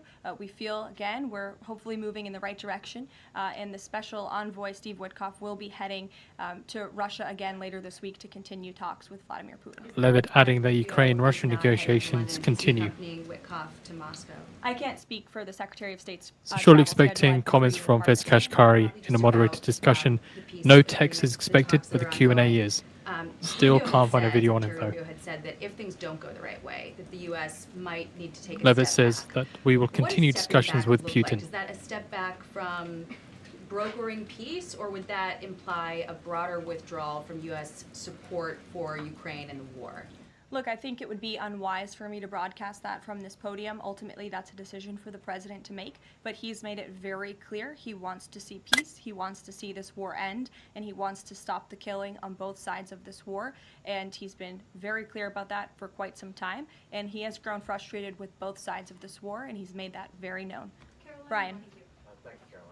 Last week, the president talked about nonprofit groups, specifically taking on crew, and he hinted that there could be further actions taken against nonprofits. Does the White House have any plans for any sort of actions against NGOs, nonprofits? Still want to see this coming up? Is that being worked on at this time? Still no long for me here. There's it's kind of like I'm drawing this wrong here. That was the first one. To further political agendas, and what is the administration's response to Harvard's lawsuit? Sure. Well, the president has made it quite clear that it's Harvard who has put themselves in the position to lose their own funding by not obeying federal. You mean one of the nation's oldest universities who are receiving educational institutions by federal that has produced more American heroes, that has saved our country in world wars illegal harassment since the beginning. Jewish American students or students About that, Harvard? campuses across the country. Was that what you're talking about? We'll be responding to the lawsuit in court, and again, it's quite simple. If you want federal, You know, help build the bomb. That Harvard? Any response to reports that China is targeting Let this work out a little bit more here. retaliatory measures for support? Could be some like garbage trading in here. Can still lose this too, so still no trade. administration to cut good trade deals speak for the. Well, there's a lot of like traffic in here. They need the United States of America, and they want to do business here, and so we'll stay focused on cutting good trade You mean deals. that Harvard? You mean the Harvard that Can you give us any additional details from the president's call with Netanyahu today? you mean the Harvard that has supplied some of our Particularly about Iran and the negotiations that are underway with Iran and the United States. like our intelligence services, you name it. Netanyahu spoke about Iran negotiations. There is no So just daylight reiterating between what the United States of Trump has already America said and on the his state of Truth Israel. Social. He stands strongly behind our ally. He's made it quite clear when it comes to Iran that we want to see a deal, and Iran has a choice to make. But the president has also made it very clear. Still no conclusive here. Levitt says Trump wants to see an Iran deal. About the need for Iran to never obtain a There's I do have one more bit of news that I would like. so there's a trap here for bulls, just so you can see And it's in regards to the terrorist. this right here, this wick The president has been briefed by the National Security Advisor. right there, this wick right here. Facts are learned. What we know. It's kind of like a fuck you trap to sideways. You really need to see the move higher and then the back test to get long. With Prime Minister Modi. So there could be like a grind here at end of day, or like I know the threat of closing the gap is looming down here, but what I don't like. For peace and stability in the world, continue our mission. So we'll give you a readout of that call later this afternoon. There's a lot of work to be had. You may hear from the president later this afternoon as well, and we'll see you all later. Thank you. And like, I really want to see that move higher. Edge of news for non-farm payrolls. And then get long in here somewhere. For a year's worth of our service for the price of 1 month. So just so you can see it, reporters. There's no real long here. Like 4 p.m. is the only time that we have. You want to see this first, and then the pullback to the 1 minute trigger right here. You kind of want to get long there, like right there. This is all danger down here still. You need to see that to do this. So there's no trade here right now. And furthermore, we could fade, not fade, but hold on here. 520, 522. Like see this half hour trigger down here and this hourly trigger, just see this right here. Like all that right there. So there could be like we could do some burning in here. That's my point. It's possible. There's 2:30, there's 3 p.m. There's 3:30. Right there. Hold on. What's going on here? Fuck is going on? Move this thing over. So just breathe here for a minute with me. And what I want to show you is this. So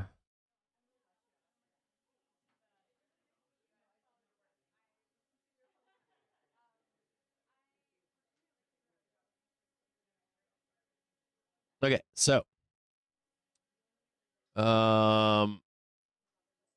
just scale out here for a minute. There's like I don't know if I want to call it a trap just yet, but on this episode of What's Going On, which hold on here, let me just turn this stupid shit off here. Turn that off. Okay. So just follow me along with this. So even if you trade up here, if you don't catch the new high on that fucking wick right there, you can just get like trapped right in again.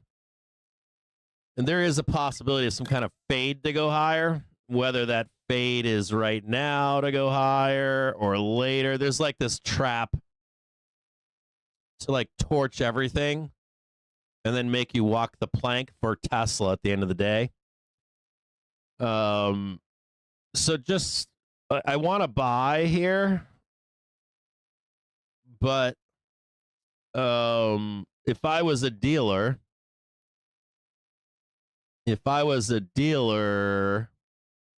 and the trade is up here, giant fucking gap. We already hit our PT4, so your PT5 is right here. So just stay with me here.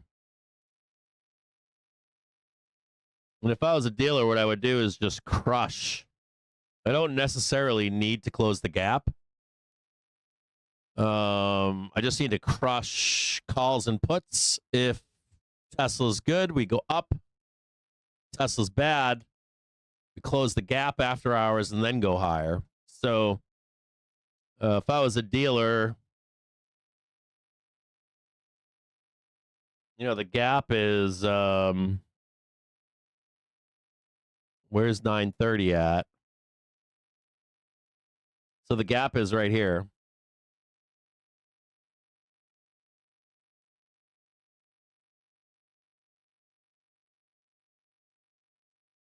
I know this looks kind of crazy to you right now, but let me explain this better for you here.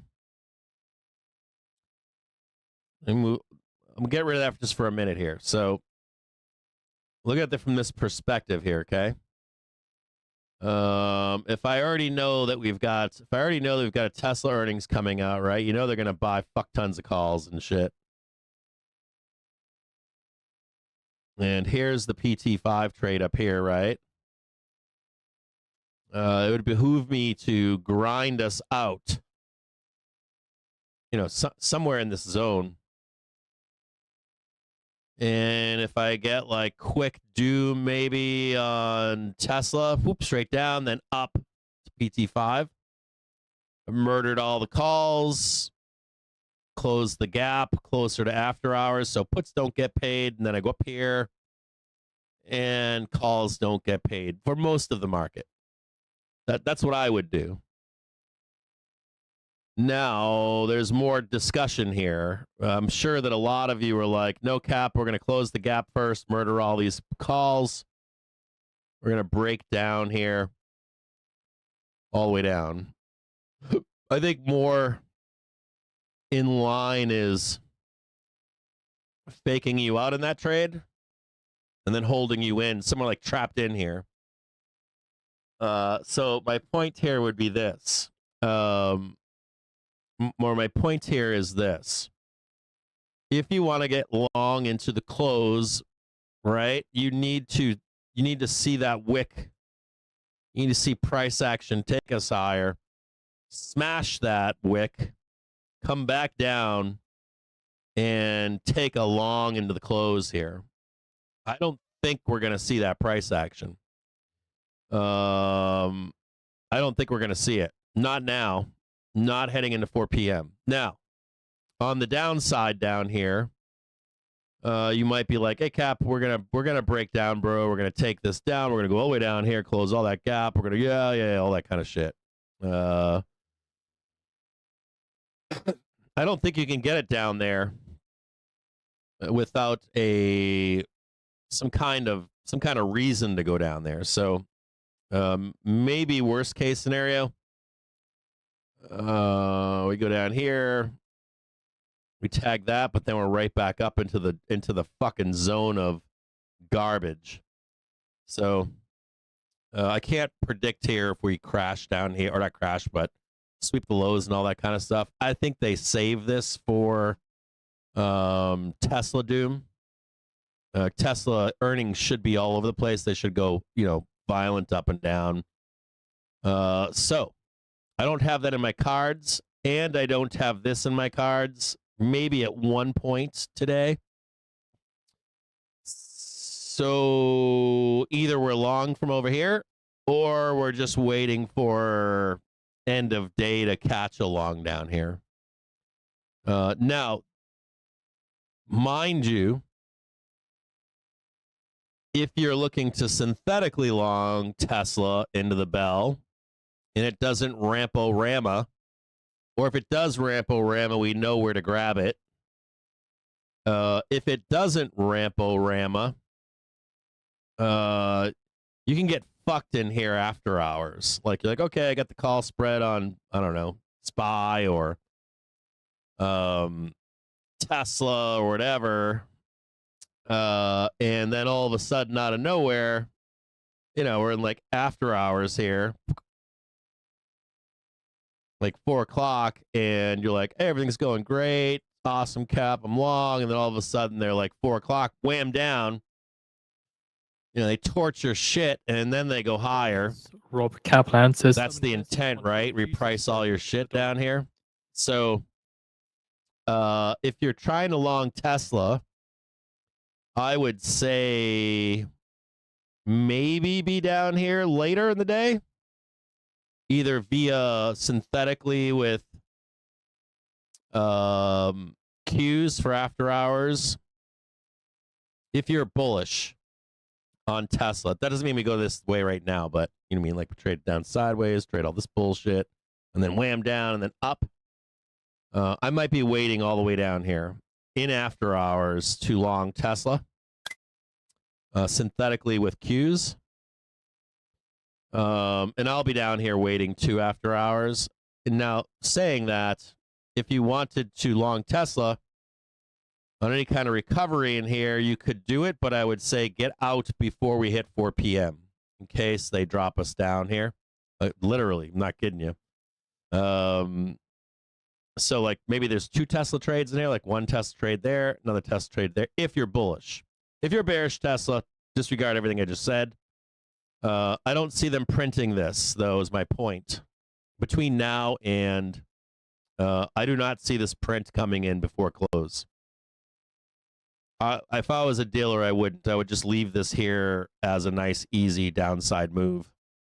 I'd be supportive of the market, and I'd be selling into the market right here. I'm going to assume these are dealers. And I'm going to assume dealers are going to step in right here. And they're going to keep us right in here. And we're going to live and die by the sword. Now, if we get that bump up, we can break out from this zone. We can get the long. If we break down into the close, get that long right there. There's no trade here. I don't see a bear trade or a bull trade here. I don't see either.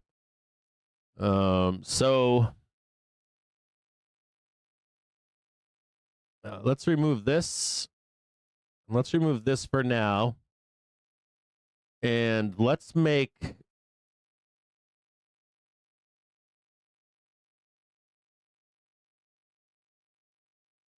this red or yellow. Let's look at it just like this. This is no-go zone. No-go zone for bulls unless there's a breakout above. And there's no-go zone in here for bears. I think they're gonna fucking. There's no-go zone here either. Here or here, and they just fuck with us the whole rest of the day. Like literally nothing. Nope, you don't get that. Nope, you don't get that. If I had to guess, it's going to be Operation Murder the Fuck Out of Options Chain, which kind of sucks. So, I know that's a big range too, isn't it? It's 525.39 and 520. Like this is a 50-point move here. So Goldman's Kaplan says that firms want relationship with Canada and Mexico resolved. Small businesses are struggling and afraid about competition. we'll just leave this up for now and see if either side is productive. Be really careful here, Bull Bear. If I was a dealer, I'd be fucking both of you here, and I'd burn everything into the close, and then I would take both sides. If I was a dealer, I'd take the downside swing at one point and then the upside swing, and allow that trade to happen to the upside up here. End of day after 4 p.m. I think this is very valid here. This 533 and also 536.69. In a what kind of swing is that? Let's just look at that swing here. This is a big ass range, isn't it? There's a lot of money to be made in here. There's a lot of arbitrage in here. Maybe partly. It's a 3.5% move right there. It's huge. It's huge. Massive move. And I think dealers are prepping us for that. For both outcomes. 3.5% move here after the bell. I could be wrong, but let's see if I'm wrong. Because I don't think that I am. I think I'm right. I think I'm right here. Whoop. What just happened there? You could see a lot of bullshittery in here. A lot of bullshittery in here right now inside of this price action. I need to see productive up or productive down. I wonder if you could do a nice. I haven't looked it up. I'm too lazy. Can I open a fly for an hour or two and just torch theta and then close at 3:45 or something? Just or not even a fly, just a condor. We ain't going nowhere.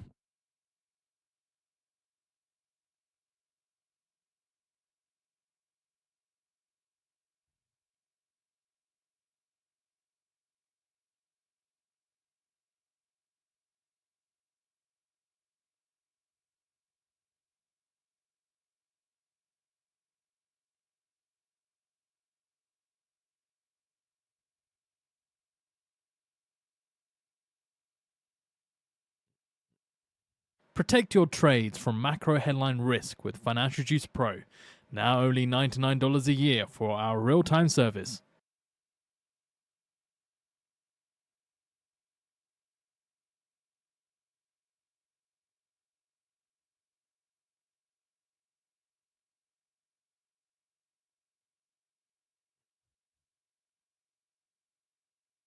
Yeah, there's no real trade here.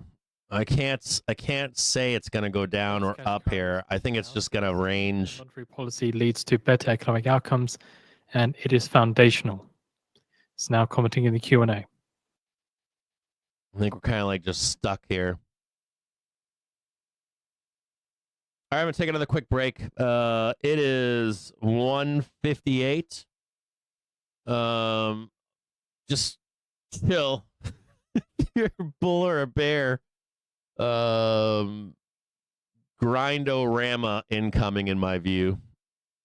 Just grind. Just park the bus.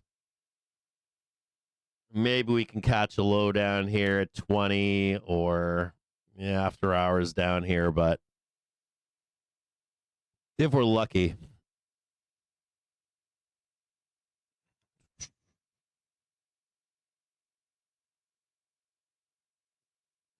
Or we'll chase above. I'll chase this too, but not unless we get above this. Not willing to chase unless we do something like that. We want to get in there.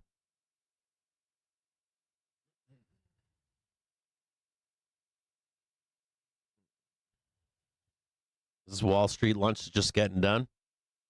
I guess this is my lunchtime. Yeah, Upland Group, there's nothing to do, dude. There ain't shit. There ain't no trade in here, man. I don't see a trade. I don't even see the short here. I see the short after hours, I guess. If you wanted like a put spread maybe with an expiry tomorrow, maybe you can catch it, but you'd have to close it after the bell. I think that's a possibility. I guess that could be a trade. I wouldn't be looking for it, though. I wouldn't be looking for that hit until after the close.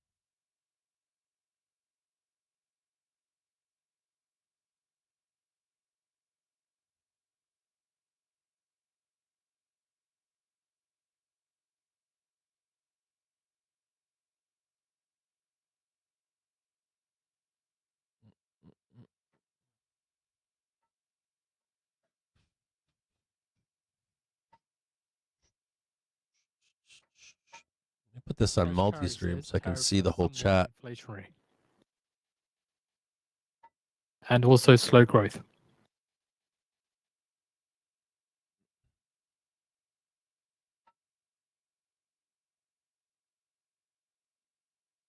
Just a note that Russia's President Putin offers to halt offensive along current front line.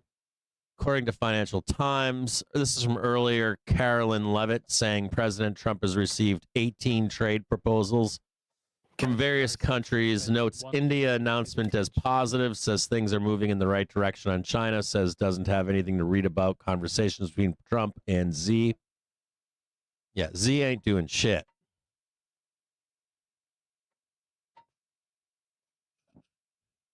You're out of your mind if you think this is a turnaround Tuesday that's drying out. Sorry. There's nothing that states that right now. We're not even out of trend. We're not even out of daily trend right now. Cash carry said we're not even out of like a daily, we're not even out of like a literally like a daily trend here. If you just look from fucking bottom of the market yesterday and top of the market into the close yesterday, we are in trend right now. You're out of your skull right now if you're saying that to yourself. Here, I'll draw it in. Hold on. Hold on a second here. Give me a second here. Like, we're just talking like basic shit. Like, I feel like that. He says it's logical Hold on here. that tariffs lead to one-time increase in prices, but the backdrop of high feel like what runs the risk of feel like that expectations. We can't allow inflation expectations to get unanchored. There we go. Let's just slow down here for a minute with the crazy talk. At a base level, as a trader, you should understand inflation expectations have not moved much. Like basic shit, right? Sure, they don't. Okay, so I just drew this out. We're not looking at anything right now. Nothing at all. Nothing. Just where's trend? Fairly easy, right? This is fairly easy. Where are we at here? We're not even talking any kind of like, yeah, we're not talking anything else. Still appear anchored. What do you feel like? Tell me where you feel like it's turnaround Tuesday and we're just about to lose our steam. Where? Where?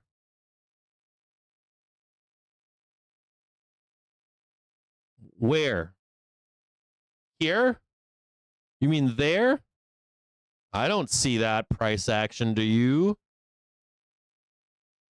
I don't see that. Where are we losing steam? Do you mean that if you were following trend and buying trend all the time, you'd be buying this here? Yeah? Maybe some stops underneath? Maybe there's another. Maybe a rejection up here, but you'd be trying to get long here, wouldn't you?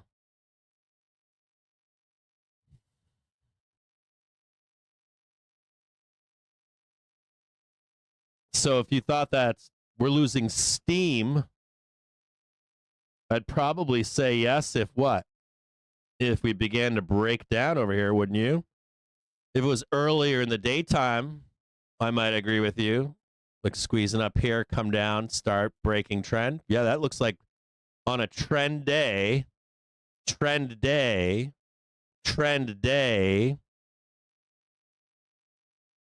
we lose steam earlier in the day? No. We could have. We looked for it, didn't we? A couple times we looked for losing steam. India and Saudi Arabia to set up 2 oil. We have a Tesla earnings at the end of the day. I don't know where that comes from. Or do you mean I bought calls here? I don't buy calls there? To no longer have a trade. I buy calls here. I don't buy calls here because we're losing steam. Which one is it? I bought calls here. I bought calls here. Or is it I bought calls here? I bought calls here with stops underneath. Which one is it? Let me know. Is it, oh, bro, I want in on that trade right there? We're not there yet, right? Got to make all this back up. Is it?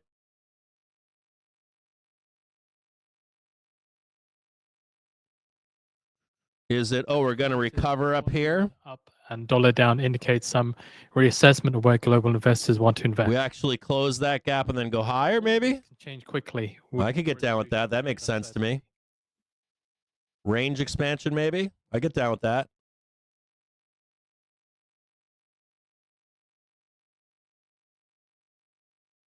Maybe we're going to break out. What do we got here? We got a low.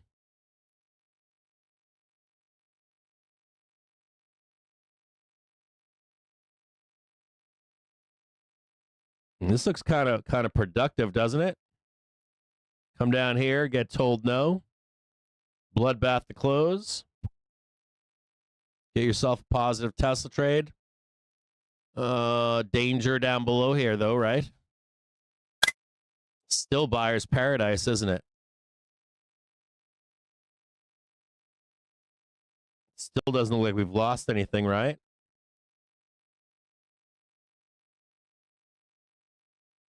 You'd really kind of need to like reject this, wouldn't you? And to start rejecting that, right? Still buyer's paradise. Where's SPY trading right now? Up. I don't know if I'd call that losing steam just yet. I'd say don't fuck around with trend.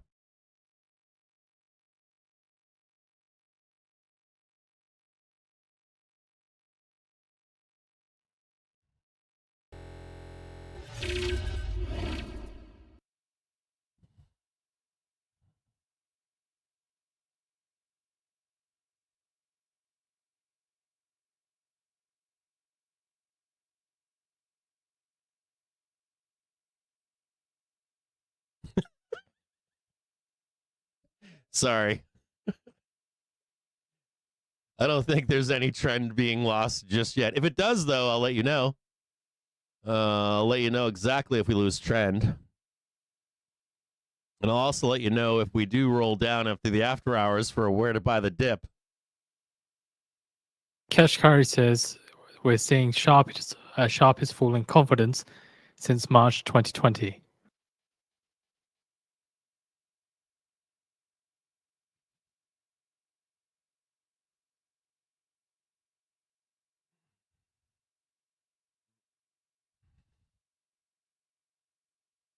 I was just fucking with you. I wasn't looking at you specifically.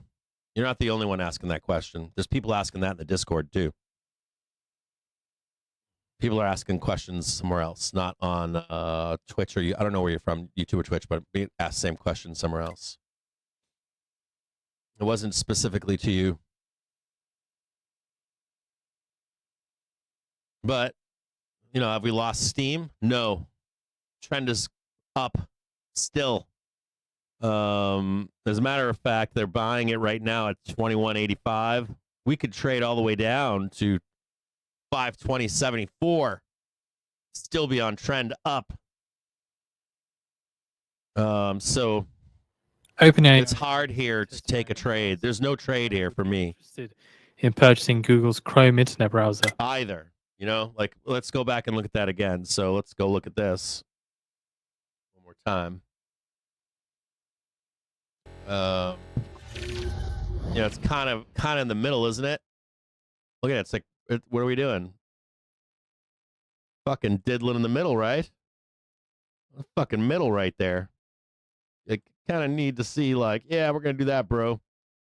Right? I kind of need to see that, right? So if that's the case, says we haven't seen this level. That's where that yellow box is. See the yellow box?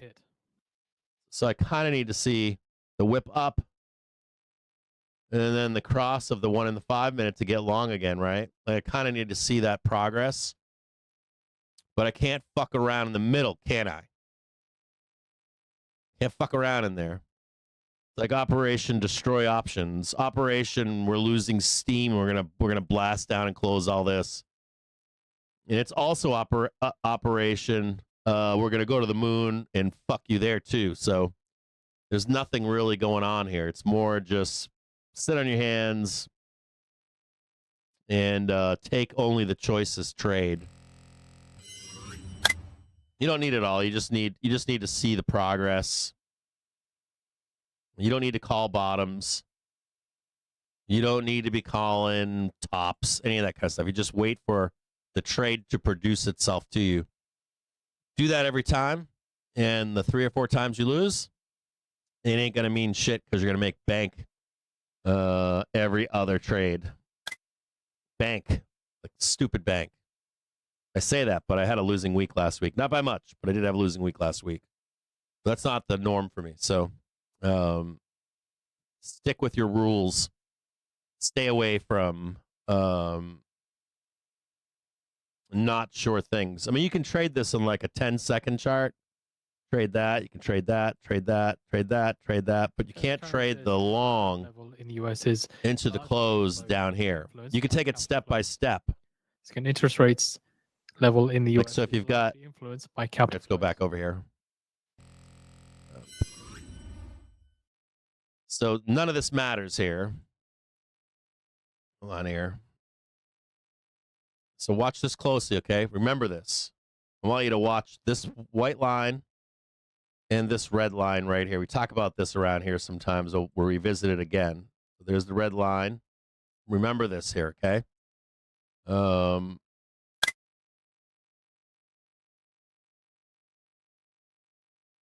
What can we find here? Different ticker. I don't know. What's another ticker we could do? Clorox, maybe?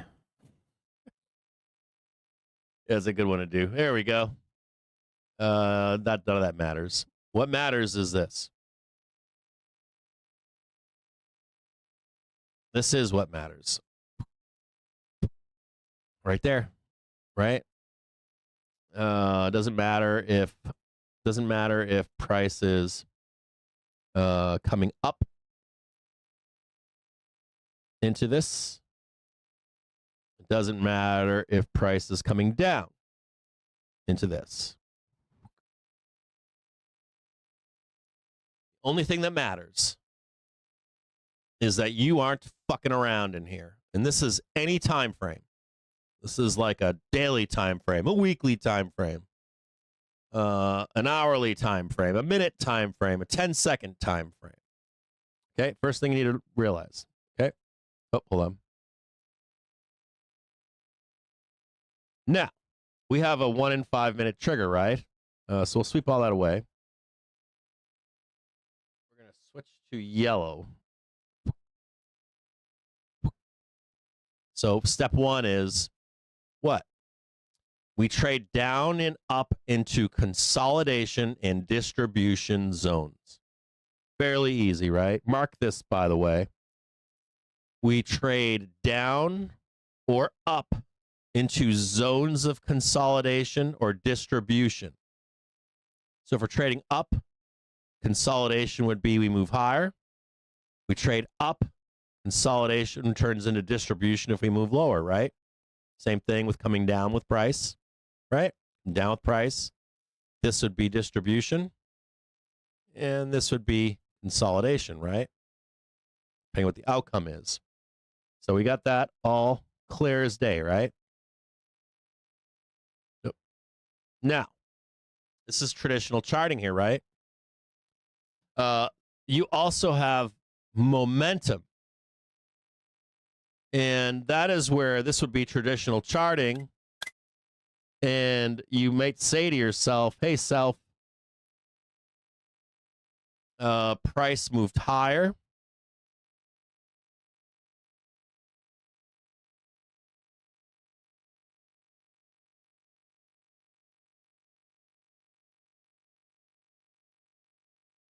Right? And let's say you see this up wick here. And you're like, ooh, sweet. You're like, all I got to do is wait for this back test here. Right? Overrunning these sellers. And we should go higher. Theoretically, right? Higher. Now, if you look at a traditional chart, it would tell you that, right? But sometimes it breaks down, doesn't it? Sometimes your traditional charting fails. And you see price get up there, and then it does what? Boom. Right?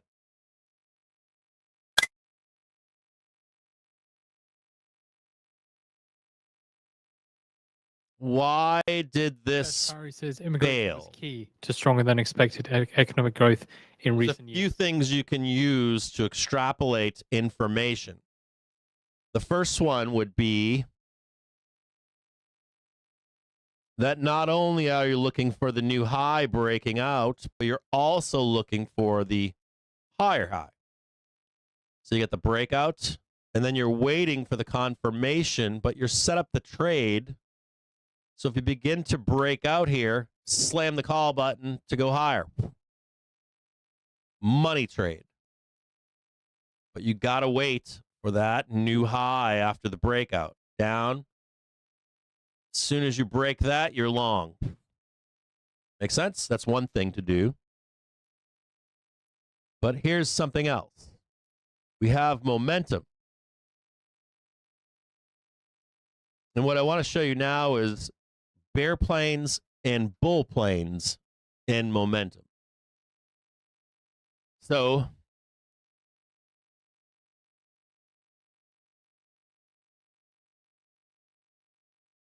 if Kashkari says that I have not seen evidence of why you're starting with a 5-minute trigger here, and it's flattening. Vertical, going up, vertical.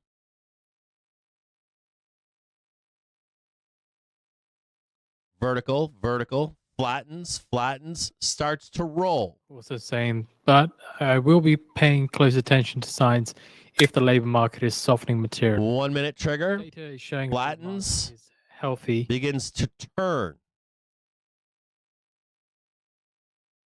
You see the initial breakout here.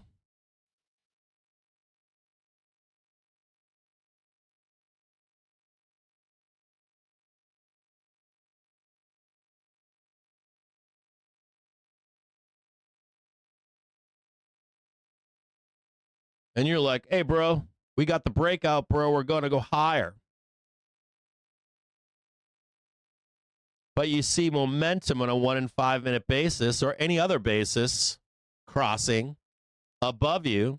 And so when you hear people say, well, I do traditional charting, why did it fail? Normally it's because the momentum is turning against you on a certain time frame. Could be 1 and 5 minutes, could be half hour, an hour, could be an hour and a 5 minute, could be a daily in an hour. Doesn't matter if it's 1 or 5. We're trading. We happen to be trading a 1 minute chart, so we use a 1 and 5 minute.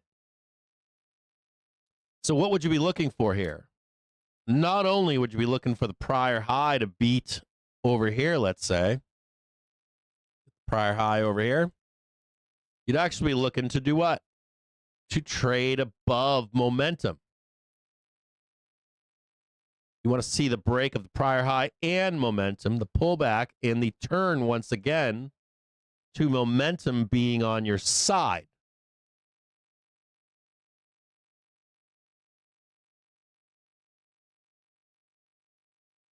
Be waiting for this back test here. Kashkari says Federal Worker will actually get higher, and you're Johnny on the spot once again to go that way. But when this is happening, this bear plane, this is telling you more than likely it's going to fail, if that makes any sense at all to you. So you have traditional charting, then you have Momo, right? And stuff like that. So let's look at what we have here. So in this example, oh, there's something else I forgot to tell you here. Hold on here. Sorry about that. So here's Clorox again. There's one more thing that's important here. So you've got your thingamabobby. You get yourself price, let's say, goes up, right?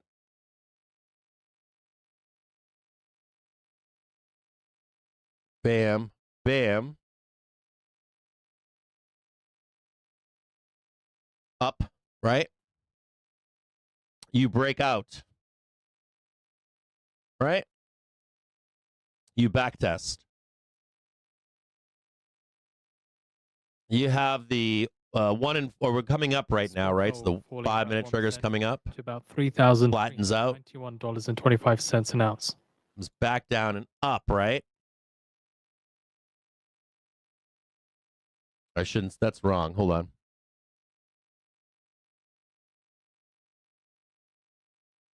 Five-minute trigger comes up here. 1 minute triggers up here, right? According to your reporter for Fox on X, says, I've been told by a person close to Besant, the reports on his remarks about a trade deal with China have being imminent overstate what he said. He meant that there is room for talks and de-escalation, but also, inside of this trade, if you were trading a 10-second chart, you could trade that. You could trade that. You could trade this. You could even trade that and that. Just in, out, in, out. What is that, 10-second chart? 6 bars. Pretty good, right? Are you long for this part? Nope. You're just in here for this. You see the breakout here, successful backtest. You just trade that right there, like simple, in, out. You could even trade that. But depending upon the time frame you're on, you can't guarantee all of this stuff, can you? On a 1 minute chart or trading a daily chart, you need, if you're trying to trade the breakout on a 1 minute chart, you can't do that with 0 dates. You have to wait for the move higher, the successful backtest to be ready here to take the trade higher. I don't know if that makes any sense to you, but so let's look at where we are. Hey, check it out. We got something similar. We've got a blast down into consolidation or distribution. We don't know yet, right? We don't know. And all of a sudden, what do we have? As in the long run, peeking our heads up, just like the example I gave you, right? So what are we showing right now? This wick is being overrun, isn't it? This guy right here that is short, what is happening to him right now? He's getting stopped out, isn't he? Getting stopped the fuck out right now. This guy is like, oh shit, I need to get out. Now, retail traders in general will automatically, if they were short to a pinstripe, a retail trader would immediately close their short and lose a bunch of money. When in fact, they should wait for the trade lower because they were short from here to at least break even, if not lose a ton of money. So even if your stops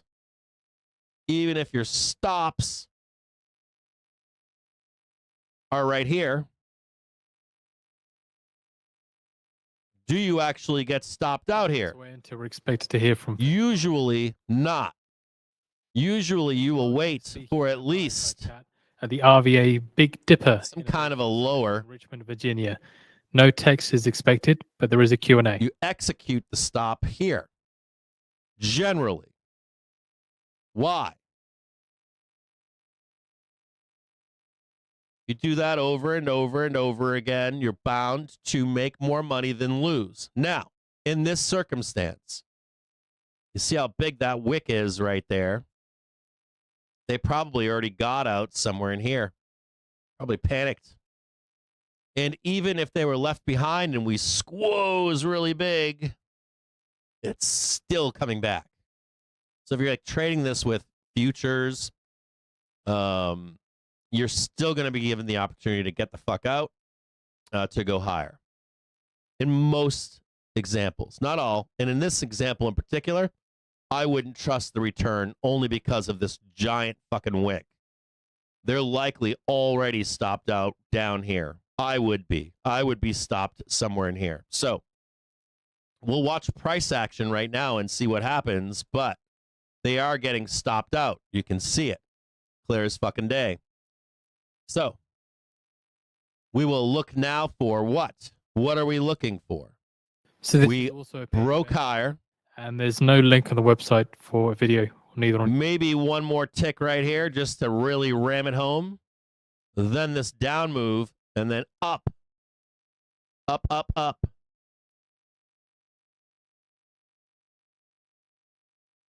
Let's watch this price action closer. This is just candles.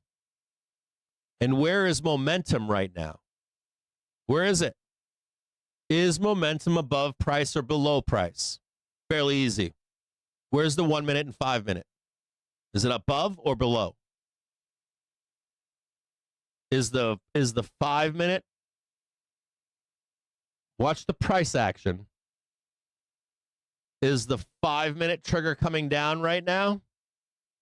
Is the 1 minute trigger coming down right now? That's a bear plane, isn't it? Plane. Bearish. Momentum is going lower. Trap for bulls, right? Is momentum in bulls' favor here? You goddamn right. This is a goddamn bull plane. Now this can switch back and forth. You can get rope-a-doped in here. All we're looking for is that tag, that back test of the bull plane to go higher. Right there.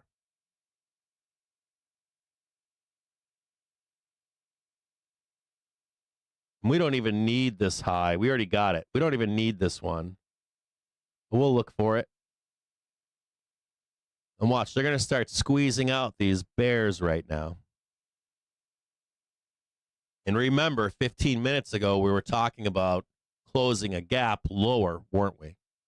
So right now, we're stuck in this sideways trade. And we still don't have confirmation that we're going higher, do we? We have some bullishness in our favor. 1 and 5 minute triggers underneath. That's all good to see. We have a trigger, Tesla earnings. Maybe nobody wants to stay in Tesla for the actual earnings, so we ramp it up into the bell, then sell the last 15 minutes or 5 minutes. Try to get that last little bit out of Tesla. Sorry, I exited. I don't care if it's going up or going down. Took my money and ran right before the bell. So we have all these like mechanics in the background. We've got dealers also trying to hedge both sides, right? Delta hedge both sides, right?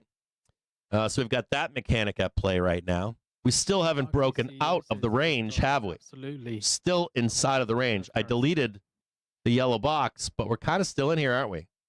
Gone anywhere. Not a fucking place. You need to see the new high, the back test, and then start ramping. And you mark the last high on the breakout. So what do I mean by that? I mean right here. I want to see this here. What I really want to see is I want to see price get up here and then mark that high out.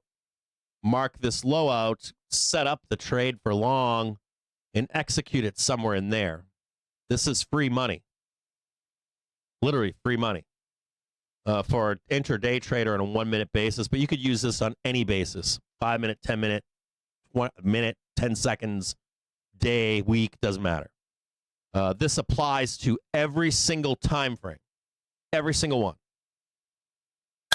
Every single one. Doesn't matter. And a good example of this is Tesla. If you look at Tesla on a daily candle, let's look at Tesla really quick again.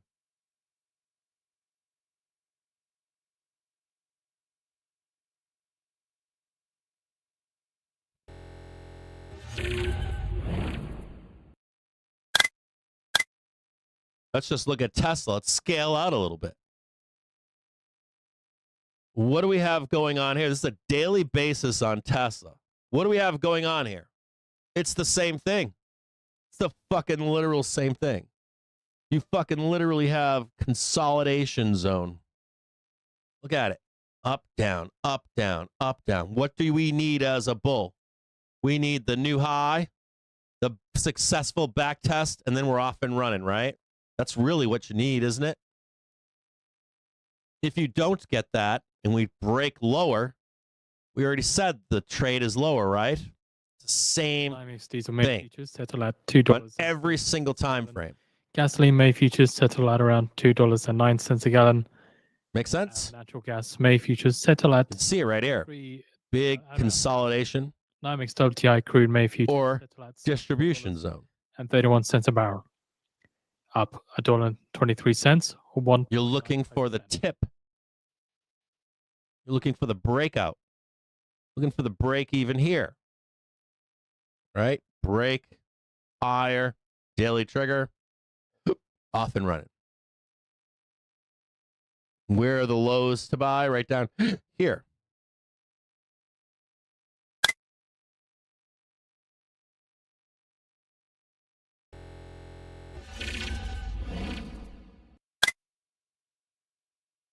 Simple. Simple pie. It's like apple pie, bread and butter. And you might think to yourself, it's more complicated than this, bro. Protect your trade. It's not. Macro headline risk. With It's that simple. Where's momentum? Is it coming down on us? for our real-time. Are we under momentum? Are we above momentum? Are we making a new high? Is there a back test that can jump on to go higher? Where is resistance? Where is it? We know where it is. It's all over here. We know exactly where it is. Keep track of it all day long. And there's one more point here.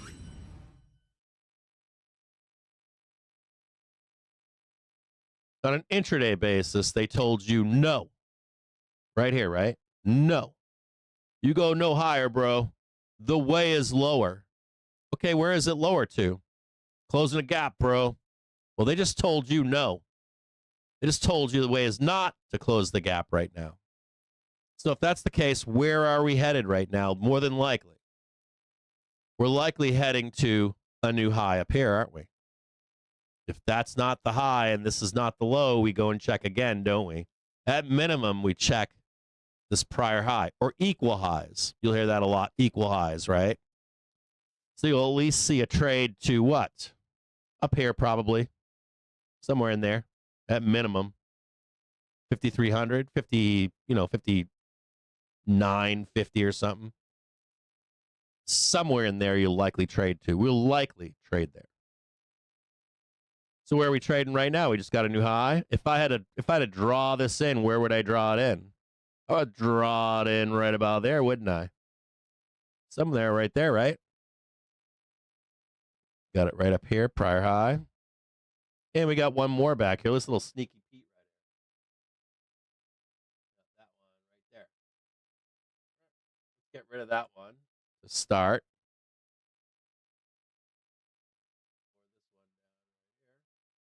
And let's bring this down right here. Let's see which way we go. I'm beginning to break out now, just waiting for a back test. Got a new high, just killing the bears here. Price target to the upside, 528.46.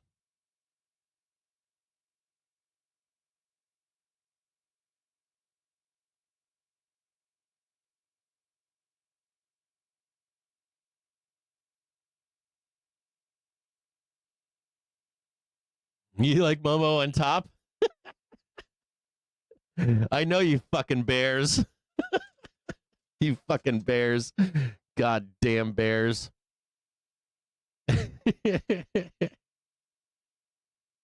Remember, this was the PT2 from earlier. 5,300 is somewhere up there, and PT3 was right. Oh, wait a minute. Wasn't supposed to do that. Fucking up everything. PT3, this is from earlier today. You remember bat wings, right? Barkin says inflation expectations may have loosened. Dragon tail, dragon body, dragon head, dragon neck, rocket ship.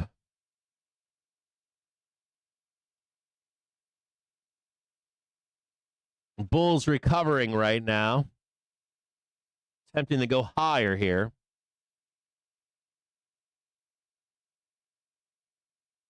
Bull's fighting to hold 5,300.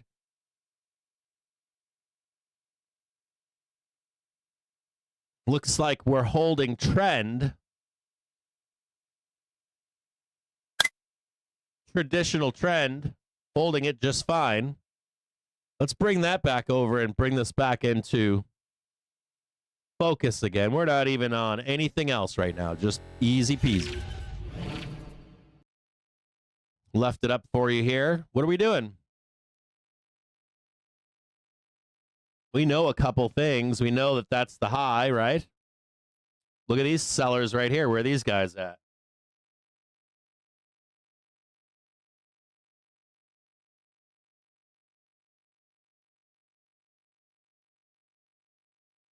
Hey, look at that. Almost where trend is.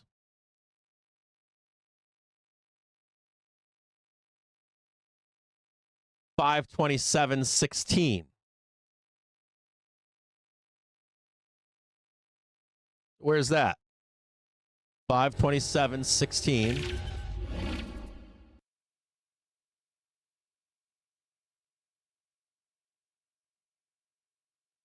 Right there. Get rid of that. Get rid of this.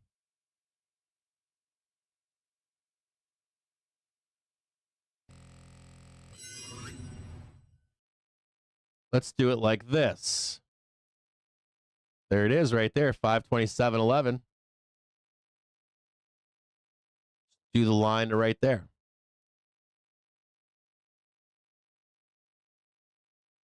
And we'll do another line over here. Pull back again. If we can get up there, trade that over there. A little bit of a breakout here, right? And delaying and deferring investments. Here comes the 1 minute trigger. Let's see how this works out.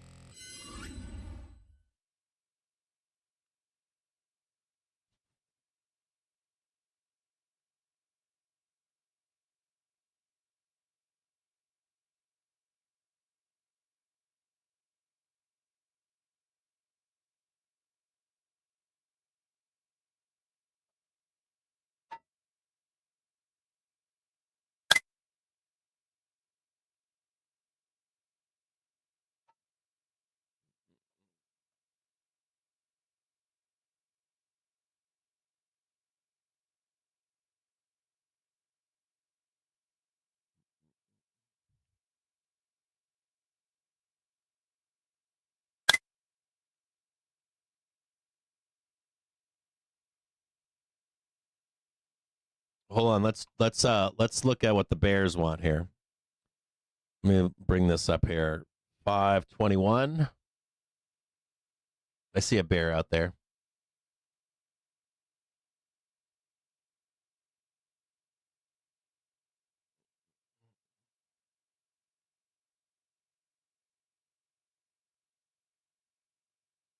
bear target.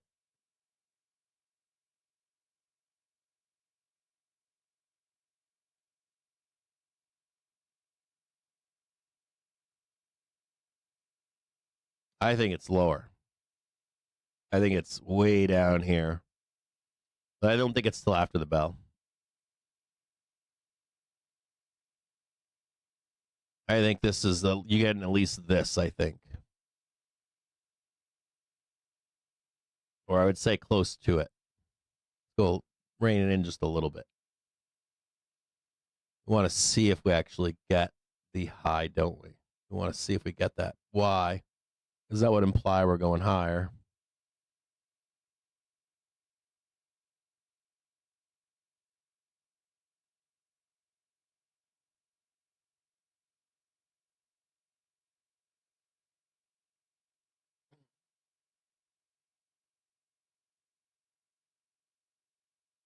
Remember, we already hit these, so we don't need to hit these now. It's just reference points.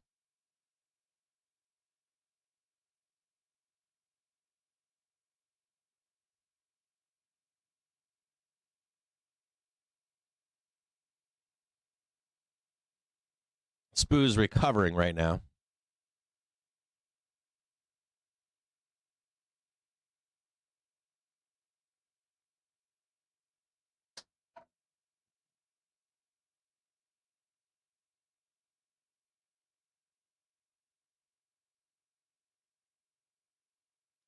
I don't disagree with this either. I think that statement earlier from Besant was a crock of shit. And I think I said as much on Twitter earlier. Leaking right now. Charles Gasparino from Fox Business. I like that guy. I've been told by a person close to Scott Besant the reports on his remarks about a trade deal with China have being imminent overstate what he said. 1.78%. He meant that there is room for talks in de-escalation, but much also depends on China's willingness to compromise in that trade as well. Agreed.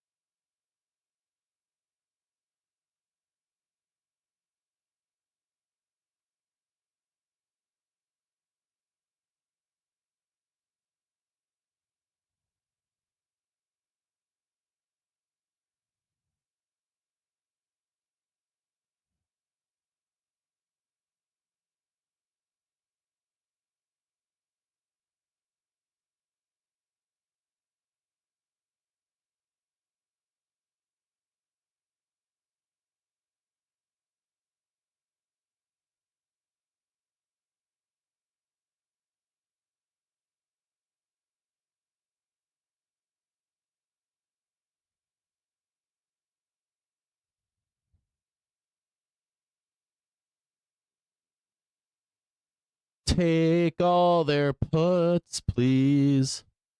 Take all their puts. Take them all. Take every fucking stop on the way up, please. Take their stops. Take them. Take those fucking stops. Squeeze every one of these bears out right now. Slap them around a little bit. You know they're sitting higher. They're up here. This is where they are. They're not where you are. They're up here. Meet them up there. Go say hello to them.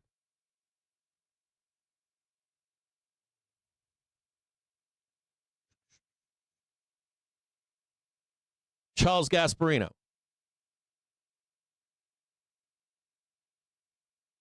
Good job, Gasparino. I appreciate that.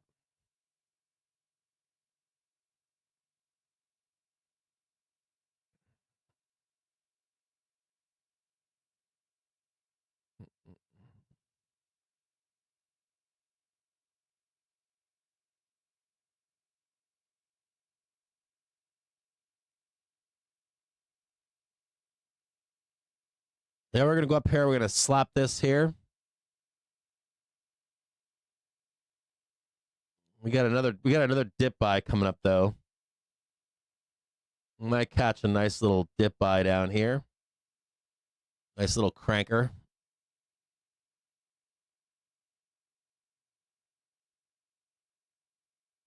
And then I would say there's some kind of like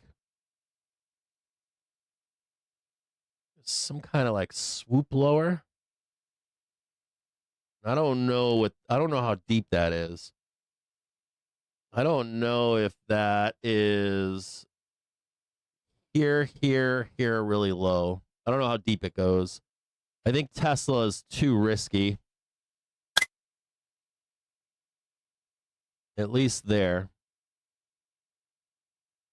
If not lower. Like this could be, I mean, with the volatility from Tesla, I mean, this could be, go up, slap this shit, like, and literally send to the depths of hell, and then ricochet. Make sense? Matter of fact, we'll even just draw that in right there.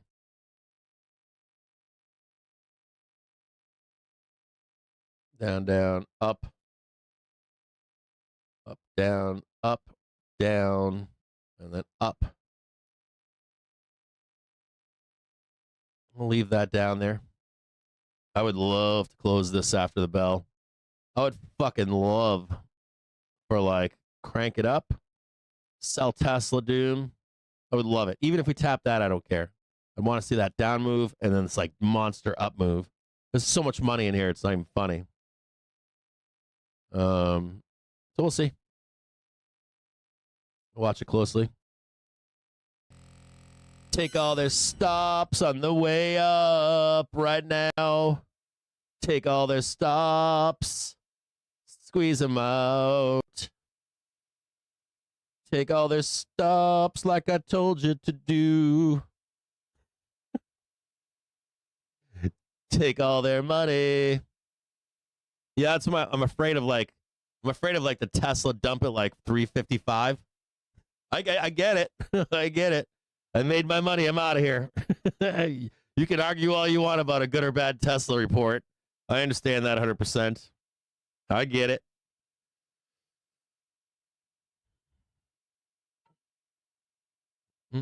I can't blame a Tesla bull for exiting.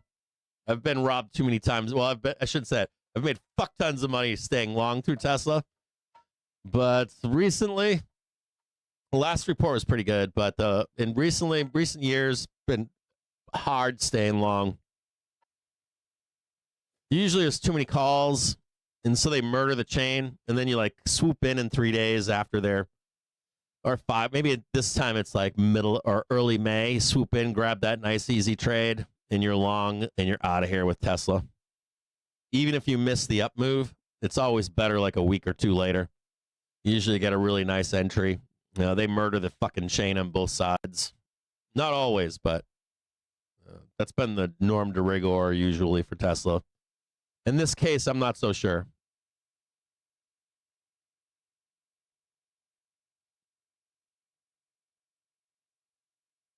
Should be some weakness as we approach here.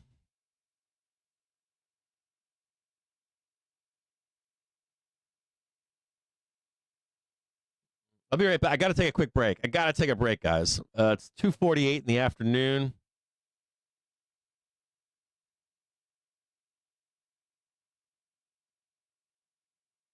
Just let me get a quick break here, okay? Remember, don't mess around. Don't be messing around up here, no matter what the outcome is.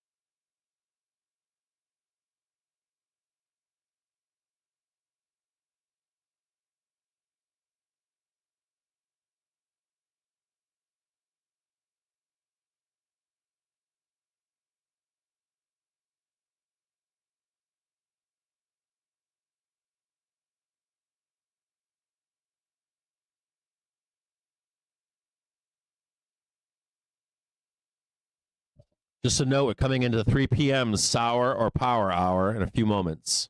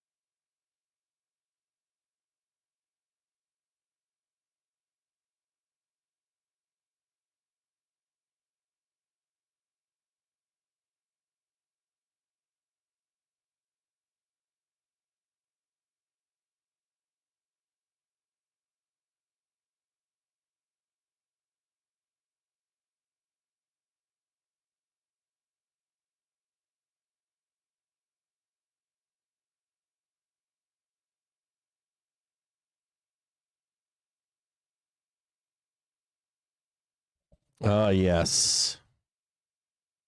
A little bit more pain up there. Just going to ram it up there. Reversal candles on a 1 minute right now. No new high here. Look at this closely here. So let's get granular with it. Did we get above that yellow box? Nope.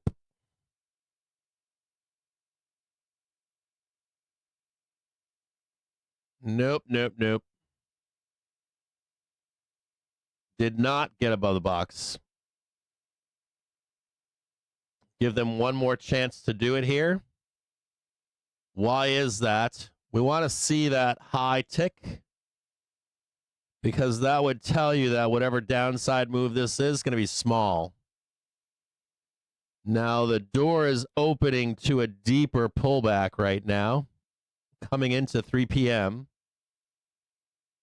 And nothing is safe down here. Just note that we missed it by a penny or two, right? So when you're watching the algorithms and the computers computing,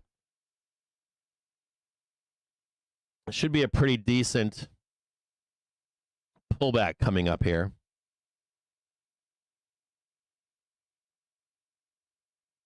Oh, go on here.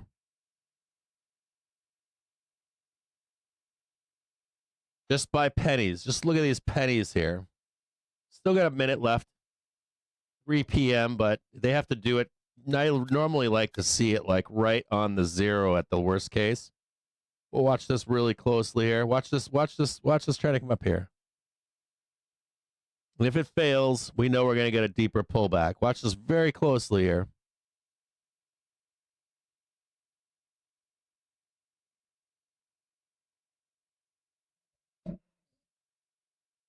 What up, D-Man?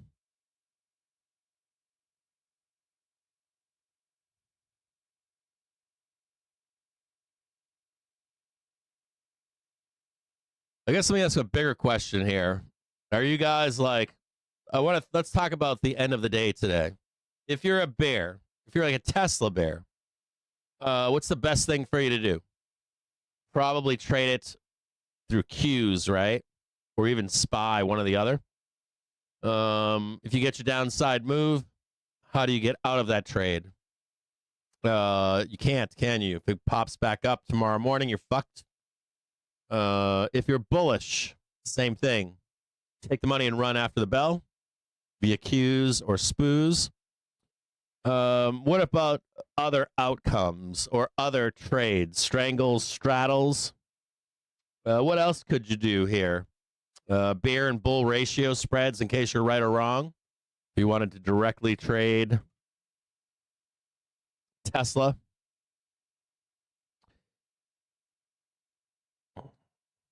What else do you have here? You probably don't want to do any kind of what I'm looking at here in the background. You don't want to see any kind of like we get the trade up to like 46 and then the destruction to the downside. So if you're going to trade, let's say puts on Tesla, maybe you wait until 415 for a place like 414, get in on a high to slam it so that it wakes up at zero tomorrow. All right. So we have about an hour until ECB's not speaking, and Trump is due to speak at the swearing-in ceremony. Then 10 minutes later, we have Tesla's Q1 2025 earnings, and also at 10 minutes to 4 p.m. Eastern Time, we get the market on close imbalance. So it's going to be a little bit busy, and hopefully everything all comes through all right. We're with you, bro. We're with you, Mr. News Squawker. We'll be here with you. We will be here with you. Not only that, you've got who's Elon's best buddy? Trump. You got Elon Musk reporting earnings after the bell, and you know who's going to step all over that, right?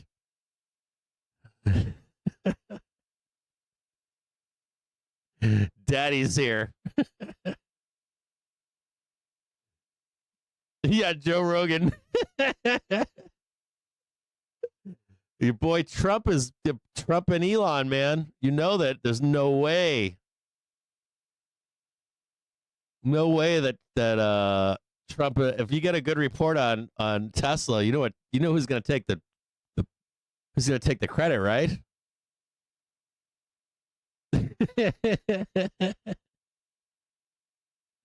Who's going to take the credit? I'm Donald Trump. I can't even do the Donald Trump. I can't even do the Donald Trump thing. You know that I'm the reason that Tesla's up today, right? It's huge earnings. I'm the reason Tesla's up today. Tesla's weathered this whole storm. It's because of me. Are you actually signing anything right now, President Trump? No, I'm actually here at the guidance right now. They've got me on the speaker in here. Go ahead, Elon, say something.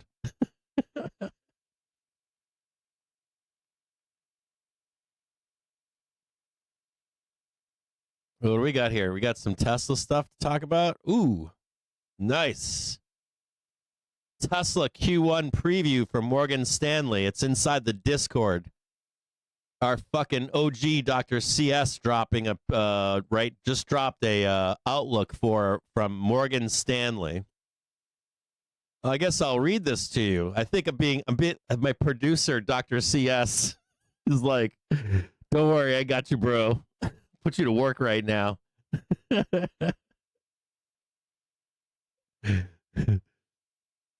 All right, Dr. CS, here I am.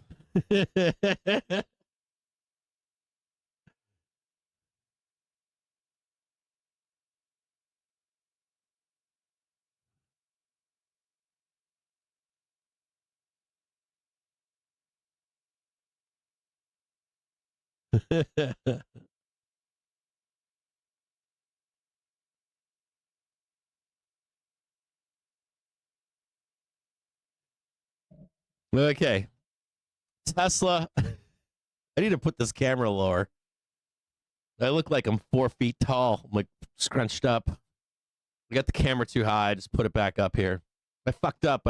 I'll talk about it later. Fucked up. Got the wrong goddamn lens for the camera. To speak tomorrow at 10 a.m. Eastern Time on state of the financial system. Oh, Besson's gonna speak tomorrow about the. Oh no, that's not good. That is not good. Now Besson's gonna speak on the state of the financial system. I've heard all I need to hear from Bessent at this point. I got everything I need. Sorry, Mr. Bessent. There's nothing you can say, no bullshit you can spew. I already know that you're in a trade war, and I know where that leads. There's no placating. Maybe intraday, but not on the market. Do you want to update with the latest and it'd be short-lived. I'll say that. farm payrolls? Then sign up today and get our special offer of Financial Juice Pro for a year's worth of us. We're just gonna maybe we'll do a liar button. Everything he says will be lie. There's another lie. There's another lie. There's another lie. There's another thing he's gonna walk back. There's another one he's gonna walk back. There's more bullshit. More bullshit. I know, dude. Like that shit earlier today, I'm like, this fucking guy is out of his mind right now. When I get that he's being quoted to pump the market, I understand that it's an intraday pump. I get it's for money, but it ain't what's real. So here we go. Tesla Q1 preview. Weak results versus AI meteorite. I bet you none of your Tesla bros are going to talk about this. I bet they're all going to talk about delivery numbers and, I don't know, we're down 70% in Netherlands, but now we're up a percentage point. Things are turning around. Tesla bulls only want to have Elon back in the driver's seat. I'm going to give it to you a different way than you're going to get it anywhere else. I'm going to give it to you from the perspective of money and not the bullshit Tesla spew gang crap. That doesn't mean a goddamn thing. Tesla first quarter results face the lowest margin expectations in 12 years. Stock reaction will be dictated by company's ability to address sub-VW margins and likely cash burn, confidence in robo, and a sense of increased attention from their CEO. There was a leak last week that said that robotaxi will never be profitable, and before that, there was long discussion about why the fuck would Elon Musk ever sell robotaxis if they were truly going to be that revolutionary, life-changing moneymaker. Guys went through buying those cars on lease over and over and over until the market becomes extremely saturated. And as the market begins to eat itself, They went over costs to buy and all these other metrics, and then other competition out there. Mind you, robotaxi ain't nowhere to be seen on the road. So there needs to be a lot of work and talk about robotaxi. I agree with that statement. It's another fraud scam. Believe it or not. I know you don't want to hear that, but it is. It's something nice to have. You can make some money on your car, but if you think you're actually going to make any money, you're out of your skull. Maybe at first you will. There could be a before market saturation, you'll make some money. I think a good example of that would be Amazon services. My neighbor does Amazon services, and he has jumped from service to service through Amazon as they've been launched. He's always told me that he makes a ton of money when they launch it, and then as time passes, it becomes saturated. There's no money to be made, or not good money. So hang on for some weak numbers. So let's listen to this closely here. Yes, the Q1 numbers matter. They always matter, but may not be much worse than low buy-side expectations. We forecast first quarter auto margins ex ZEV of 12.7%. Recent discussions with investors revealed expectations as low as 10% or even lower. And that's the thing. We talked about this earlier today. We already know a lot of this stuff. So expectations are at extreme lows. Remember, we never got the high up here.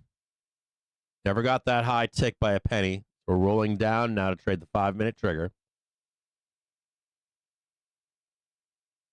Recent discussions with investors revealed expectations as low as 10% or even lower. We have to go back to the second quarter of 2012 when the company delivered 5,612 cars to find a lower auto gross margin. So if you don't like Tesla or Elon Musk, number one, congratulations. You've done damage. It has not been reflected in price, though.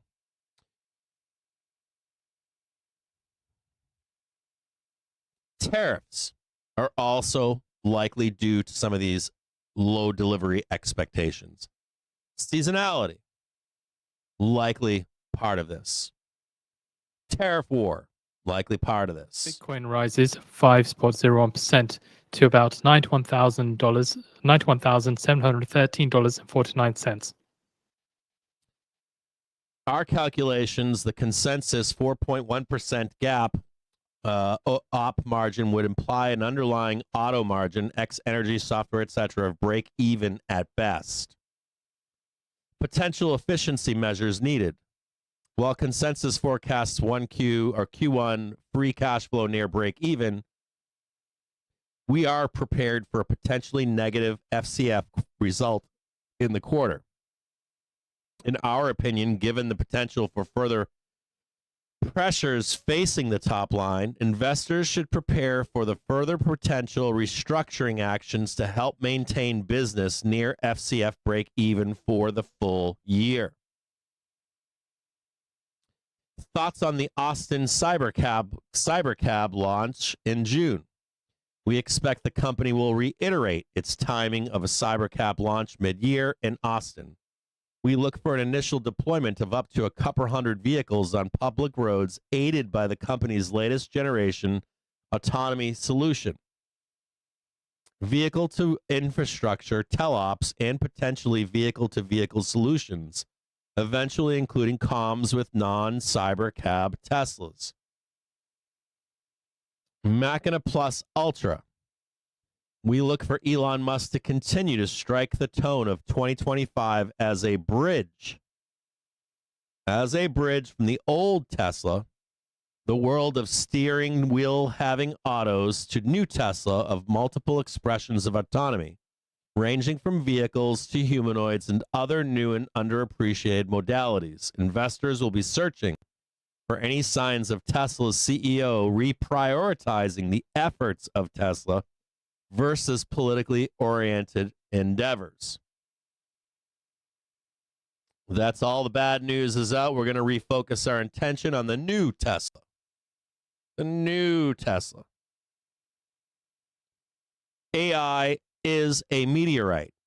As AI moves into the physical world, we believe investors must navigate exciting, strange, and unpredictable outcomes that may throw into question the industrial and global supply chain playbook of the last 8 decades. I discussed this with you earlier. Told you that guys like Elon Musk are likely behind this trade war. If they can highlight, hey, don't worry about it, bro. We're going to change the economy. There's big changes coming with manufacturing, with automation, with robotics. We no longer need cheap labor. The future is way higher profits for U.S.-based companies, even if we have to go through a rough patch and a trade war to get it. As AI moves into the physical world, we believe investors must navigate exciting, strange, and unpredictable outcomes that may throw into question the industrial and global supply chain playbook of the last 8 decades. Right? What are we talking about? Canada minerals, Greenland minerals, right? If we need cheap labor, Mexico, right?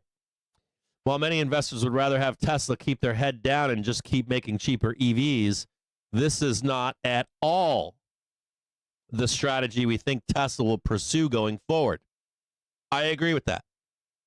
I am in agreement with this 100%. Quote, if you ask the wrong question, the right answer is impossible, end quote.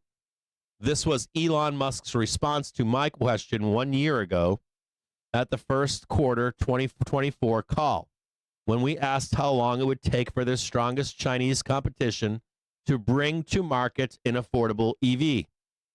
We do not believe this sentiment has changed. Remember, we're in trade war.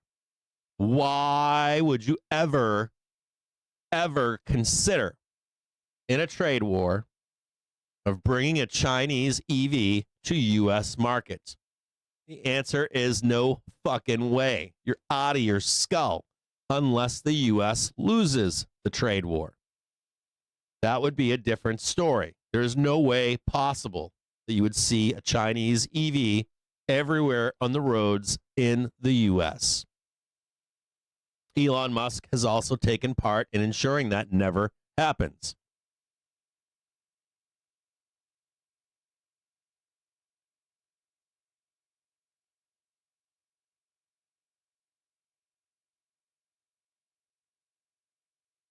Another note here.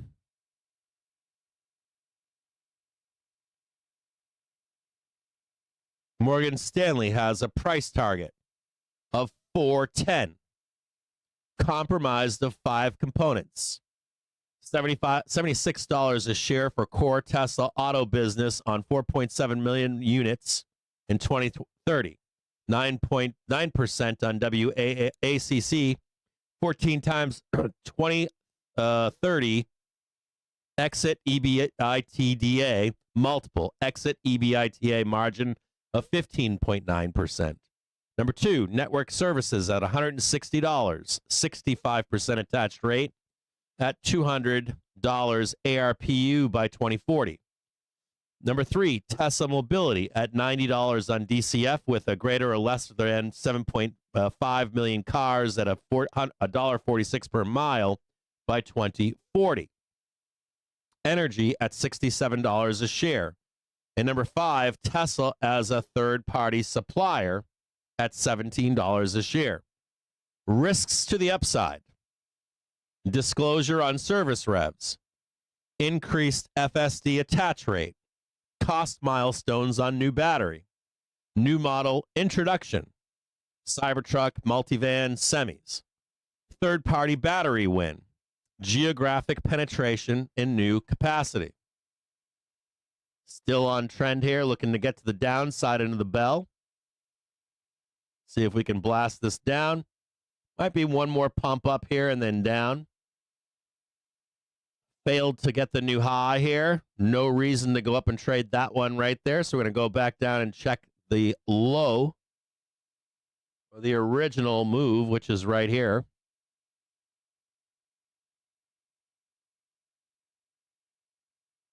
Risks to the downside. Competition. Legacy OEMs and Chinese players, big tech. So you want to hear Elon Musk at some point say to you, what? We have real competition with American manufacturers of EVs, don't we? And European. How do you combat that? How do you remain number one? How do you set that in stone? Number two, China. It needs to be addressed. Someone needs to say the truth. Not many people are. You got a little bit of truth from Elon Musk, or not Elon Musk, Jerome Powell recently. You got a little bit of truth from the Oracle of Omaha. You get a little bit of truth sprinkled. Even today, you got a little bit of truth. You could see the bullshit in Besant, and you could see Gasparano coming out and saying, no, he didn't mean that. And that's because we're in what? A real trade war. Not something that you give into at this point. If you know and understand what warfare is, there is no giving in at this point. It is winner take all. That is what it is. And it's very dangerous as well, isn't it? Trade wars often escalate to what? They ladder to real, true damage until one side or the other capitulates in full. So you want to hear this from Elon. You might get a little bit of truth. Is this really a trade war? Or is it just one or two little things? Other risks to downside. Execution risk. Multiple factory ramps. Market does not recognize Dojo-enabled services op lower than expected attach rate and RPU. China risk. That's escalation of trade war. That is also escalation that will never be allowed in China markets, right? If this trade war goes nowhere, fizzles out, Trump loses midterms. Risks to downside dilution or valuation. All risks to downside. I think we've commented on a few of these in general earlier today. Now trading down, we'll see if this holds. This is an important hold right here, right where we are. Should get a bounce here. Watch out. Close your short right now if you're short. You're going to catch a squeeze here.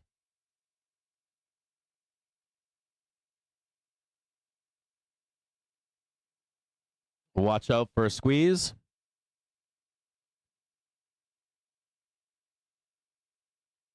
Morgan Stanley, price target 410. If you can catch a low on Tesla after the bell, or even tomorrow or next week, first week of May, we've got this downside target. If we can get down to the 170 on any kind of doom and gloom on the first week of May, or even today, here's Tesla expectations. Go down here always. If you are a Tesla bull, we talked about this earlier. Here's expectations for Tesla. But you're always looking for what? If someone gives you expectations on Tesla, are you trying to chase this? No. You always want to be a buyer of pullbacks. You're always looking for the downside move to get long or lower. You're never chasing the dragon. There's two opportunities to get long. There's going to be one here or there was one earlier at 223. You might catch another long 1st of May, right around 223 again. And you might actually get it lower. If they blood us down or if Tesla has a bad report, you're Johnny on the spot down here. If they have a great report, you're just waiting for the pullback to get long, right? Yahoo, market's resolved itself. Everything is awesome. Always be looking to buy dips. Always buyer of the dips. Never chasing. Never, ever, ever. Always looking for chasing. Let's look at this real quick.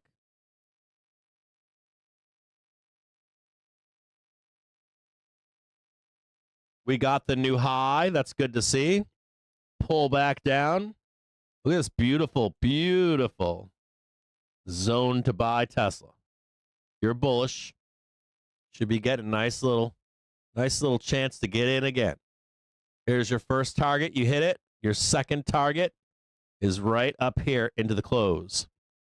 Break above, trade 248, and then to trade 280. Got another target up here, 262, and then 280 up here.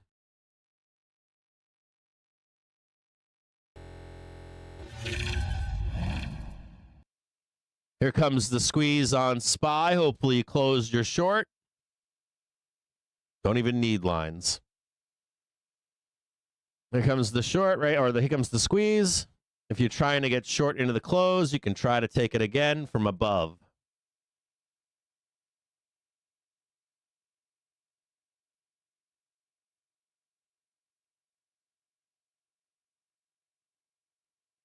Again, Morgan Stanley price target, 410.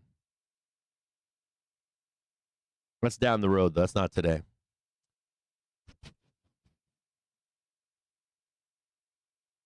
Tesla failing to hold its pants up into the close here.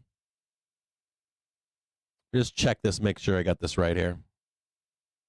Voice news disconnected. All right, so we're good. We got this new squawker going here.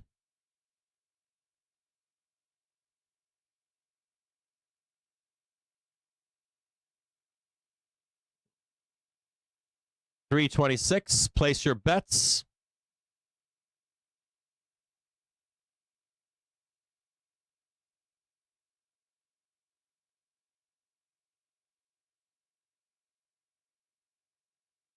Oh, all right, nice. We got Condor is doing, hold on here, I'm missing Discord.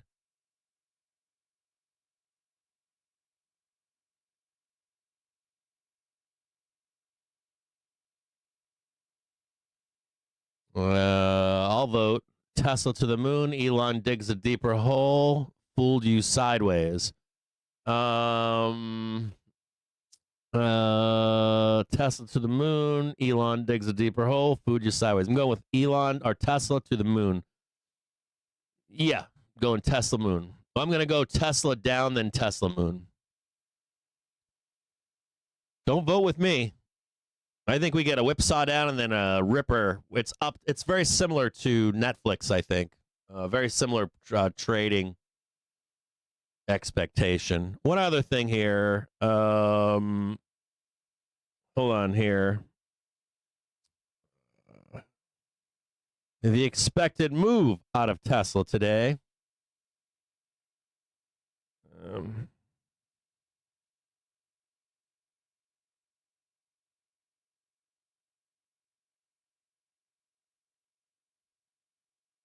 What am I looking for here?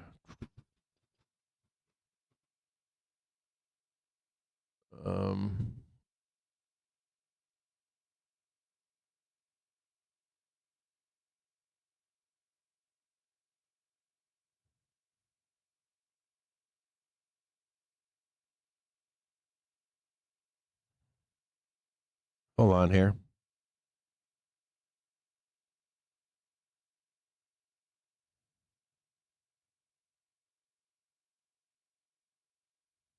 Am I missing here?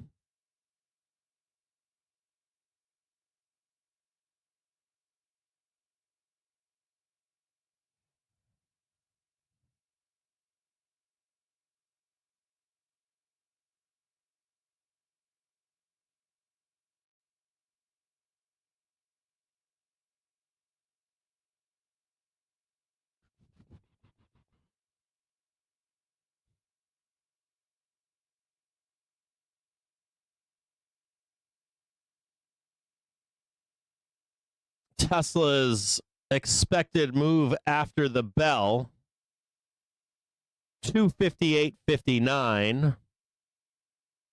on the upside and 212.25 on the downside. Into May 16th, upside expectation 270, downside 198. The option market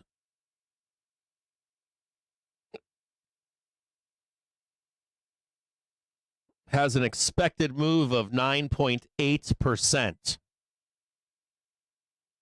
9.8%.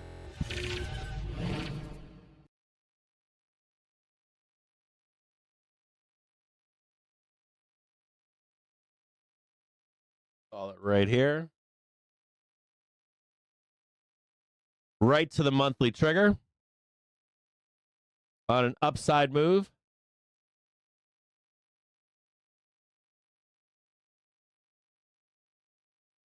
And basically closing the gap down here at $200. Let's call it 200. We will slap the fuck out of $200.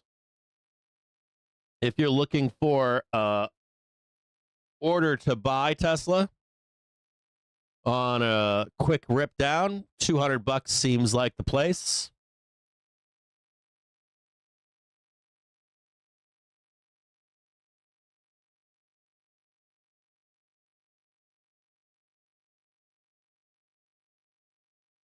Upside target on intraday. This is just today. Right here. Make that a little bit lower. I think it's higher personally. I think we slap. That's about right. 250. So right up here. Upside target. 256, 250. I think it's 250 though.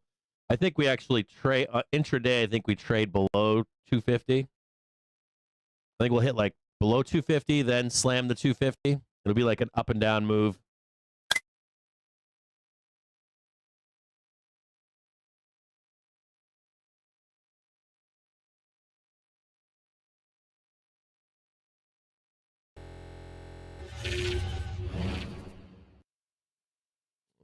So far the results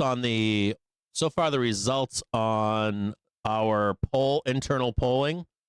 We've got Tesla to the moon, 12 votes for 21%. Elon digs a deeper hole, 20 votes for 36%. That's number 2. Number 3 is Tesla to the moon. That's the smallest. Or I should say, in number 3, third place is Tesla to the moon. Elon digs a deeper hole. That's number 2. And fooled you sideways is the biggest expectation of a sideways move. I think that implies that we would trade lower than 250 and higher than 225.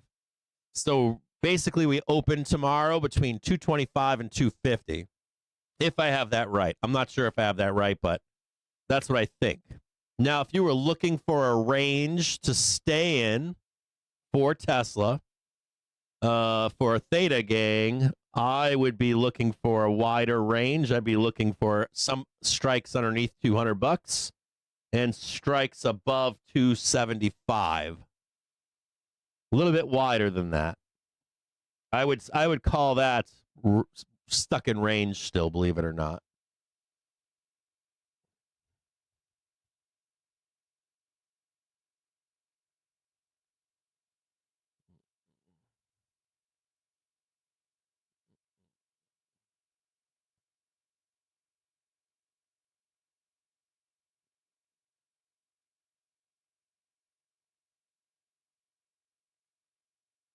Tesla or SPY holding itself up on trend right now. I'm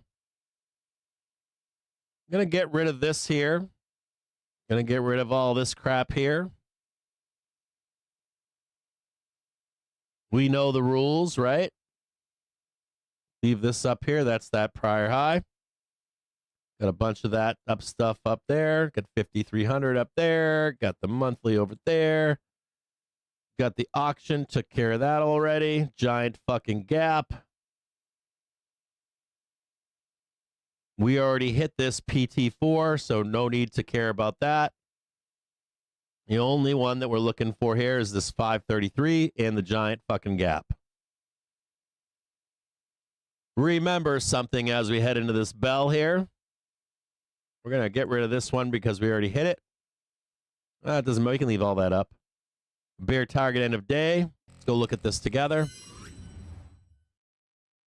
If it was me trying to trade this, I would be hoping for a bloodbath down here to catch a nice long call, either for tomorrow open or from 4 o'clock to 4:15 or whenever these results come into play.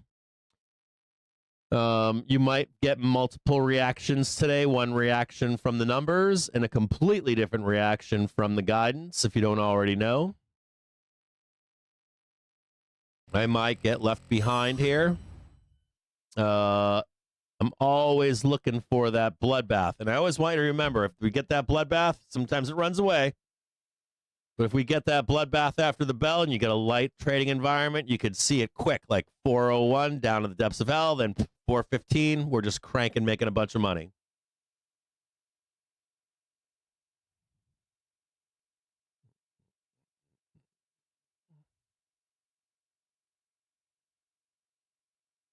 Yeah, I've got two, hold on, 190 and 300. That's about where it's at. That's about where it's at. Whatever John L. just said, 190 and 300, that's very safe.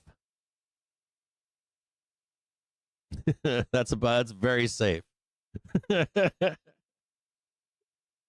don't even think if we hit the 200, it's going to stay there for long. Not long enough for the open tomorrow. And even the 275, I don't think will stay there. I think people will still take their money and run. People will be getting the fuck on out.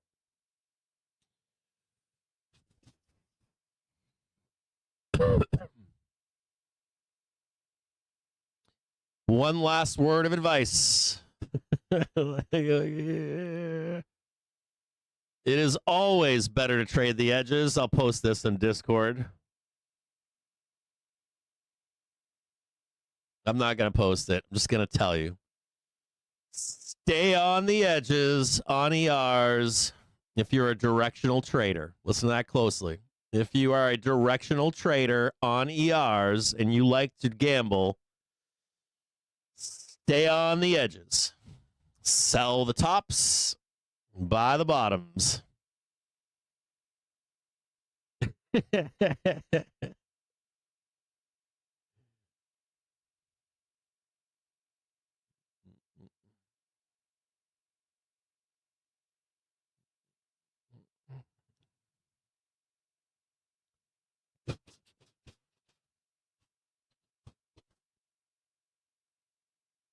Actually, the I'm looking at the expected move.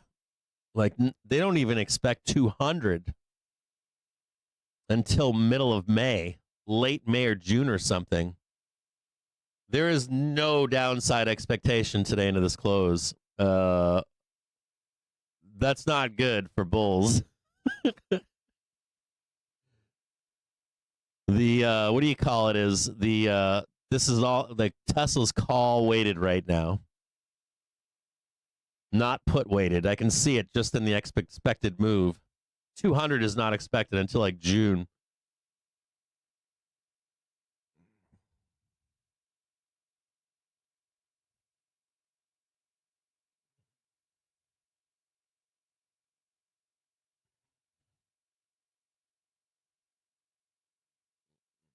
Ow, my neck hurts.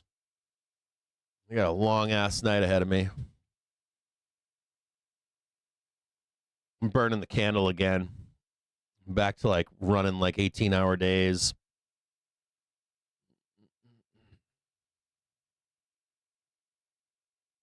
"21 minutes.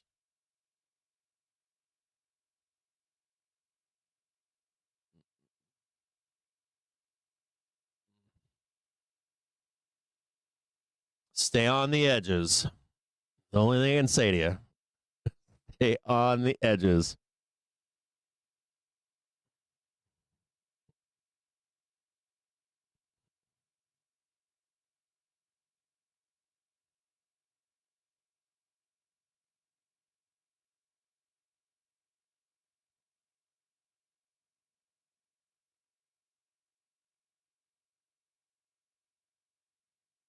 Dude, what am I like? I don't know why that's part of my news.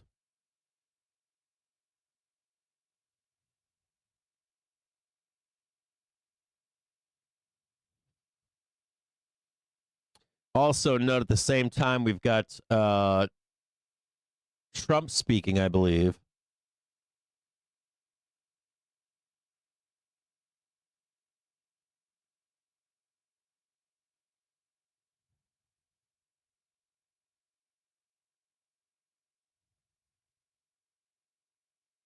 Hold on here.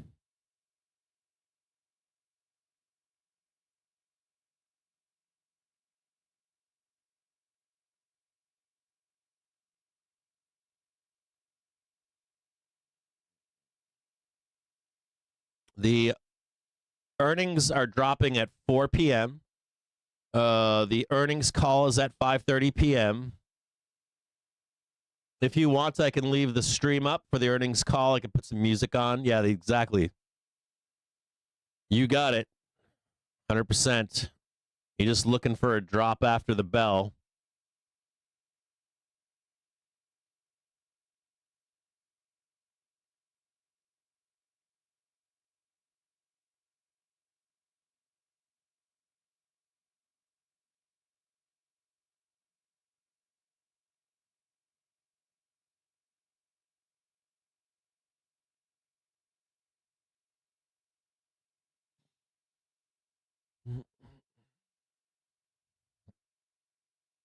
$341. Tesla looking a little weak into this close. I'm going to move the chat right here. I'm going to switch over to a Tesla 1-minute chart. Just check the 30-minute here and see if everything's looking good for a rocket ship. Oh, fuck yeah, it is. 15-minute, half hour looks ugly. The hourly looks fucking bomber on Tesla.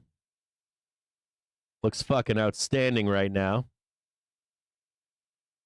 See if we can get this nice move higher here and trade up to this 250, 256. Look for a sell on 250 and then a second rip to 256. SPY beginning to squeeze.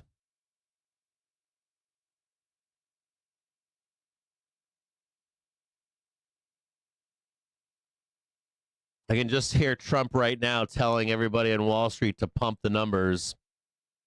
Pump Tesla. I need a win. I do what you tell me to do. Now I need a win. Can you just do me a favor and just pump Tesla to the close for me? So I can go out and do my speech. I got Tesla penciled in for a moonshot.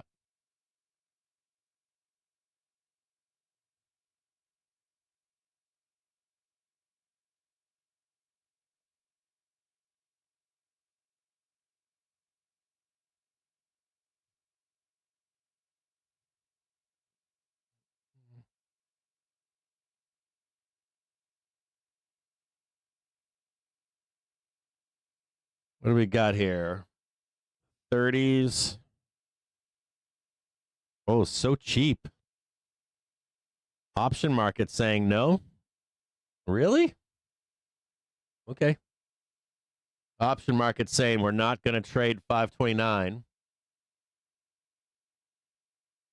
Option market saying hell no.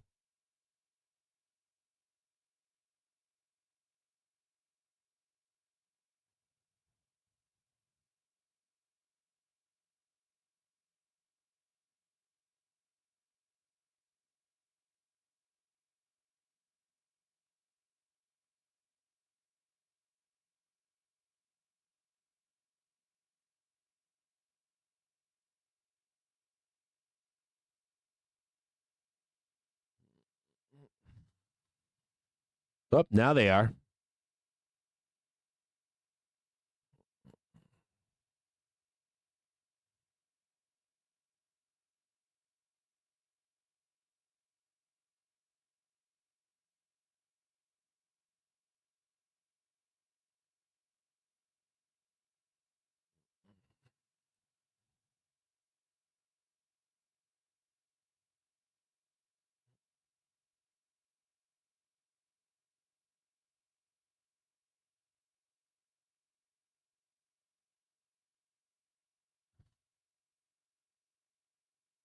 Get ready for a whipsaw.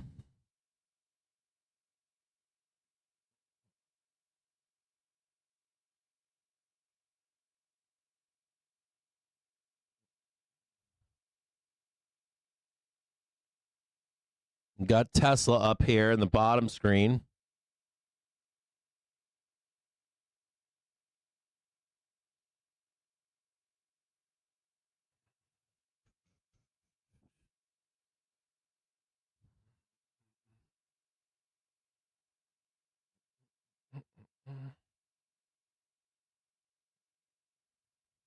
Nice. Oh, fucking with my phone over here instead of my fucking trade. Remember to have upside and downside stops on your trade. If you're bearish, you're bullish. Take the money and run.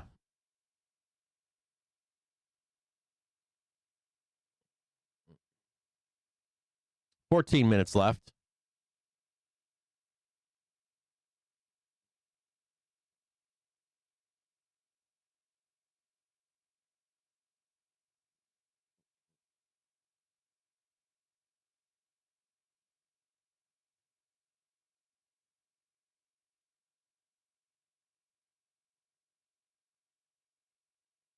Tesla creeping up into its close right now, trading 237.21.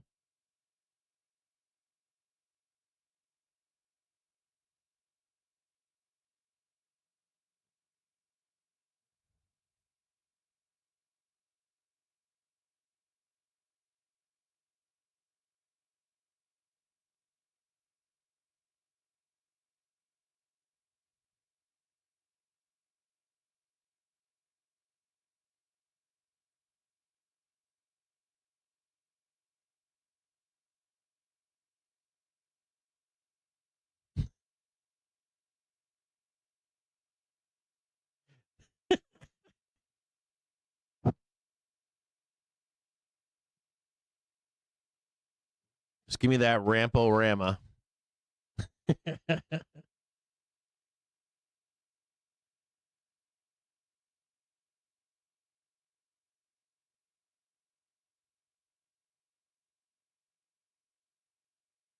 Need that must buy all of market. See if we can get that new high. If you remember back here, we missed it. Want to see that one now? That high tick, please. That high ticky. You guys ever played hockey? High sticky. Come on, just give me the high tick, baby. Give me the high tick. Watch out for a pullback on this tick. Right up there, then down there, then up there, then down there, and up there. You're going to try to grind us the whole way here.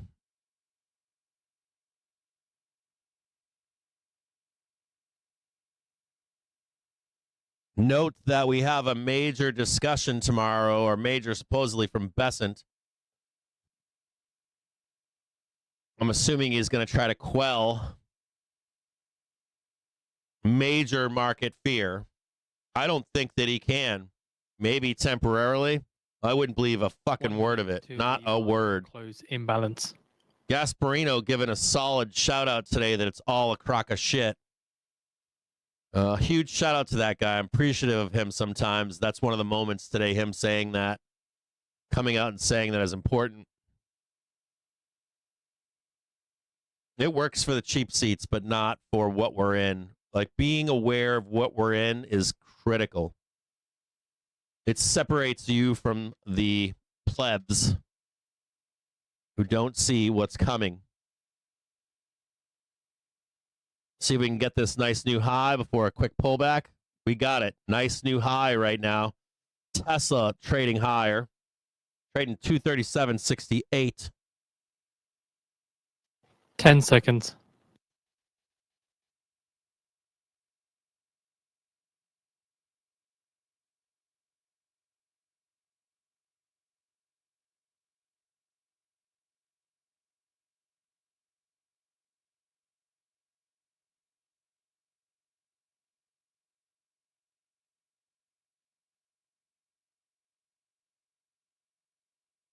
Seems to be a market and close imbalance. S&P 500 buy side 700 million, Nasdaq 100 buy side 242 million, Dow 30 buy side 157 million, and Mag 7 buy side 2.5 million.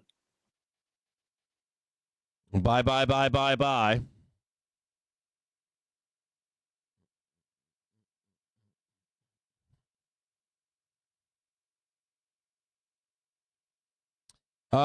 You got to remember that there's there's different audiences. So you got to remember that I just read that 45. So there's different audiences for all of this news meant for different people. And then there's people in the know too, right? So you're in the know, then you've got, who is this directed at? Is the Besant news, is the Gasparino news, like who is that directed at? Is this at a U.S. investor? Is this geared towards foreign investors? Is this geared towards real party line or trade war line? Like who's doing the speaking? Why are they doing the speaking? Who is the intended audience? Is this actual policy? So Besant, it looks to me like what he said earlier, or the quote that was taken from his private closed door thing, was meant for the squeeze up today to keep going higher. Now, whatever Besant says tomorrow, that public discussion, what is the audience? Who is the audience?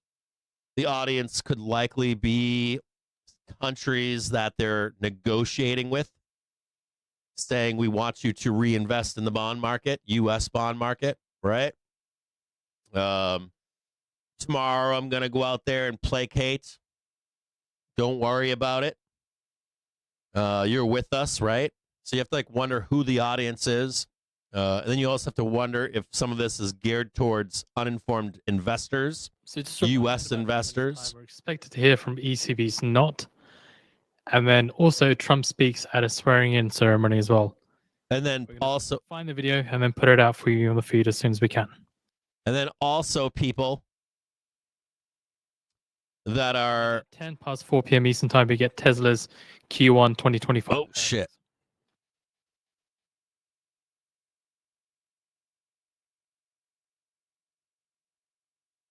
Getting some contradictory news.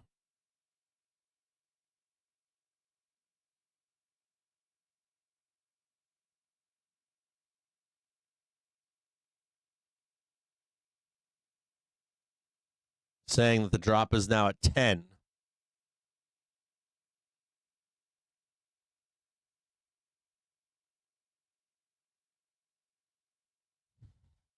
So the idea here is you want to be understanding of who this is directed at. You also have to remember that you can't have America panic. You got to remember that the panic has to be staged. If I were to tell you that, I don't know, something really bad and just dropped something really bad on you, you're going to freak out, right? If I walk you into that conversation, right, I'm going to walk you slowly into the acceptance of something really bad. I would take my time with it so you don't panic, right? If I slow feed you that we're in an economic war and there's really bad things coming, I'm going to piecemeal it to you so you accept each step of the way, right? Think about that. Like if you're in a really bad situation, someone's going to tell you to do this and do that and do this. You're in a plane, an airline, you're on a flight. They give you instructions, don't they? And they tell you how to act, right? In these certain scenarios. They get more aggressive with you as the scenario grows more dire, don't they? Flight attendants flip a switch, don't they? They get more aggressive depending upon how the situation escalates. But they don't immediately tell you we're all going to die, do they? That never happens. They will escalate your awareness and what you need to know and for you to cope with what's going on. So think about that when Besson speaks tomorrow, just like today. Tesla holding up right now. SPOO's parked into the close. Place your bets up or down. Remember that after the bell. Oh, one other thing, we're getting mixed messages here. I've got one message that says 4 o'clock for the data drop on Tesla. I have a news squawker saying 4:10 p.m. For ER call. So we'll place another little mark in here. Remember that close your trade by 4:15. We've got all of those marked out.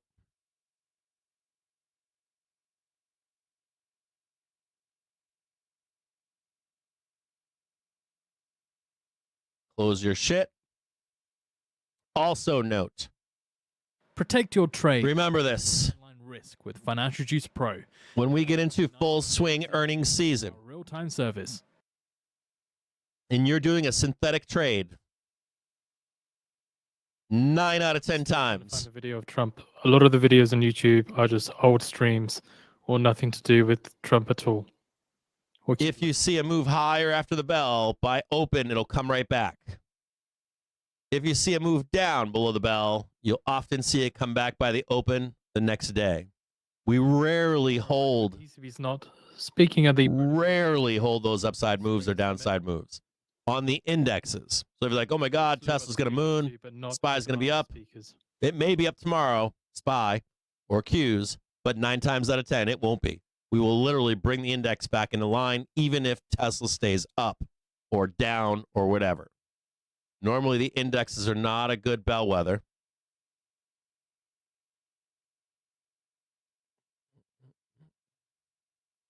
For performance the following day.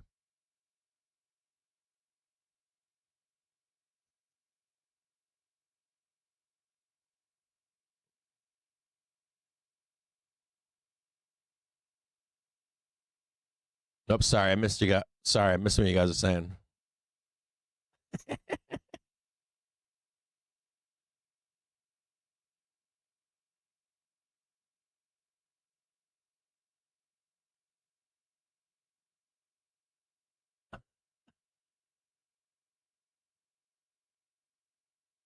US starts anti-dumping probe on some South Korea and Taiwan chemicals.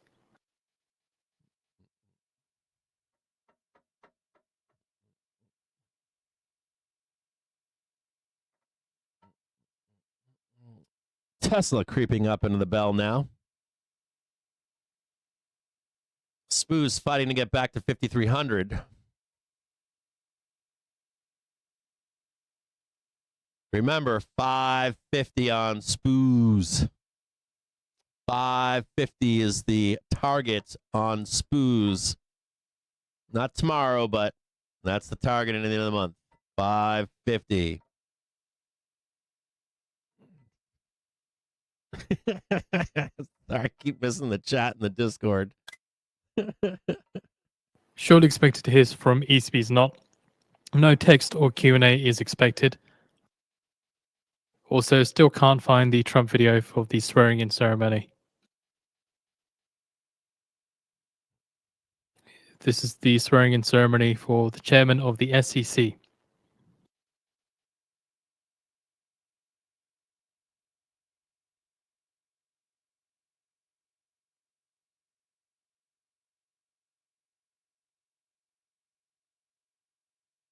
I never got a chance to look at ENPH either, did I?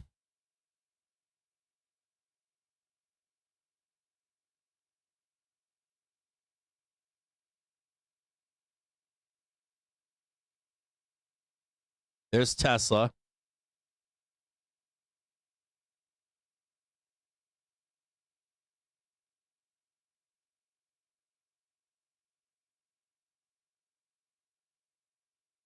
ENPH looking good too. 10 minutes to go until we get Tesla Q1 2025 earnings with an EPS estimate of 43 cents. SPY moving higher right now. $21.43 billion. Now 4 p.m. Spoo's trying to trade back to 5,300. So just an update there. Revenue estimate of $21.37 billion. Tesla strong after the close.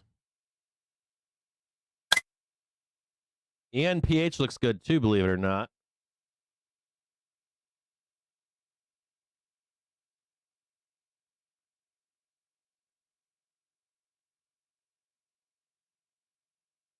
God damn it, I'm not watching my fucking trades. Oh, doing it again. I missed that whole move there.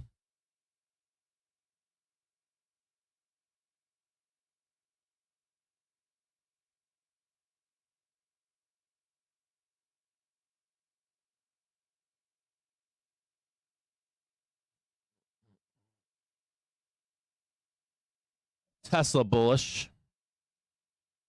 ENPH looks good. Spoo's strong after the bell, coming into supply up ahead. You can see it right there. Let's go take a quick look at Bookmap. Maybe not. Maybe yes. Maybe not.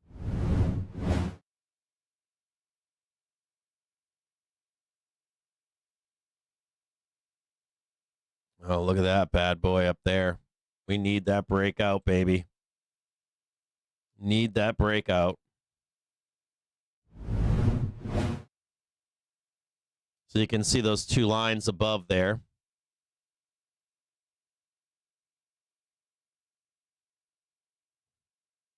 That's it. I'm putting in a fucking stop here. According to the Financial Times, Amazon and Walmart sellers hoard goods in Canada to wait out tariffs.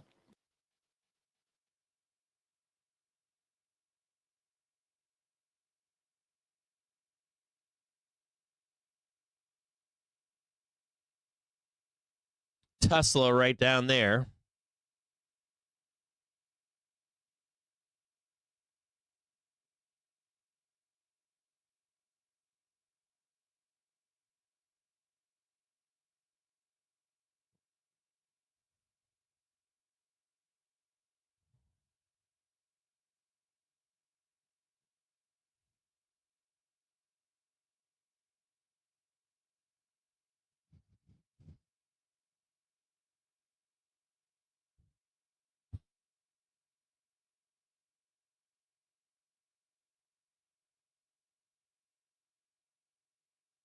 I should be watching this and I'm not.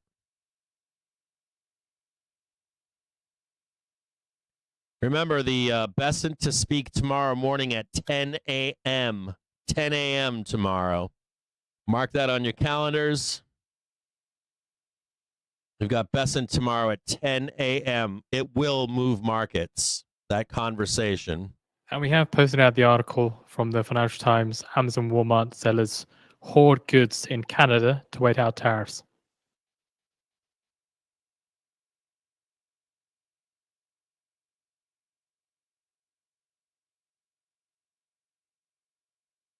Also, Treasury expected to give guidance next week on X date for debt limit. Got that coming up too.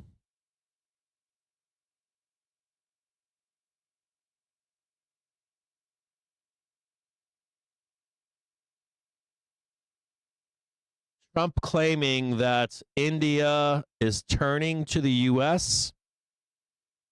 I don't know if that's true. If I was Indian, I bet I would disagree with that. MAGA resource retweeted from Trump earlier, breaking India ditches China. Boosts U.S. imports and major trade win for Trump. I don't recall India. I would be wary of that statement. Tesla starting to squeeze higher. Tesla just trading, blasting right now. Hit its upside target of 250.06. 2025 earnings with an EPS estimate of 43 cents and a revenue estimate of $21.37 billion. Tesla just hitting its first upside target of 250.19. Look for a pullback to that, then trade. They just hit it just now. Then trade 256. They've already made most of their implied move today. First quarter adjusted EPS of 27 cents. 27 cents. It's a miss on the estimate of 43 cents. Tesla says they will revisit their 2025 guidance in their second quarter update. Revenue $19.34 billion. $19.34 billion.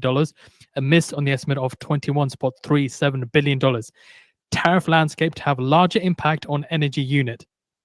Rate of growth will depend on a variety of factors.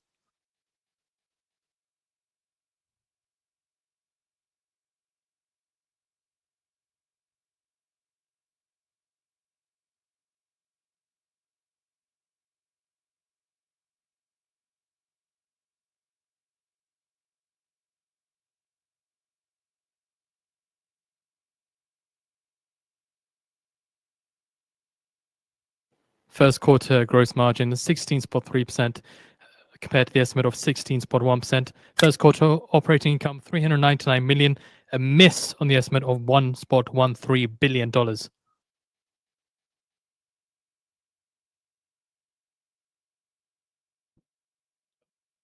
Bringing up Tesla's book map right now.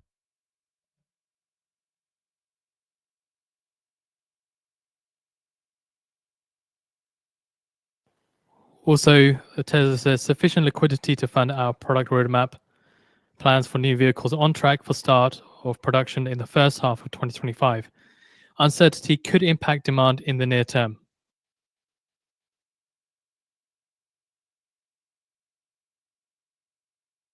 Tesla sees more affordable models lead to less cost reduction. Tesla all buyers here. This is Tesla book map right here. Tesla leaves out return to growth forecast from earnings report. Tesla says despite tariffs, they see increasing need for energy storage.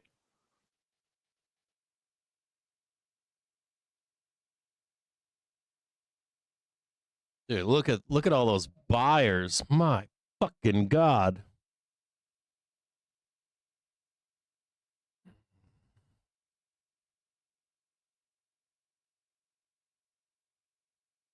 The bottom of that is $200.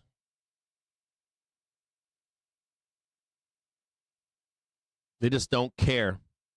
Fucking Tesla bulls, man. Bye. Buy it all.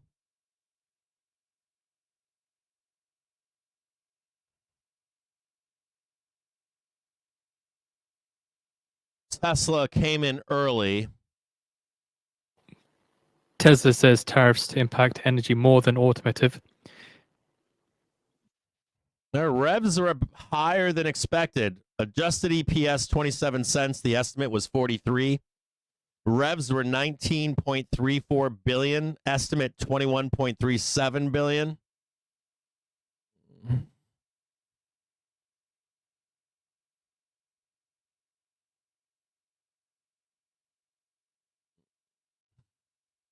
They're stat loading. Look at this.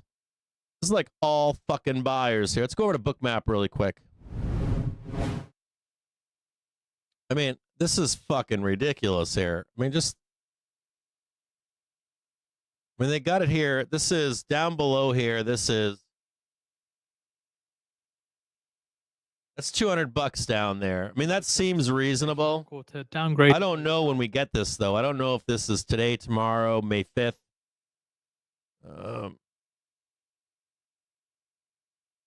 That's a giant ass bar down there. You see it?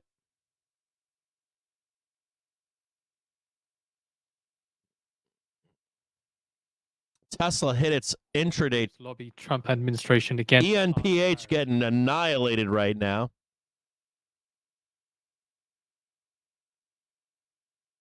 Come on, do this for me. Do the thing.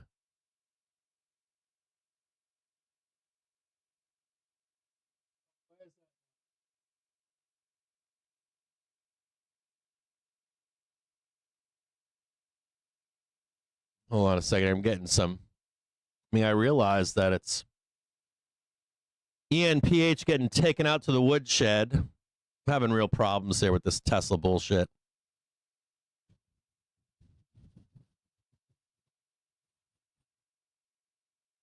They just don't fucking care.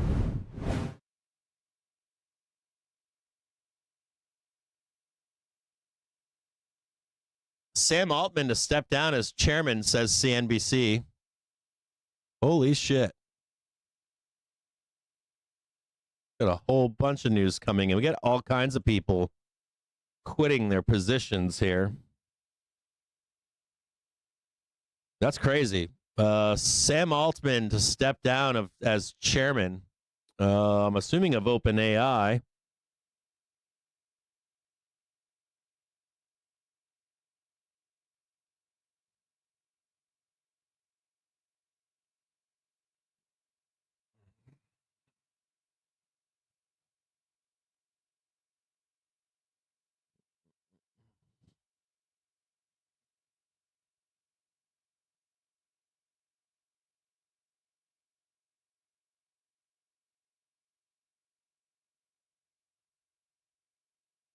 Tesla's still not trading its $200 downside target. ENPH getting taken to the woodshed right now.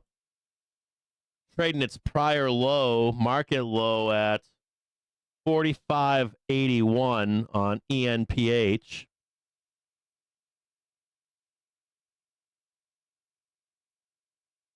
Can't see that far back.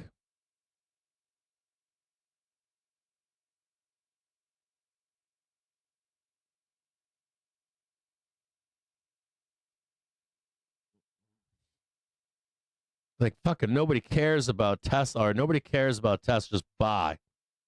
Buy, buy, buy, buy, buy. Buy it all. Fucking Tesla.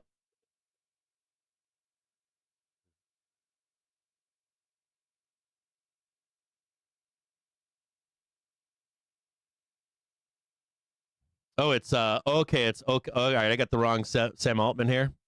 All I read was Sam Altman to step down.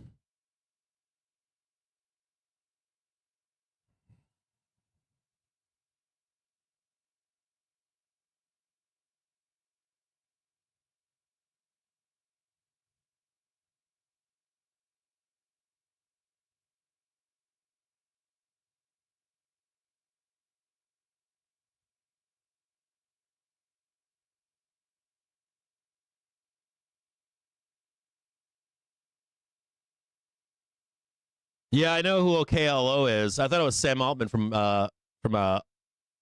Open or ChatGPT, OpenAI. Do you want to stay up to date with the latest and be on the bleeding edge of news for non? I don't know what's going on with fucking Bookmap. I have no idea. Like, I don't. Maybe I need to load more information. Years worth of our service for the. This fucking shit is not flying for me here at all. I fucking hate. I really, to be honest with you, hate Bookmap. Tesla coming back again into the close. What? Like, just show me some cleaner. Tesla once again fighting for its upside targets here. 255 and 261. They already hit 250. Their second upside target is 256. They have not hit their intraday expected downside move. I believe that was 200. 200? Yeah, 200. There are buy orders down there. We are coming into the close right now. If you've got trades on, 1 minute left.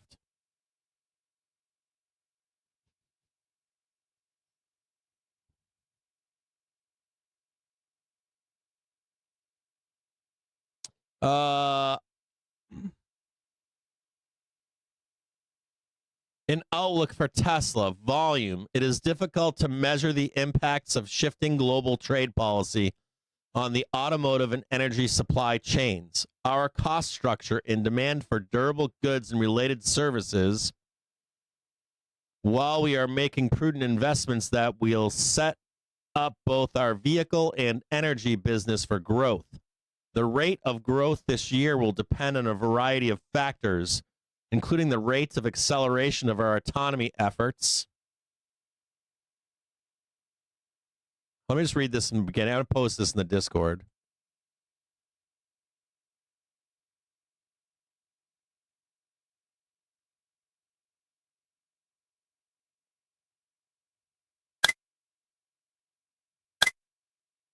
I'll read this to you now. Okay, so this is a Tesla outlook right now.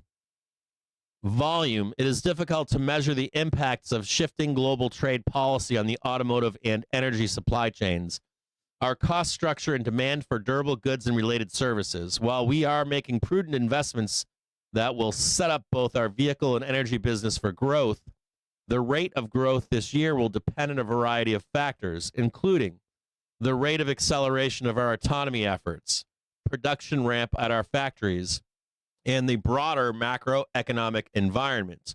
We will revisit our 2025 guidance in our Q2 update. Product. Plans for new vehicles, including more affordable models, remain on track for start of production in the first half of 2025. These vehicles will utilize aspects of the next generation platform as well as aspects of our current platforms and will be produced on the same manufacturing lines as our current vehicle lineup. This approach will result in achieving less cost reduction than previously expected, but enables us to prudently grow our vehicle volumes in a more CapEx efficient manner during uncertain times. That's good to see.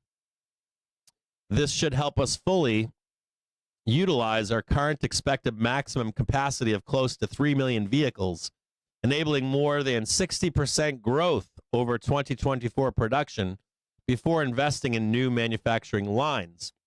Our purpose-built robotaxi, Cybercab, will continue to pursue a revolutionary unboxed manufacturing strategy and is scheduled for volume production starting in 2026. No word, though, on rolling out at least some of the fleet in 2025. That's a negative. So we'll have to listen closely to Elon at the guidance at 5:30. Okay.